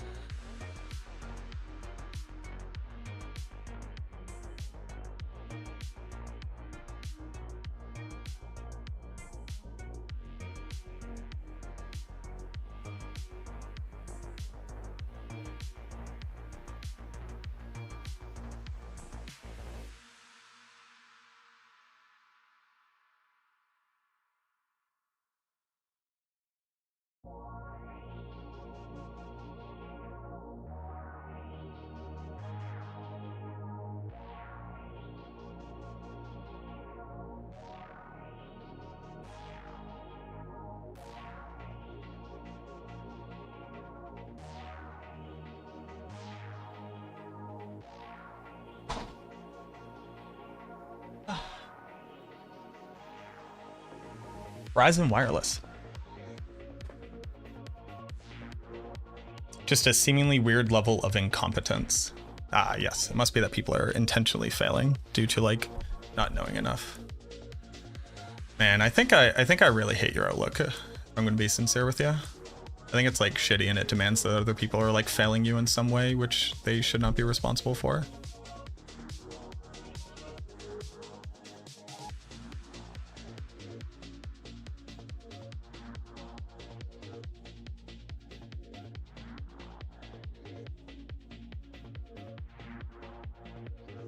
So 21. Can I do this more efficiently?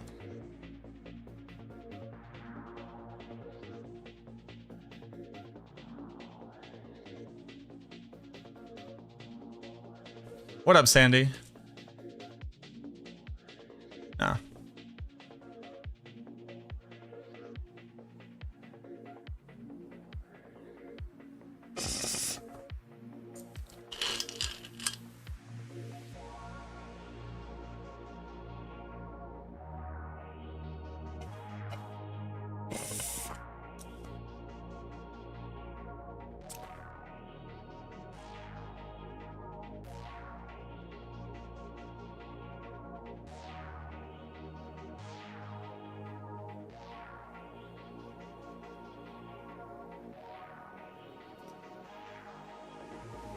Packed for the trip yet? No.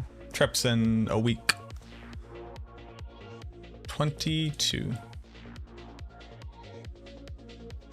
22?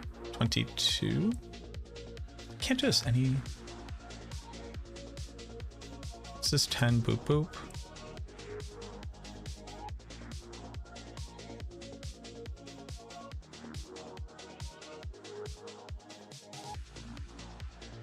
No, so that's definitely the most efficient way there. Then this becomes...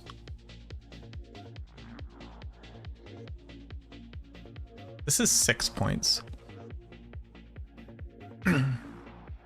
These two are these points. This one becomes this. So no, it can't be more efficient. Okay.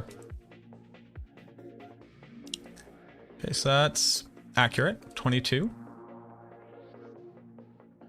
Fairly good for an intelligence. It's our best intelligence board. That's probably why I use it. What are the chances of us seeing a witch doctor? I doubt we will see the witch doctor in Diablo 4. If we do, not for a very long time. Your wife has a trip the last week of July, and she's been packed for 2 months. That's pretty rad. Wish I had that power.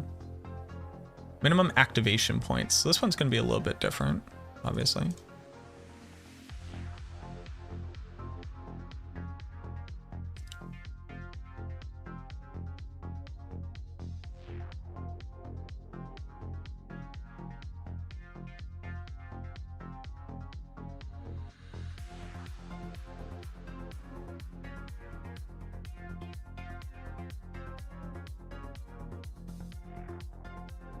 I don't think you could do it more efficiently.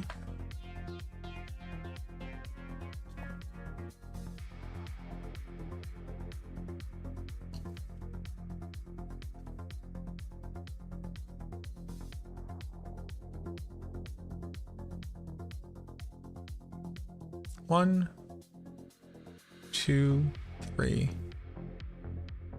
4, 5, 6. 1, 2, 3, 4, 5, 6, 7, 8, 9, 10, 11, 12, 13, 14, 15, 16. And that's 1, 2, 3, 4, 5, 6, 7, 8. 15. I'm also reading chat off Discord or YouTube. It's YouTube. I have a needy lore question if you can ask the devs. I'm not going to go out and just ask random lore questions. They address a new class in theory should not have the Lilith blood petals. Will they address that the new class in theory should not have the Lilith blood petals?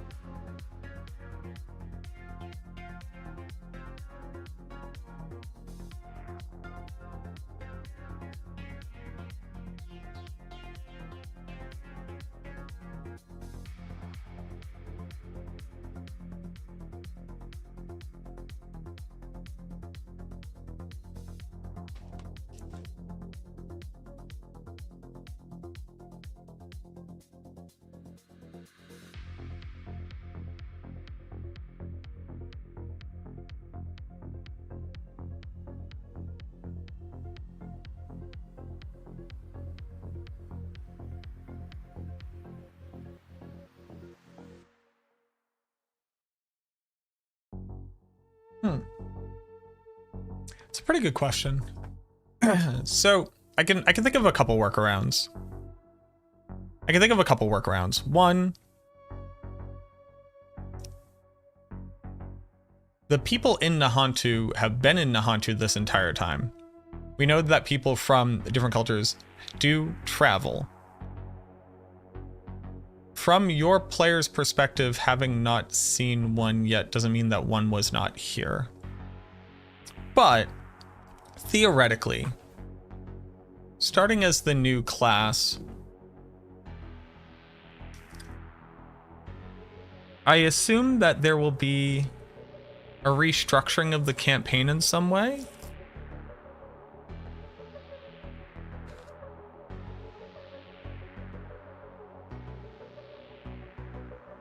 You know how like in World of Warcraft, like when you played as a Death Knight, you started off in the Citadel rather than like just in a town? So they go with it that way.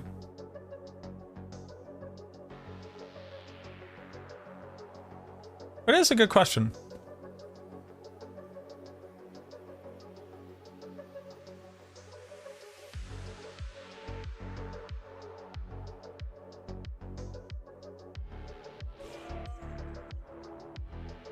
Months.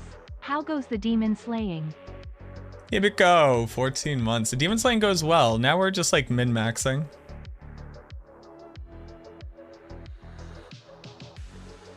Thank you very much for the 14 months. Appreciate you.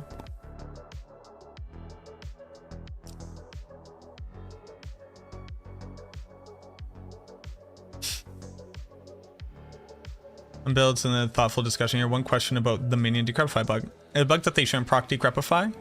They should not proc decrepify. No. Your minions do not have lucky hit chance. They very specifically have a bugged interaction with decrepify. That's per the devs.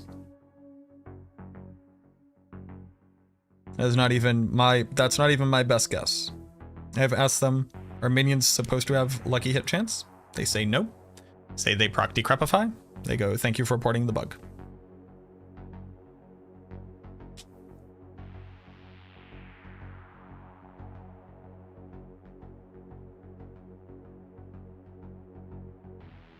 Uh, 15.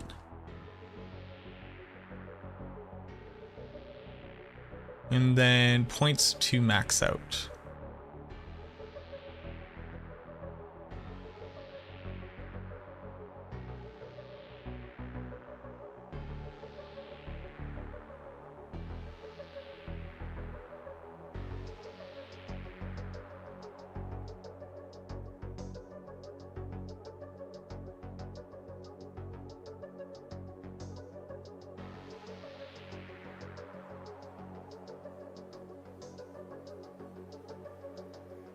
That doesn't afford me anything.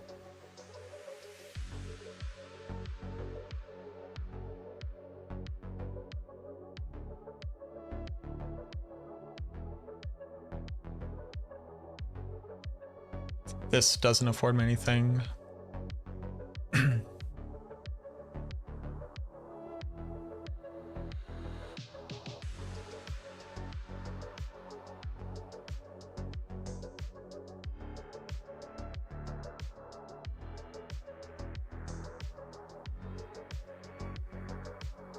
Okay.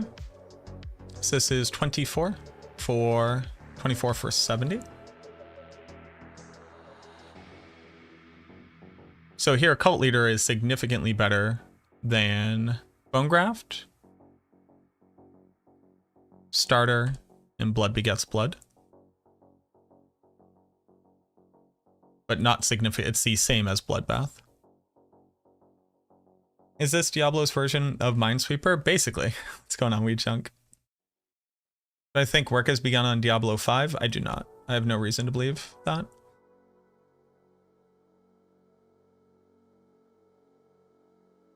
I think Diablo 4 is going to be a place of learning of where the fandom of the game and of the genre as a whole has gone. We're also seeing like the most new age ARPGs launched at the same time, and the most people kind of in the ARPG space in like meaningful developments, which is very interesting.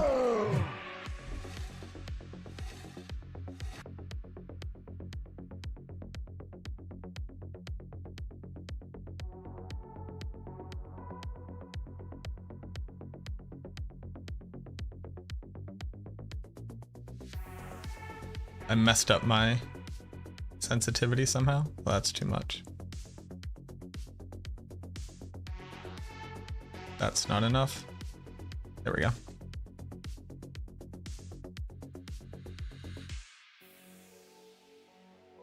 Bet they moved all their good devs over to 5. That's why we are where we are.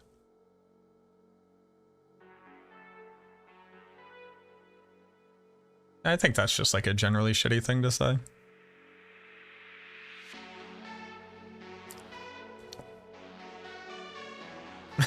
Like, I think we're having fun being shitty about people like you all don't know.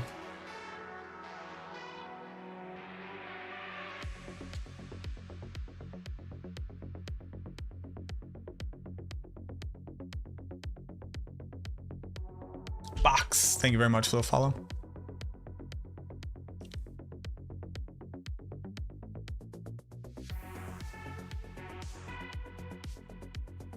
Going to the Spiritborn event? I am. I'm going to be live streaming on the day for the world premiere of the new class. I'm going to be out in Seattle. It'll be me, Rax, Voody, and Fame Regalis. Live from the Xbox Studios in Seattle, Washington. What's the new class? It's called Spiritborn. Here, I'll show you.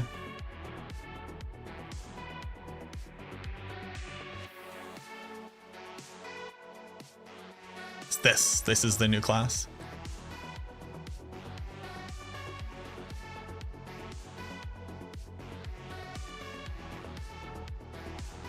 They use a double-sided glaive and elemental attack, so kind of like shaman-ish from WoW. Do we have a Spiritborn person yet? Not to my knowledge. I mean, we have people interested in it, obviously. Vudijo.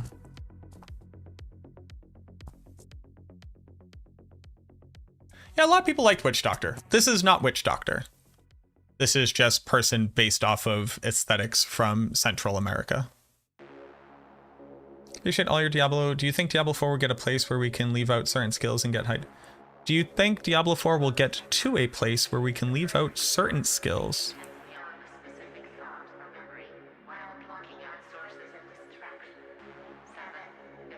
Can leave out certain skills and get high damage. I'm not sure what that question means. If you could help me to better understand it. Make them bring that back? No, thank you. I don't really care about the Witch Doctor.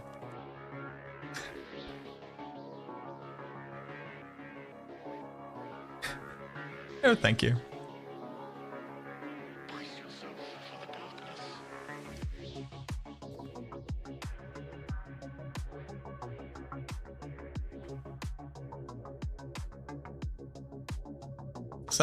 This all feels weird. This is definitely too fast.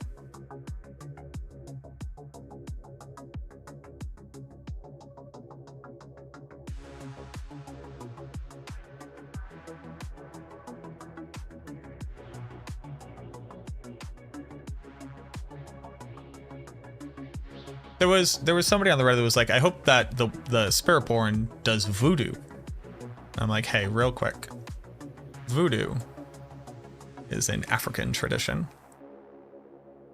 It would be cool if the cool characters, slightly based on Central American Mayan civilization, didn't just do other non-white culture shit. That would be cool. That'd be cool for me.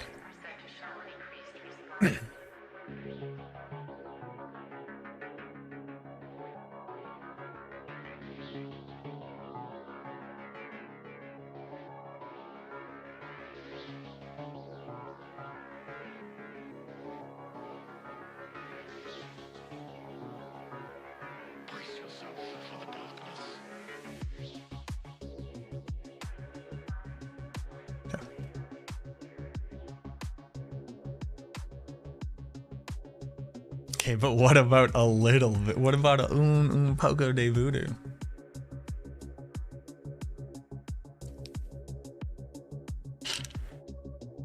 Been currently trying rogue, and I want to do just a physical crit build, leaving out crowd control and imbuements, and it just isn't happening.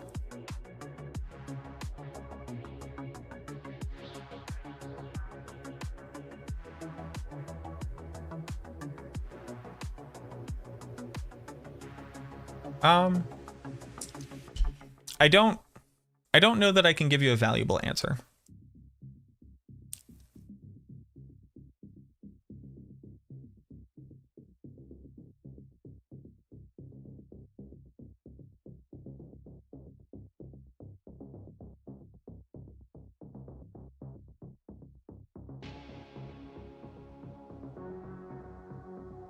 It would be cool if they had paladins again. Boop, boop, boop.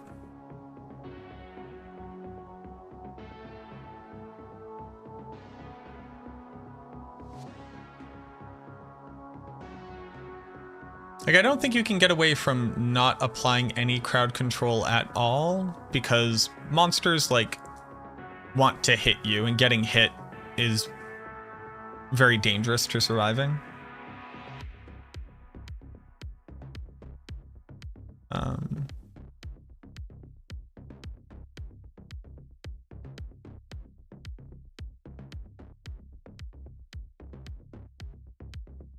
And I don't think you'll ever be able to play a build that doesn't care about crowd controlling at all. But I don't think you have to do imbuements. What up, Rush? It is done? It is done. What's going on, Boo Boo? What's going on, Freezer? How are you, Ben?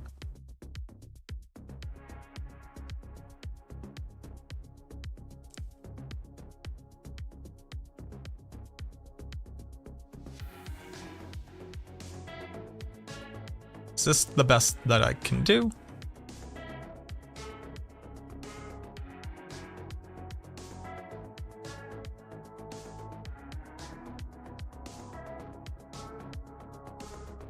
$12, $20.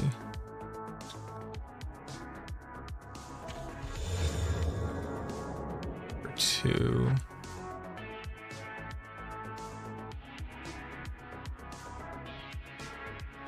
So yeah, there's not a more efficient way.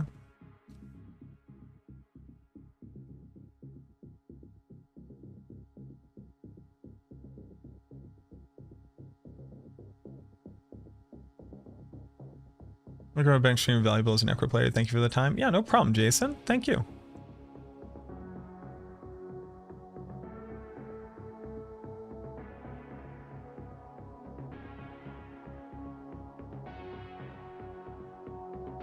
Introduction of new Paragon boards. Will the point system still stay the same by how many points you spend? The introduction of new Paragon boards. Will the point system? I can't see into the future. I see no way. I don't see them moving away from clicking a node and spending a point. What up, Kylie? What is he playing? It looks dumb. I'm playing spreadsheets. Fucking get good.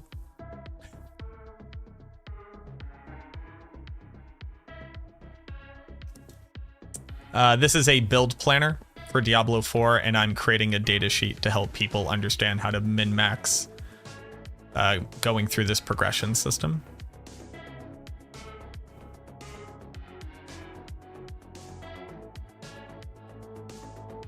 You have upheld your part of the bargain, Rush. I appreciate it. What a loser. Powerful. Nah, it's okay. Kylie can be wrong.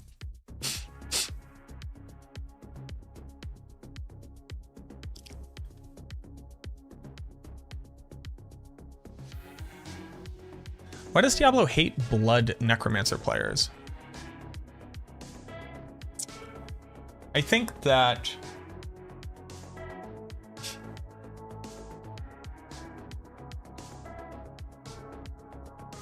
I think that Overpower has been one of the more... Overpower has changed the most significantly throughout the game's history. And every time we make a change, we get like a completely new outlook on like what it means when you do stuff in it. And I think it offers a challenge to them in a way where some classes are far too powerful with it, and the Necromancer just isn't one of them, and it gets the short end of the deal every time.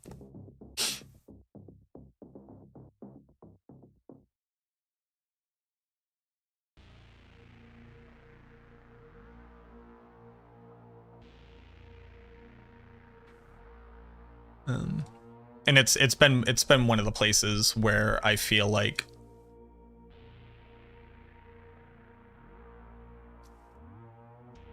maybe they don't necessarily have a great answer. My response has been stop nerfing them when they nerf the other stuff for barbs, or maybe buff them when they nerf the other stuff. And like what I legitimately see, because with the Necro, we see a lot of bug fixes and number buffing. And what I don't think we see is like vast... We saw like pretty good changes to Bone Prison. Like I think they've done a really good job with Bone Prison. But we don't see as much of are these like kind of transformative changes that we'll see with other other skills where they'll just put two of the enhancements together and then give you a new modifier to choose from. And I think, to me, that speaks to, and this is a little bit of copium, but this speaks to a very large overhaul coming in the expansion.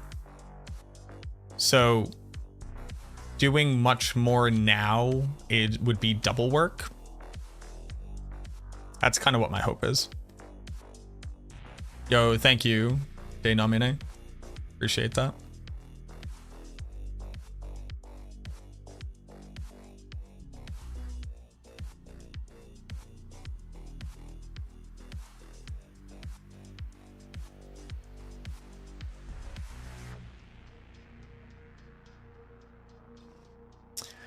Uh, 15 points here. Wait. I don't need to leave the board. Oh. Well, hold on.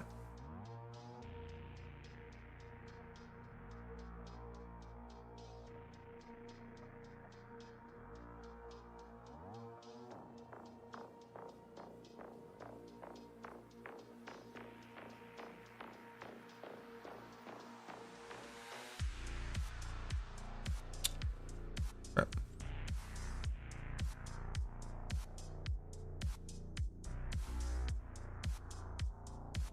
21.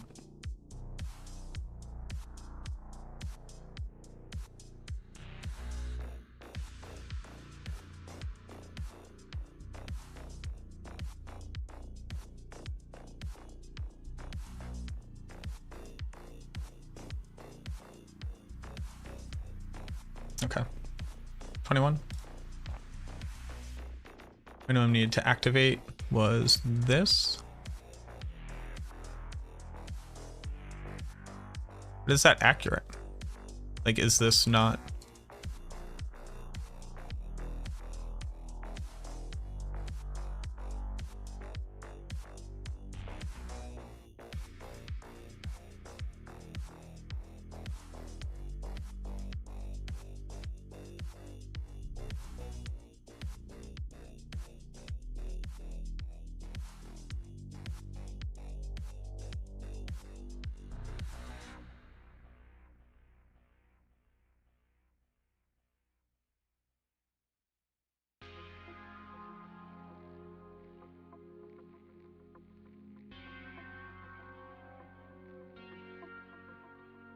So it's the same either way.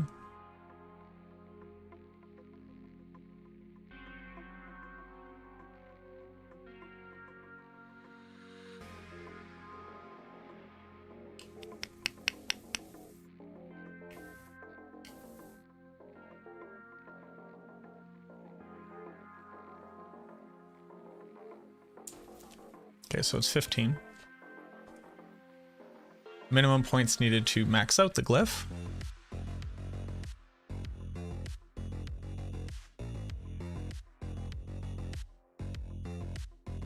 This sucks.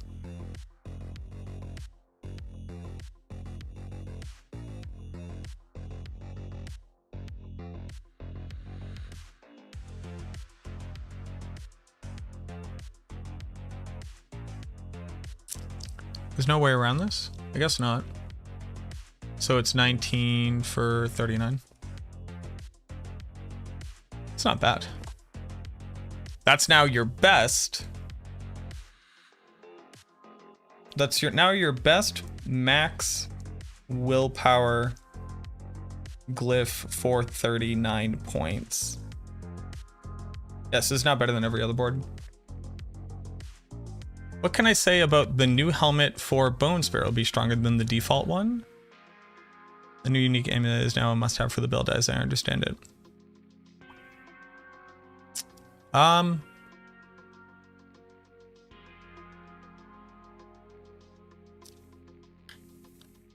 Is it stronger than the helmet? It is probably stronger than the Death Speakers, I believe. Yes.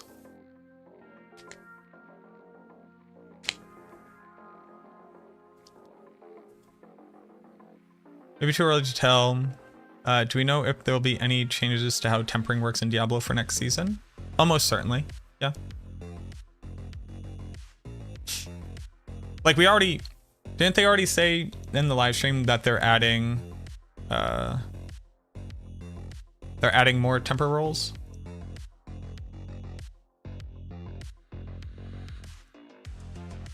Or something?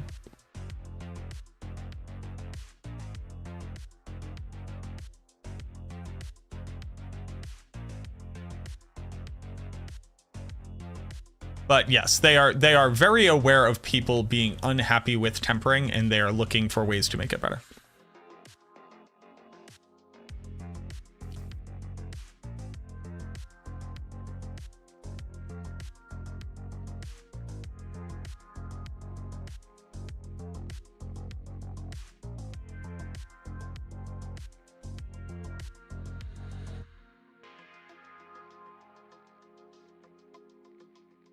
Yeah, +1 temper roll per greater affix.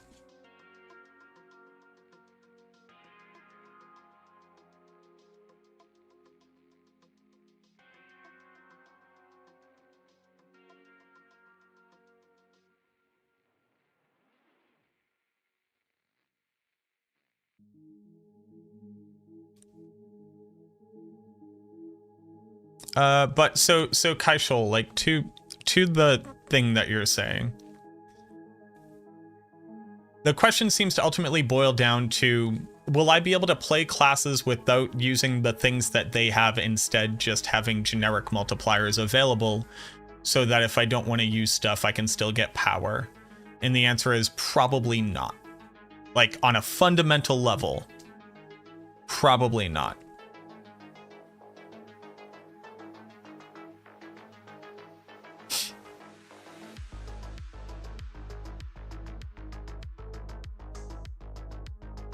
Because ultimately the developers believe that in incorporating different systems into builds, they are more interesting.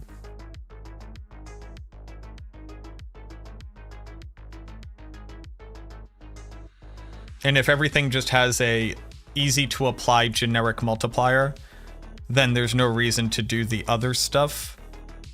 And there's no way to really balance the game around that. Where if it's just easier to get multipliers without having to do stuff, then why would builds do this stuff? Most people won't choose to go out of their way to do something less efficient to get a thing when they could just get a thing for not doing it. So I think at like a base level, while there are simpler builds, I don't think that you're just gonna like one day wake up and Diablo 4 says put one skill onto your skill bar, only click that one skill and do as much damage as other people kind of deal.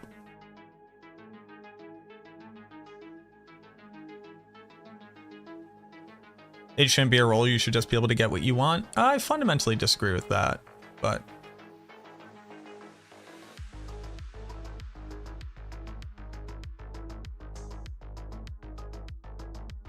I think that they can do things to alleviate the bad moments of tempering so that we can enjoy the good moments of tempering and continue to enjoy the fact that crafting has repercussions, as opposed to what we had before, which was no crafting, which everybody said we do want crafting.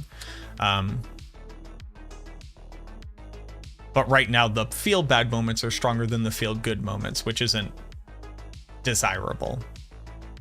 But when people say things like, I should just walk up and click the one that I want and just get it, that's not really crafting.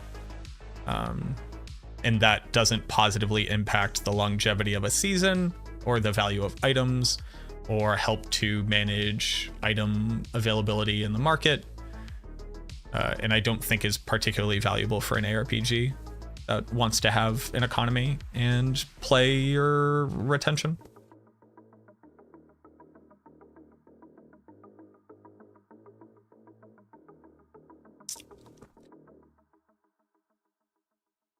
You'd prefer increased gold rolls with no caps? Well, we already have that. That's called enchanting.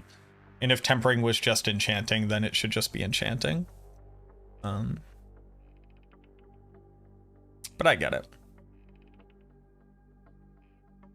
Why can the potion lady craft a Shaco? She is transmuting. And she is an alchemist who are classically known for attempting to transmute things into other things. Thank you for the follow, by the way. That's why the tab says transmute. That's like the whole point of an alchemist in our history. Next. Board. We go from C to F. Flesh Eater. Flesh Eater is interessante.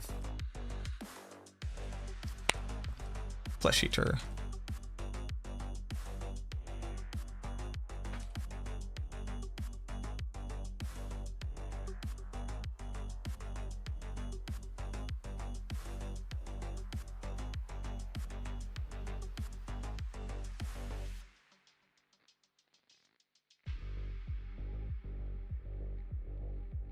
Maybe you have a boss that you can farm for a chance for a +1 roll. So the pushback is you already have that. It's called just getting another item, right? Transmutation is materials into other materials, not gear piece. Sure. So, sorry, I forgot the other part, which is it's also a high fantasy video game. That's the other part. Like, how does the lady make potions when all I give her is flowers, but I don't give her a bottle?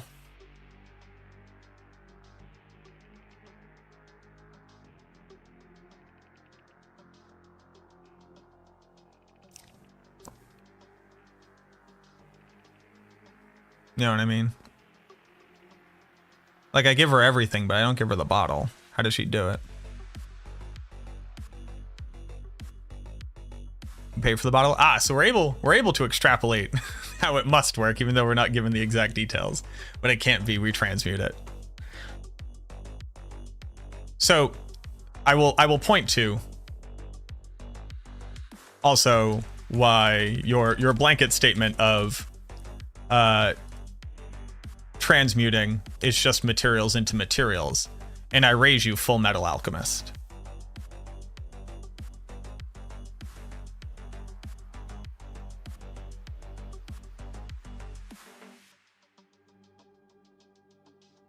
Explain that with your science.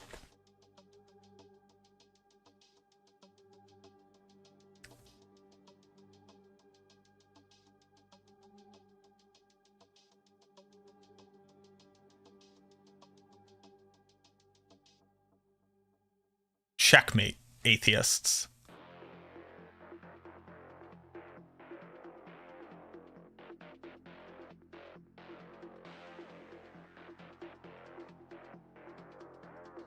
It's anime magic. This is video game magic.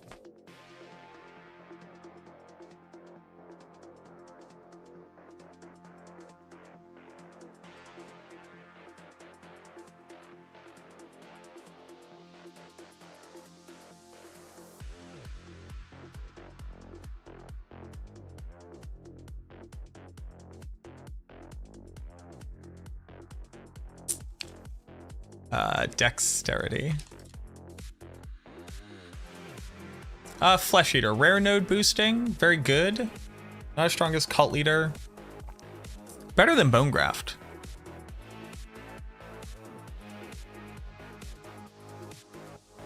Magic node boosting is okay. I think it's worse than Starter Board. Okay.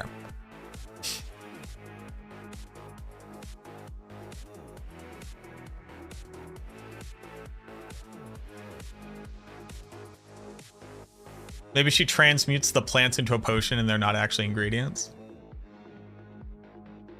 I think she's just Full Metal Alchemist. She can also just turn body parts into other body parts. Like she has historically been able to do this thing.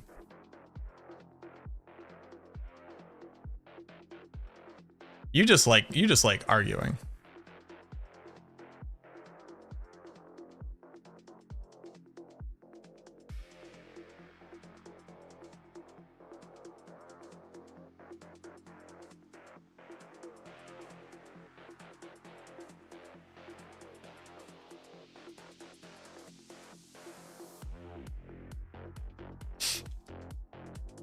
Body parts still considered materials? They're not. They're considered consumables.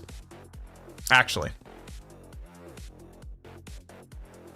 Boss summoning materials show up when you click consumables in your stash search.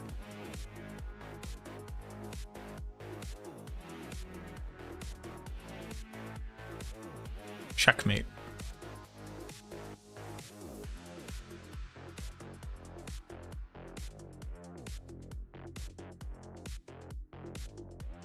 Even better, it's basically cooking.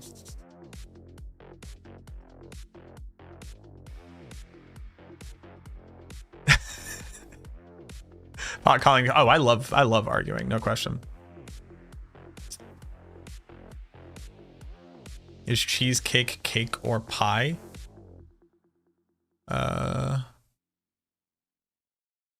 It is cake. I'm pretty sure cheesecake is cake.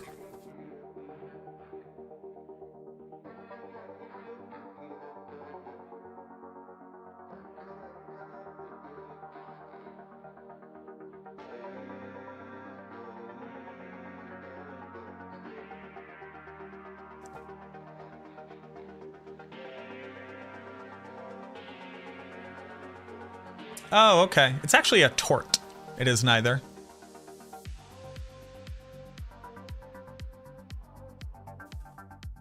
Tort. No, not tortellini.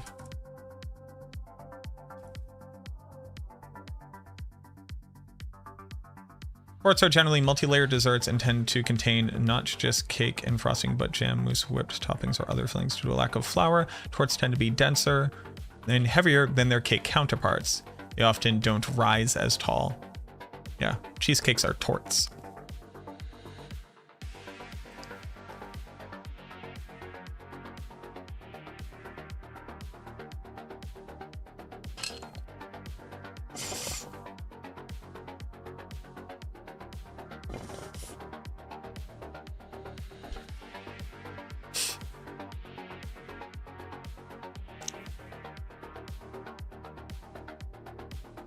So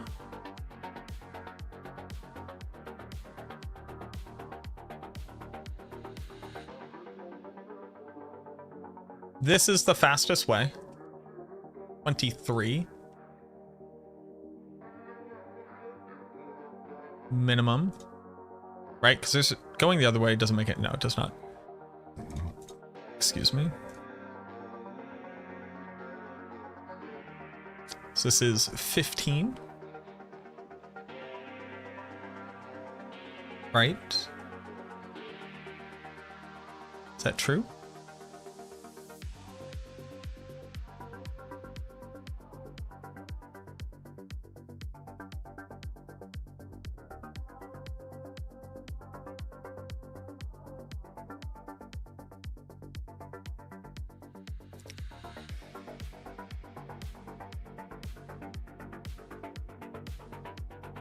8. The next one is Dex. Next one is nothing. Yeah, we'd still have to go. Okay. So 15. Got 15. Minimum points to max it out.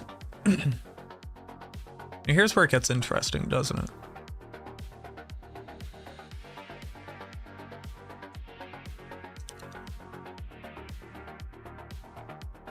It does not.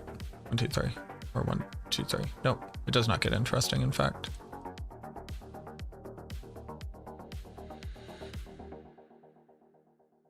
Does not get interesting at all. Oh. Well, hold on now. No, it does get interesting. Actually, does it?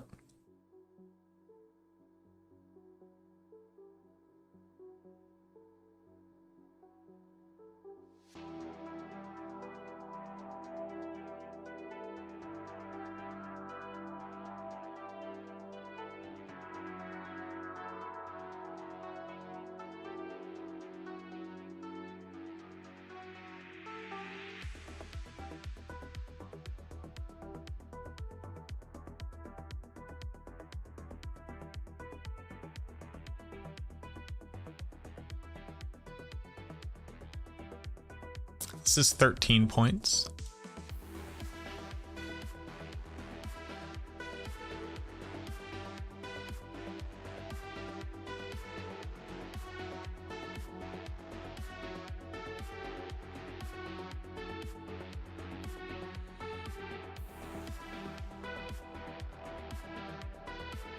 Doesn't matter. This is the exact same shape. I don't know what cosmic truth I thought I was coming to here.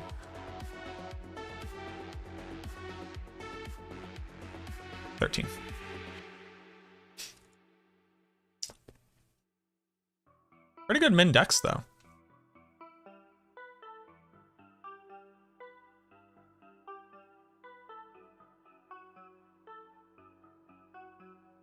Wait. No, this is 13. What am I doing here? That's impossible. 23. Holy. Oh, my brain was imploding for a hot second.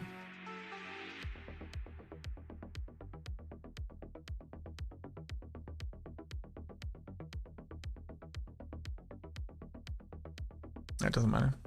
23, my dude. Do math.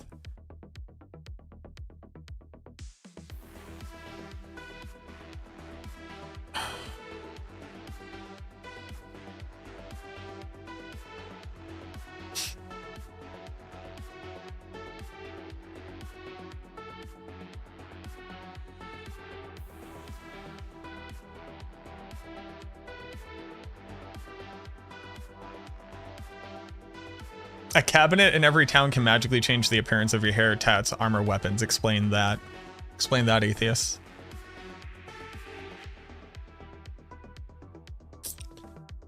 If I wanted to learn what skills proc what Paragon and affixes, where would be a good place to find that information? It might be in... and this is gonna like sound dismissive, but it's not going to be. The things tell you exactly what they do, Chris. So, to trigger Flesh Eater, you have to consume a corpse. There are only certain skills which consume corpses, and the skills tell you when they consume corpses. There isn't a place to go to find a total list of all skills which interact with all things. If you could narrow down your question, maybe I can help you in a more valuable way. Like, could you give me an example of a thing that you don't know whether or not they work together?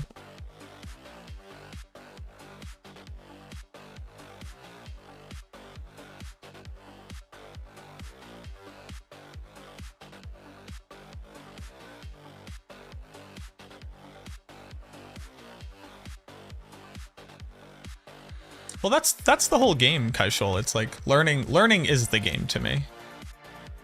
Like, getting the gear doesn't matter because the gear goes away at the end of the season because I don't play Eternal. The only thing that I keep is what I learned. And the new things that I've tried.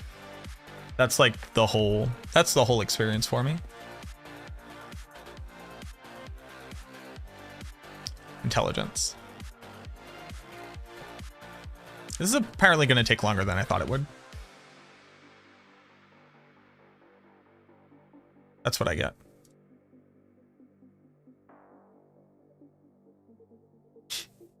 Oh, you know what's going to work and what's going to suck. So sadly, it doesn't help me to help you in a better way. Like, here's what we do. I read Bone Spear. Bone Spear is a core skill and it's a bone skill. I go read what the bone skills have. They have increased chance of critting. They care about having maximum essence. They want to do vulnerable in crit damage, and they want to crit a lot. So then I go, okay, I probably want to max out crit chance, and I want to have uptime on vulnerable, and this will help me get crit chance.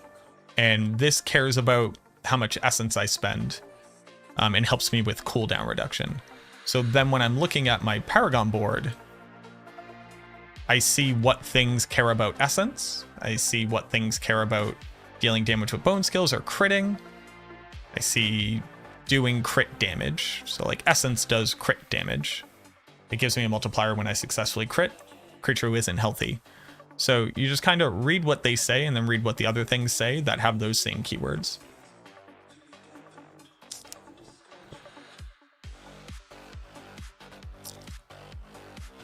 There isn't like a place to go to see every single thing that interacts with every other single thing. There is read a skill, think it's cool, see what's available on your character to work with it. Using this tool right here, the build planner, is really cool. So like, I want to see what aspects talk about critical. There are a couple things here that work with critical. Okay. Well, I'm a bone build. I'm going to be using ossified essence. This says I want to crit on my bone skills. I already want to do that. That's cool. Click it. You know, Grasping Vein says I get a huge crit damage multiplier. That seems pretty good. Gives me crit chance. That seems pretty good. It's just, you just kind of read the stuff.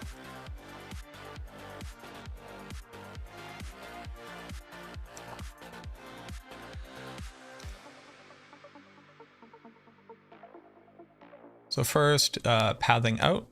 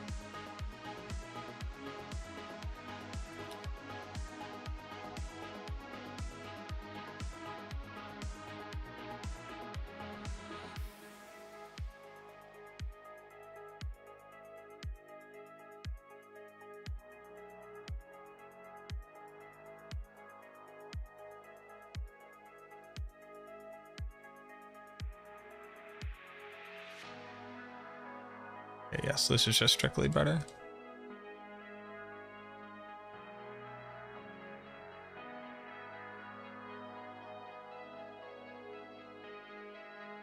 It's 24.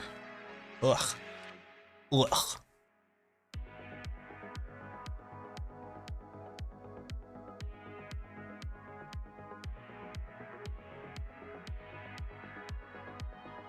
When is enough? Most builds nowadays don't want to max out glyphs unless the damage from it is very specifically working with a multiplier that they have. So the Barbarian has a multiplier that says how much crit damage you have multiplies how much damage you do while berserking or something like that. There, the additive crit damage is very valuable. Your build should have thousands of additive crit damage on its gear, so additive damage from your Paragon board is very devalued. Most of the times you only want to hit the minimum investment on glyphs. It's a magic cabinet. I can't. 24. I can't. Minimum points needed to activate the glyph.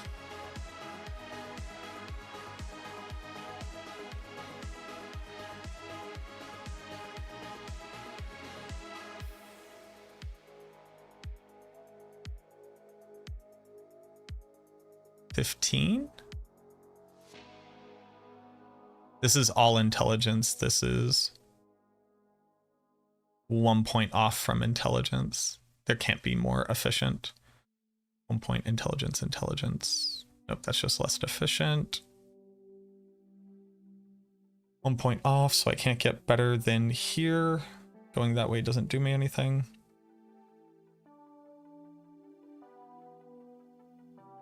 Okay, so 15 points.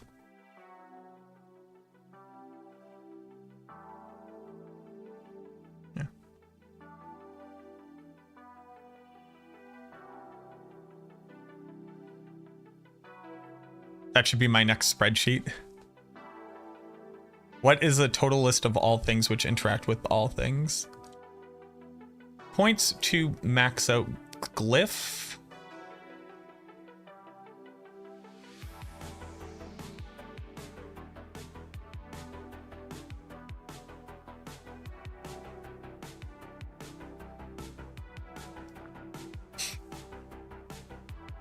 So 1, 2 to get there, or 1, 2 ends up being the same. It just looks ugly.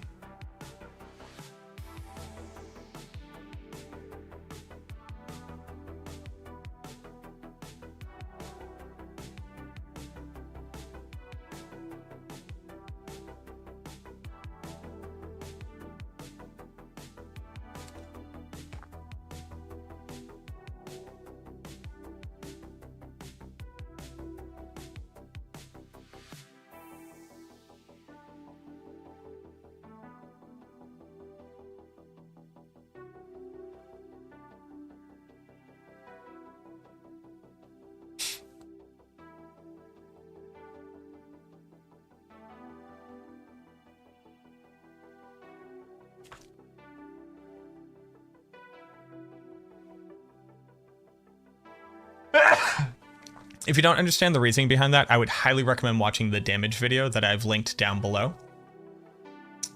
But here's the basic breakdown. If I have 1,000 additive damage and I add on 50 additive damage, you have to figure out how much I've increased how much damage I'm doing by.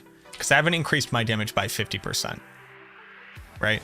Because I was already doing plus 1,000. So 1,000 is representative of an 11 times multiplier. This would be representative of 11.5. No. 11.05. Hold on.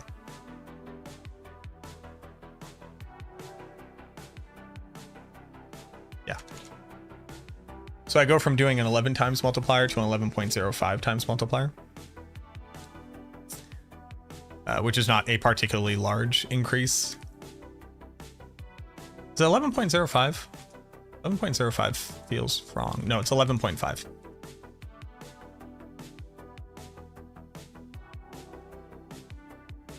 So no, I gotta do...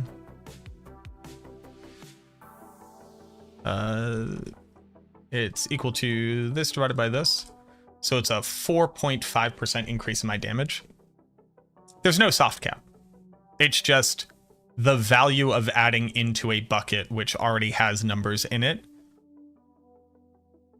effectively gives you diminishing returns. You will always do more damage. How much you're increasing your damage by is significantly less. So Here. This glyph gives me 16 damage to elites. Right? It takes 2 points for me to get there. Let's use a different one of these. Control. Right. Control says that for each point, I will gain 10 additive damage. That means that I need to spend 7 points to max this out, as opposed to hit the minimum. The 7 points here will get me 7 times 9.9. Will give me 69 additive damage. But as you can see from this table, minimum points needed to activate a glyph is 14 points. Right? So 2 times this is roughly how much those points would be worth to me to go spend to go get this. Right? Activating this glyph will give me a 10% damage multiplier. So if I'm already doing 11 times multiplier, this would bring me up to 12.386. This is equivalent to this divided by this, which is a 12.6% increase in my damage. So if I could get 9.9 additive damage out of every point I put in, I can currently outperform a 10% damage multiplier. Now, this is ignoring the main stat that you would get as well and how that would change. So just ignore that for a hot second. But what if I already had 1200 additive damage, which was a 12 times multiplier, which makes this one a 13 times multiplier. So now I'm very barely outperforming the glyph. Now keep in mind that 10% damage multiplier glyph is also going to give me some amount of additive damage, which kind of comes out in the wash. But at the moment that I'm here, I'm at 1400 damage. Now I'm 0.6% better than the 10% multiplier. And then if you add on the additive damage that you would get from activating that, it's now outperforming it. The issue here is that, and sorry, did I collect this? This was 24 points. 24 for 75.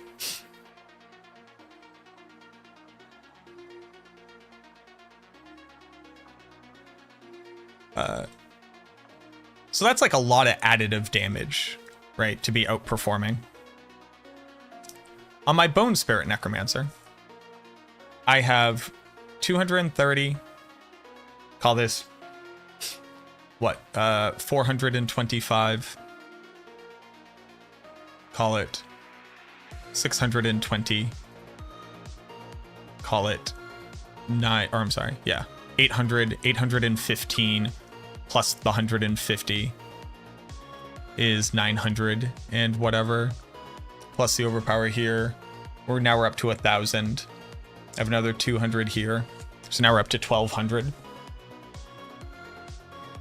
Additive damage just from my gear. Also add on this. So 1,300. So we're at 1,300 additive damage just from my gear. We have another 148. So we're at 1450. Then we are at another 200 plain overpower, 1650.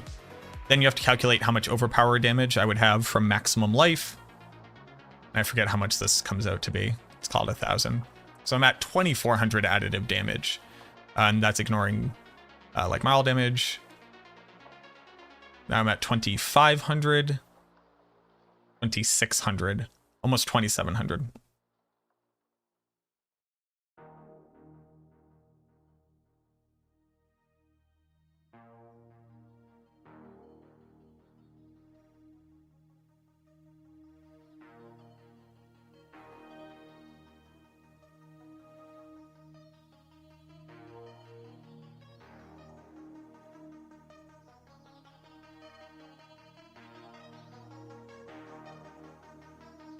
There you go.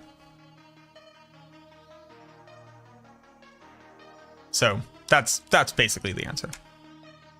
Is typically getting a glyph not only will get you more additive damage, so it's basically like a wash from the additive damage you would have gained, but getting a new damage multiplier is so efficient, even at a 10% damage multiplier, that you will outperform it often.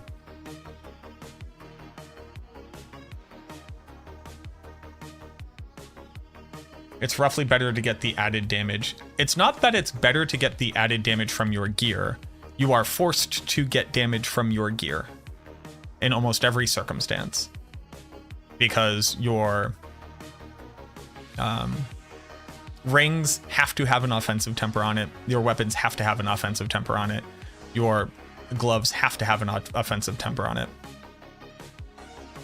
So you will get additive damage from your gear, as well as additive damage from your Paragon in general. So additive damage is at an all-time low because of how many sources of additive damage there are. And that's ignoring overpower. That already gives you a metric ton of additive damage just from having maximum life.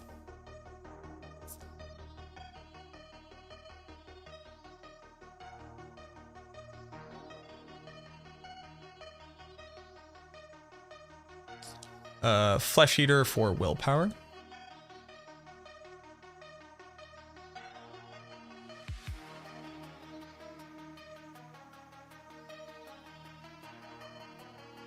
And then there's also like glyphs that give a 20% multiplier, right?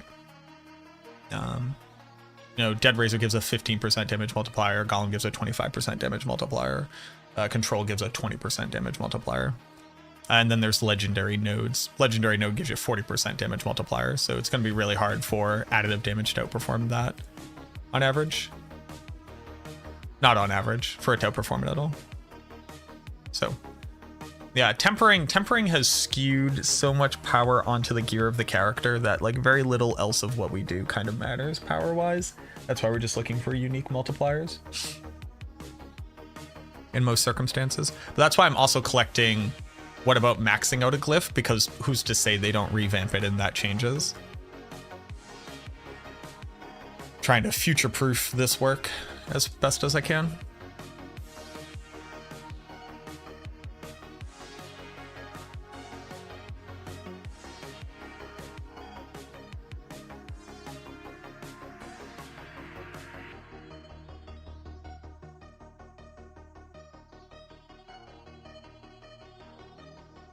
Uh, 23.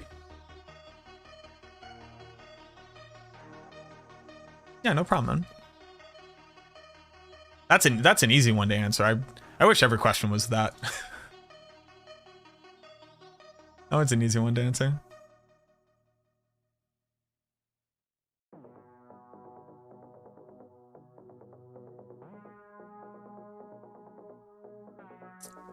Yeah.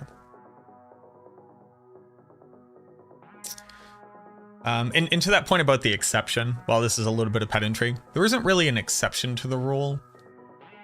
It is, if the node would grant you additive damage, and that's all that it would grant you, then it is of lower value because of how much additive damage we gain. There are circumstances where an additive damage node will do something more than grant you additive damage.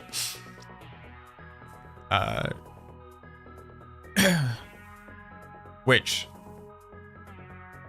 those two things are effectively saying the same thing, but the reason why the logic of this statement is important is because it would answer future questions too.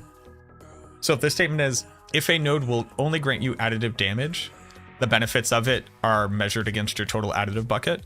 And then if you then ask the question, what if it does something else? Then the answer must be a different answer. Or at least I would hope that people could intuit that. Maybe that's unfair.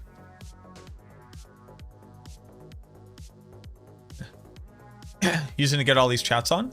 OBS.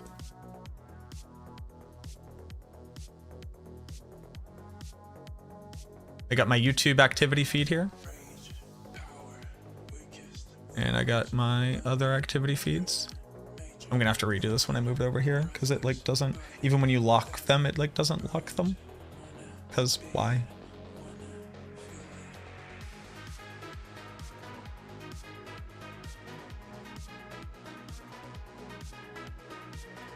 Mater do. You got me a little burrito? Got. Thank you, Matos. Thank you. I appreciate it. Girlfriend got me a burrito.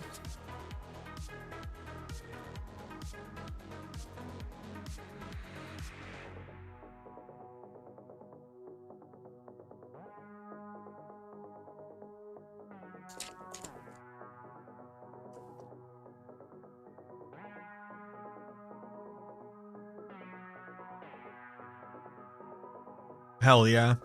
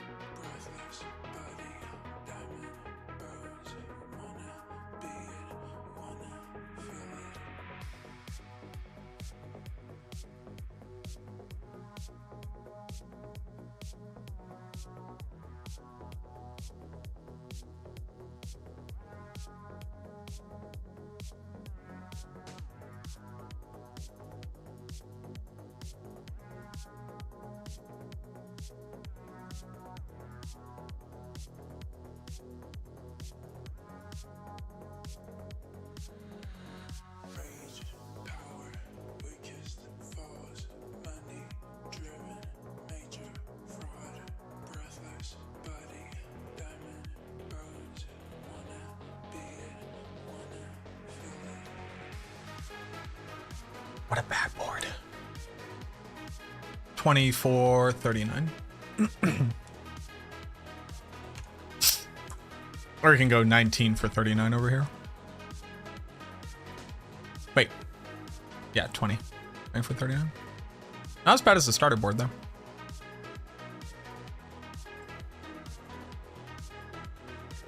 Oh, and point for point, it's more efficient than blood begets blood.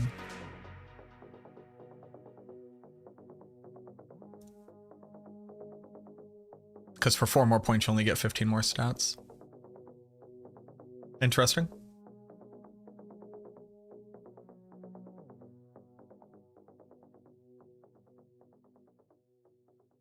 What do you mean by a brand new Paragon glyph? You're jealous now? I'm also, all I want to be doing is eating this burrito. Single boss fights, does Bone Splinter do more damage than Sever generally? Does Bone Splinter do more damage than Sever generally?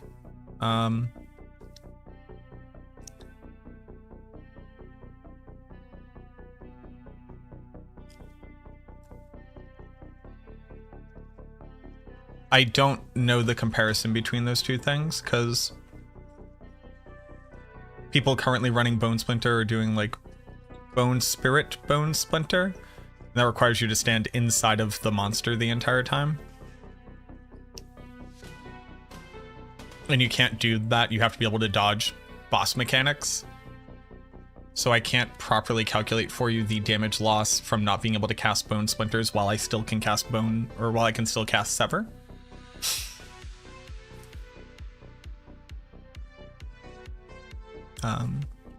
But yeah, the idea of new glyphs, it's like, okay, I do physical damage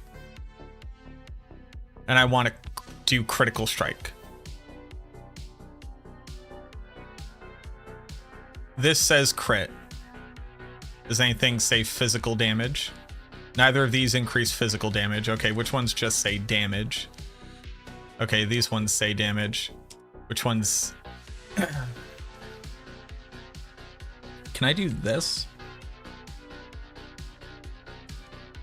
We're not sophisticated enough. But like, Amplify says I do more damage when I've cursed a target. Okay, that will increase my damage. Exploit says I do damage when I have vulnerable. Okay, I do vulnerable. That gives me damage. Yes, you do new glyphs that relate to the damage that you do.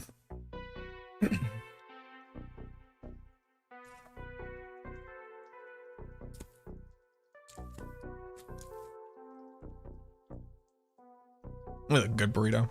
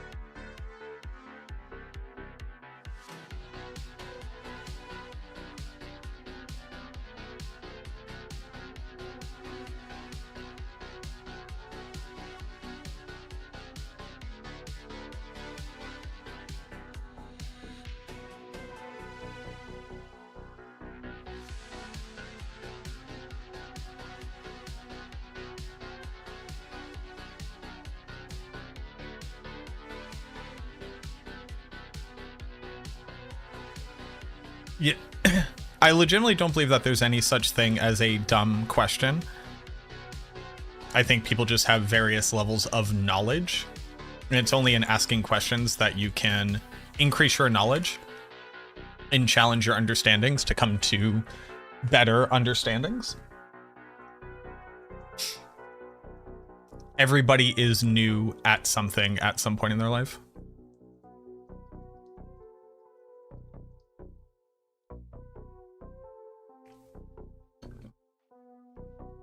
Any idea what their intentions were with Desecrated Ground? Can you make the question less broad? Their intention was to add a unique, high additive damage source, proccable effect to each class to make it so that everything wasn't tied specifically to skill damage and was instead able to be tied to a more ephemeral concept to increase the arena of build diversity.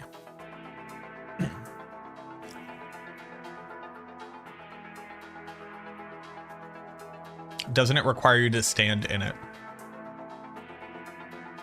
You need to be standing in Desecrated Ground for the damage multiplier portion of the glyph desecration. But you don't have to stand in it.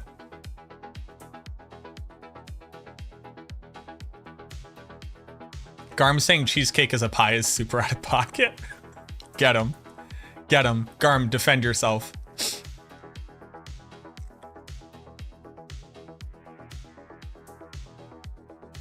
Oh, what a bad, what a bad glyph.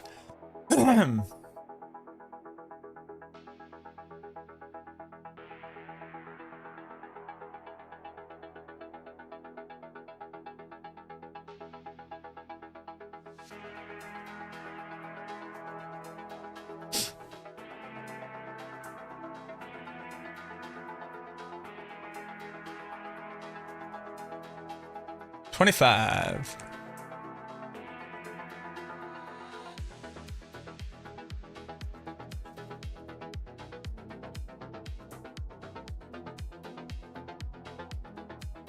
Tart is an open pie? Challenging. It'd be nice if they give us a skill that created up underneath us. They do.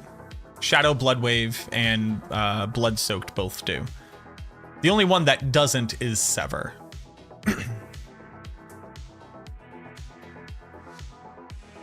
Sever is just a sad boy.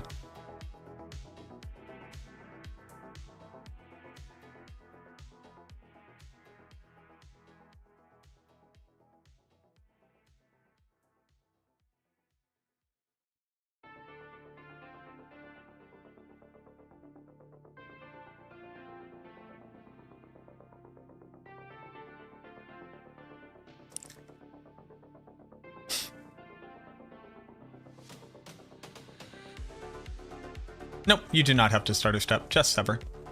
All the other ones create desecrated ground underneath you.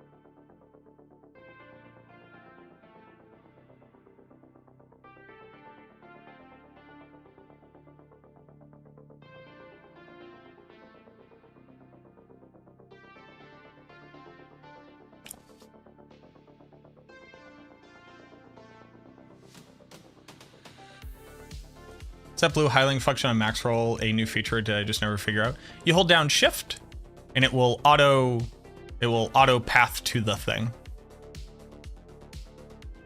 This has always been in the planner.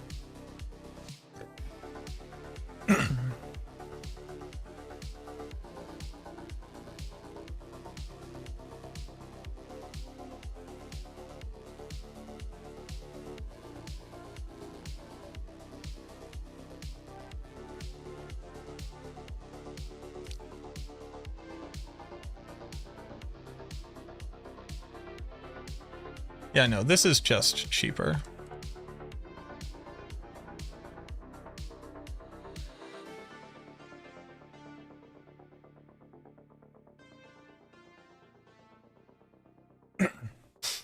So surprisingly, not that bad as a minimum investment board for decks.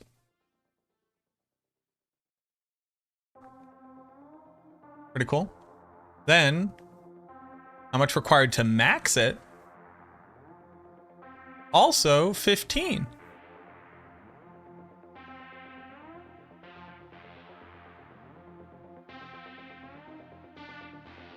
For 29.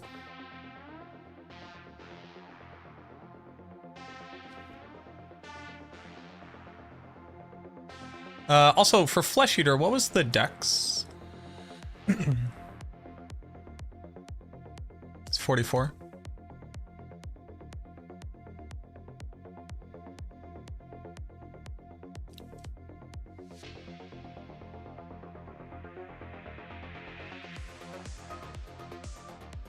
Intelligence. I need to eat this fucking burrito. I'm dying.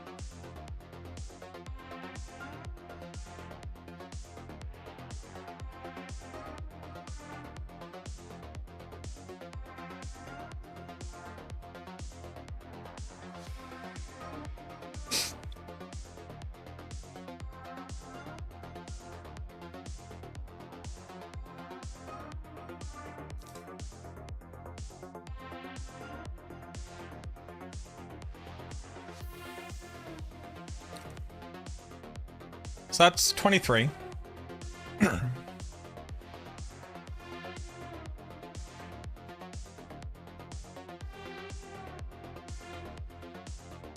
That's 22. Okay. 22. Minimum needed to activate.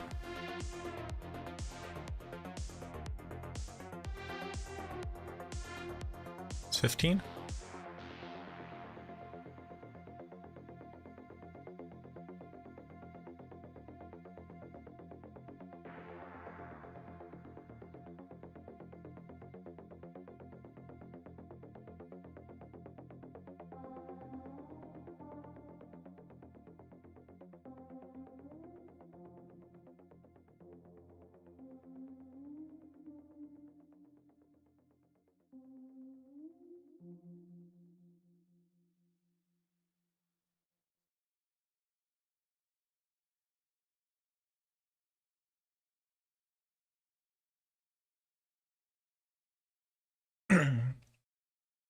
In blackened salmon, very good.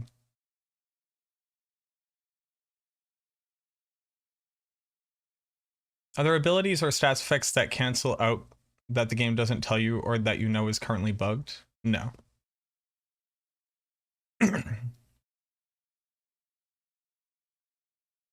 No, none of those things work in that way. Things just ask the question, is it currently applied to the target? When they're seeking to check statuses.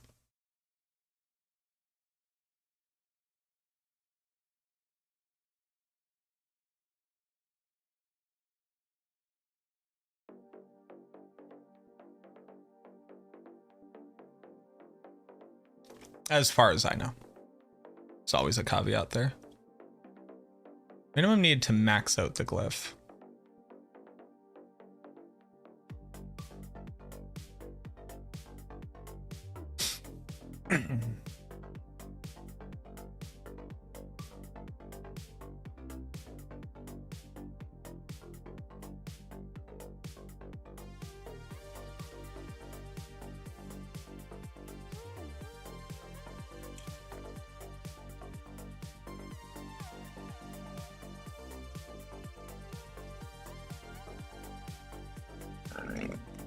Excuse me.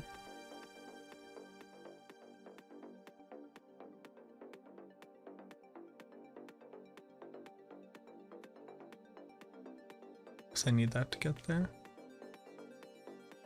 Okay. So that is 24 for 70.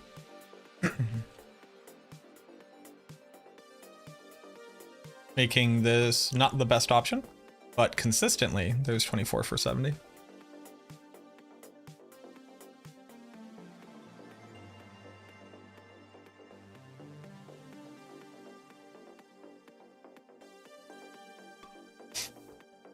Have they mentioned why some passive nodes are capped and some aren't? I think you're seeing them add caps to nodes which were previously uncapped as they continue to look at balance in the game. Caps are a fairly new concept to the game in general, and they are being used as a balance tool.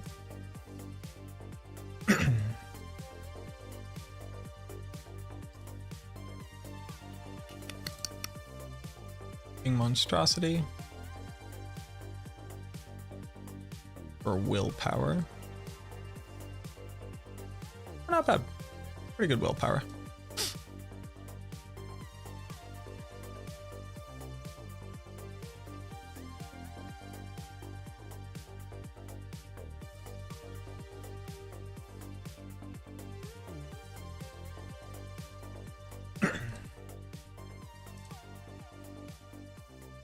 Huh. In the case of nuclear or radiological fallout, people living around potential targets such as military bases and chemical plants may be advised to evacuate. Protection from radioactive fallout will require taking shelter in an underground area or in the middle of a large building. Fallout shelters can be any protected space where the walls and roof are thick and dense enough to absorb radiation. The more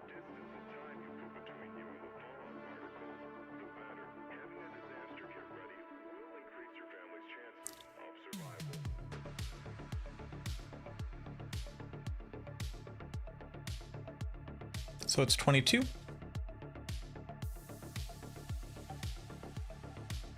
Minimum points required to activate glyph.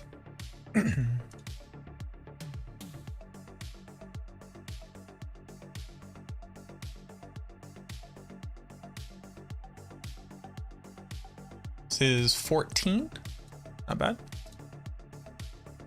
Tied for best willpower minimum.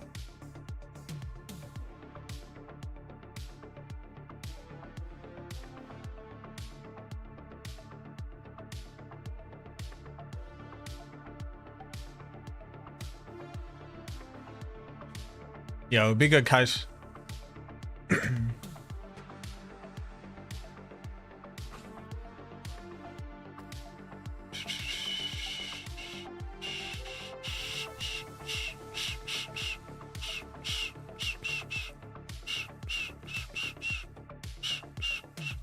Minimum points needed to max glyph.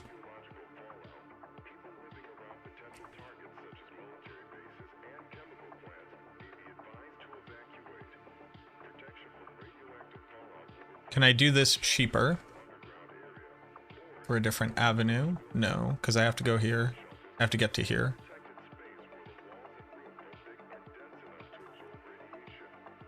Obviously, this can be here. Not that that really matters. It just looks prettier to me.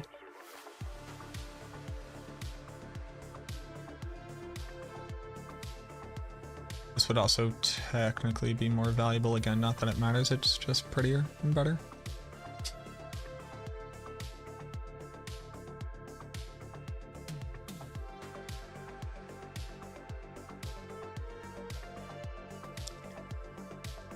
It's a really good example though. Use hulking as an example of min-maxing with willpower glyph going from minimum to maximum investment.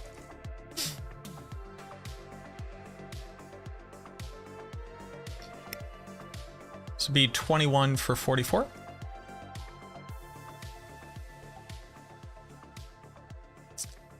So same efficiency as Flesh Eater with a higher max.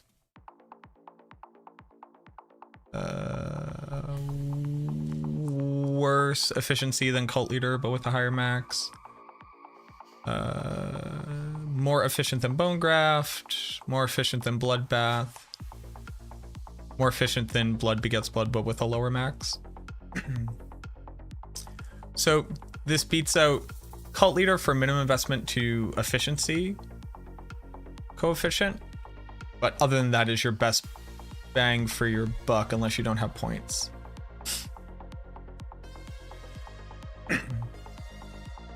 It's cool to think about. I've never really sat down and thought about it like this. You know, it's kind of cool. It's kind of cool. Basically over here I can like put findings.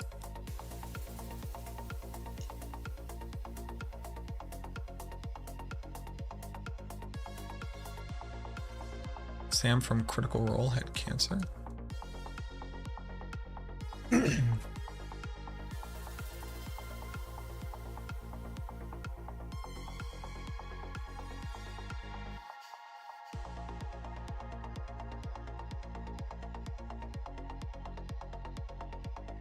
That does suck.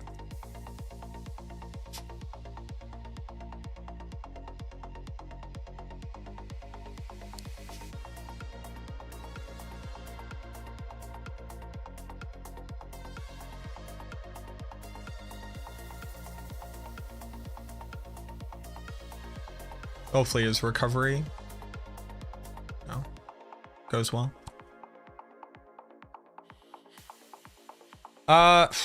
Okay, it is 8 p.m. This is longer than I would normally stream. I'm running out of juice in my brain because this actually took a lot longer than I was expecting it to. Once I got into a flow of it, it didn't. It's not that bad, but we still have to do Wither and Scent of Death. So, Scent of Death, Wither.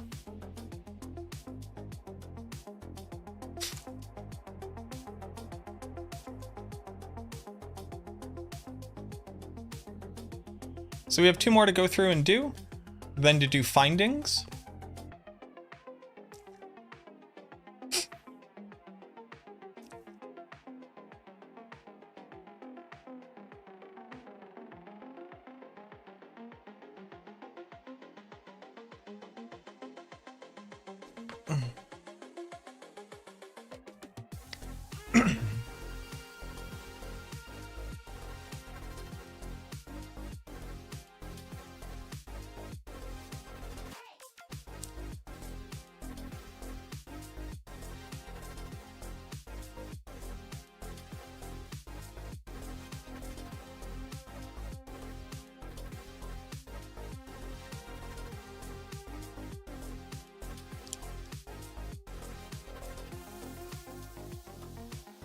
It's gonna be hard to do for other classes too, but what can you do? All right, boys, girls, and bees, those outside of the binary and its constraints.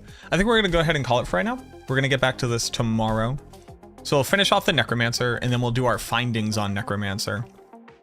And I think I can make an initial video, which is like min-maxing Paragon board on the Necromancer. And then I can do, hold on, how much better would this look if I did this?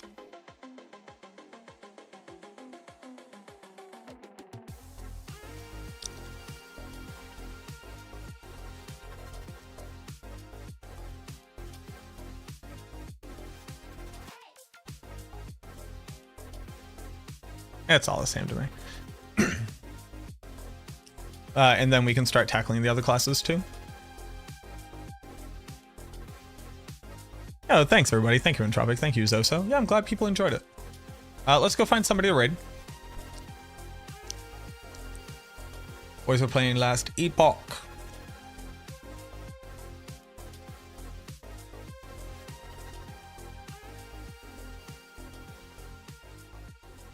Chronix is playing last Epoch. Thank you everybody who watched. Thank you for the likes on YouTube. Thank you for hanging out. Thank you, thank you, thank you, thank you, thank you. Chronix. Here you go, Bobo. New season just started? Yeah. I wish I liked last Epoch more. I'll give it another shot soon-ish. I at least enjoyed the play of it.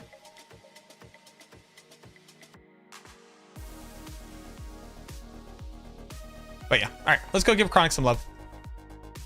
All right, everybody. As always, auf Wiedersehen, au revoir, arrivederci, sayonara, so long, ciao, kaku, krab, sawadee, guten Abend, gute Nacht, hasta mañana. We'll see you all again. Bye-bye. Bye-bye now.